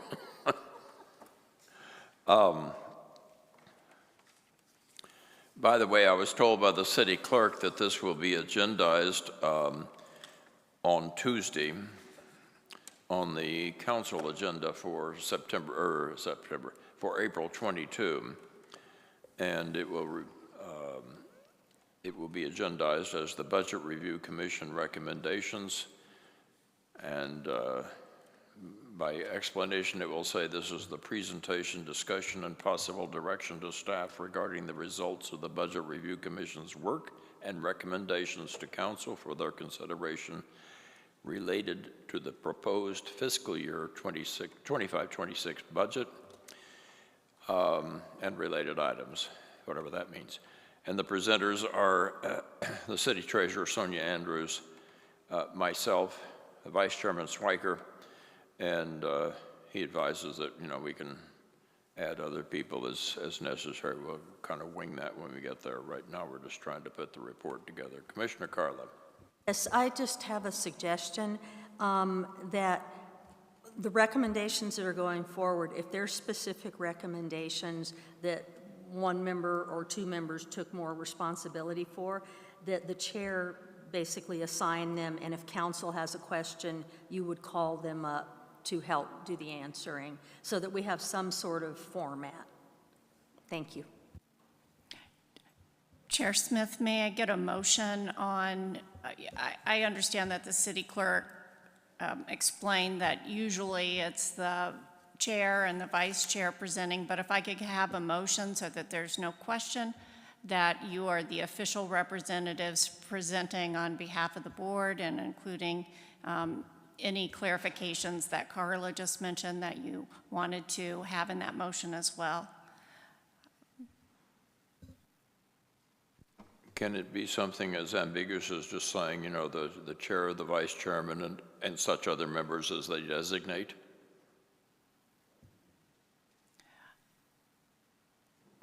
And their designees, yes. Well, if I could remember what I said, I would put that in the motion. That's good enough. Somebody can say, so moved. So moved. Second.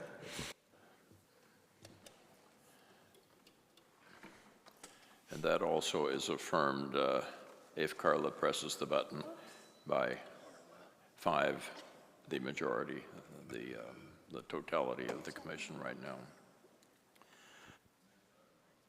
Next item on our agenda as a matter of procedure is to discuss and approve, identify and approve possible future agenda items. I don't think any of us can see past April 22, but if any of you have anything to put on. Oh, Commissioner Stevens, why did you press the button? Just before we adjourn, can we have clarity from city staff about what time we need to have the draft report done for submission to wherever it's going to go? And then also if there's a presentation at the joint meeting, when that needs to be prepared, who's going to do that, and when it needs to be done by, just so we're kind of all on the same page.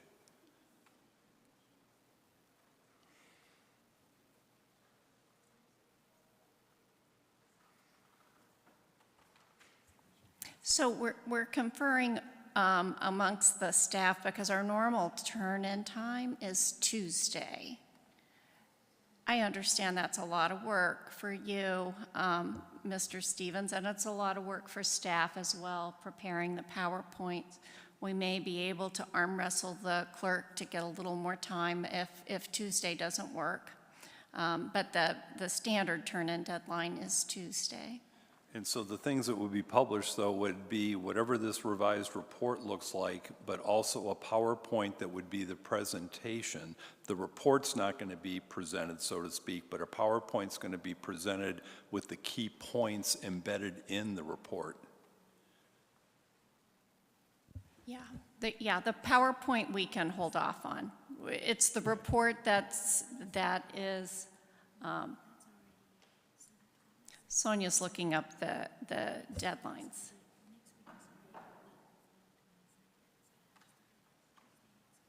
It doesn't under the open meeting law, it does not.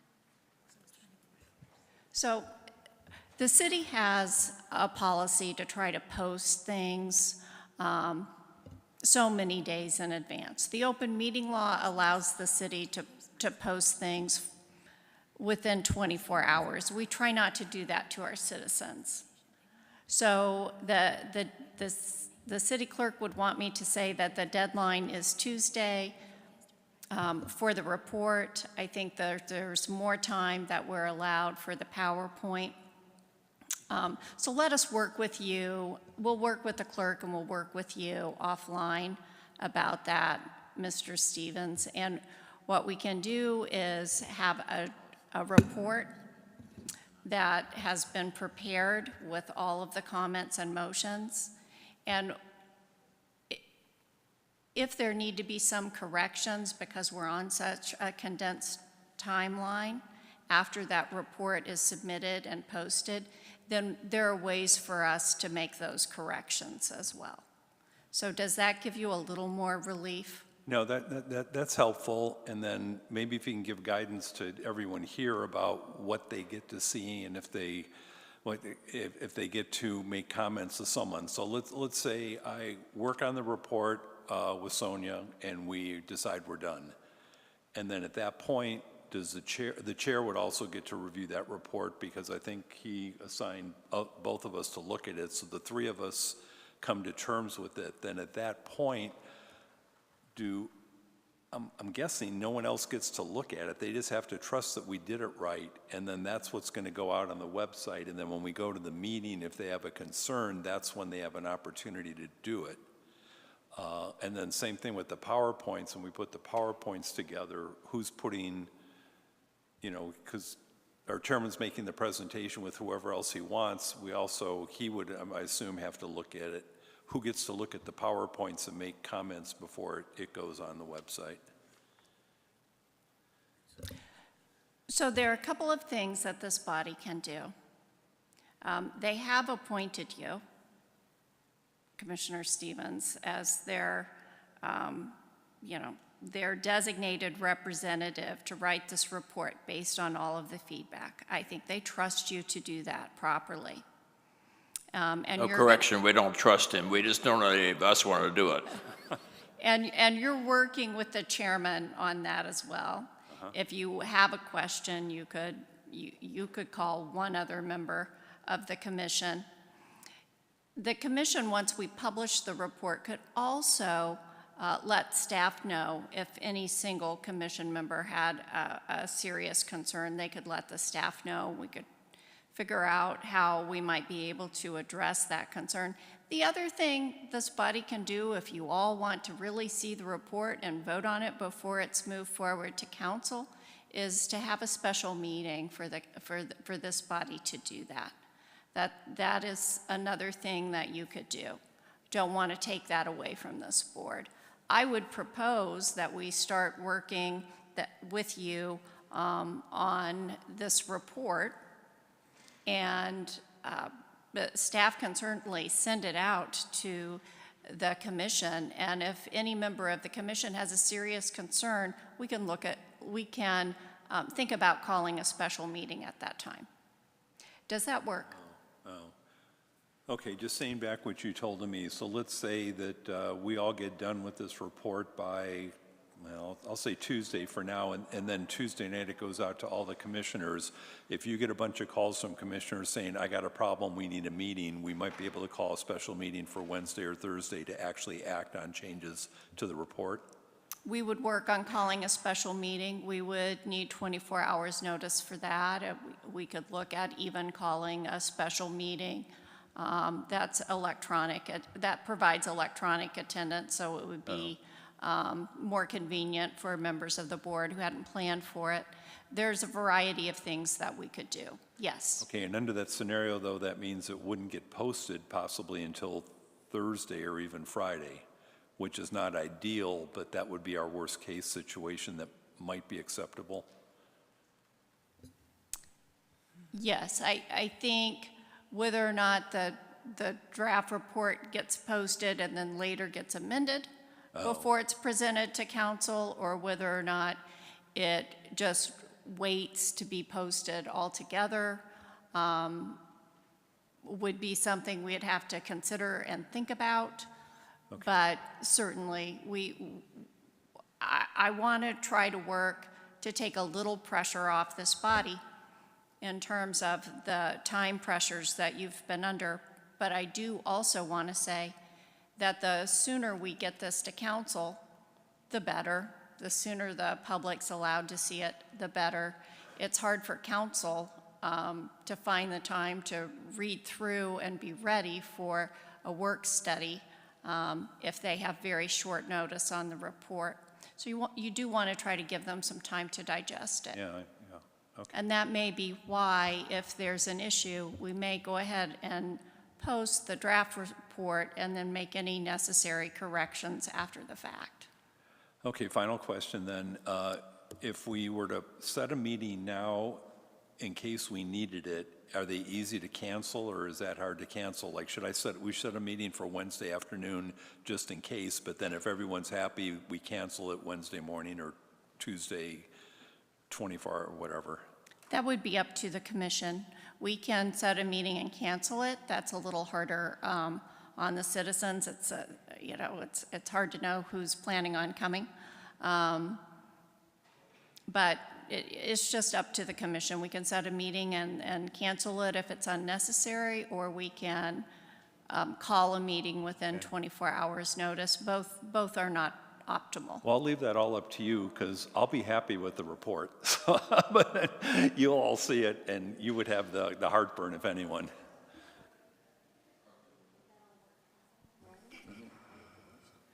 We're good with you writing the report. Anybody want to speak? I have considered your report, and I think it's excellent. I've read it already. It's wonderful.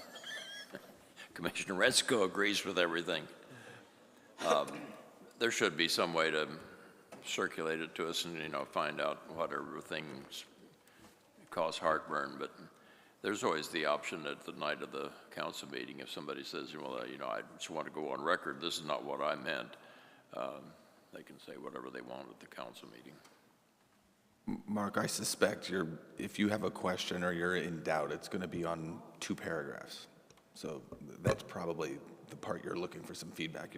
A lot of this, I don't think you're going to have any feedback requests. I don't know if she can circulate 2 paragraphs for proofreading, but it sounds like we have to have a meeting to do that. I mean, understand, what do you, tell me what you're saying. You're going to write this up, and I think there's going to be 2 paragraphs where you're like, I hope I got that right. Oh. And I'm wondering if we can just circulate those 2 paragraphs, whatever comes to your Well, mind. the problem is I can't circulate I know, well, stuff you that- can't, but can she? Oh, so what I could do is, if I was concerned about something, Sonia, I may ask you to see if you could check this out. Because you would know who submitted the comment, and you might be able to correspond with them. Yes, staff will assist in, Okay. in sending the report out before it's posted to see if we solicit any additional comments, and then we'll problem solve that if there's a problem that Oh. erupts. We, Okay. we can help problem solve that. Okay. But if there's a significant problem, we want this body to be comfortable with the report as well, and we may end up having a meeting to make sure that the body can discuss it. Okay. Because we can't do for you what you can't do, meaning we can't have a discussion among a quorum on something that may return to this public body. If Mark has a question about 2 paragraphs and it comes to you guys, you have our authority to send it to Carla. And if Carla's good with it, then I promise the 3 of us are good with it. Okay, that's good. That's your third. Then that's fine. All right. I think we're going to work this out. Okay, thank you. Seeing no other business, before we adjourn, I would just like to thank the staff very, very much for being here, for your endurance, for your patience. It's not lost on us that you all have a regular job that you do in the daytime too. And we appreciate the time commitment and your help in this whole endeavor, seriously. With that, I will take a motion to adjourn. So moved. And seconded, we vote on it, and it's going to be unanimous, I'm sure. Thank you all very much. Thank you all.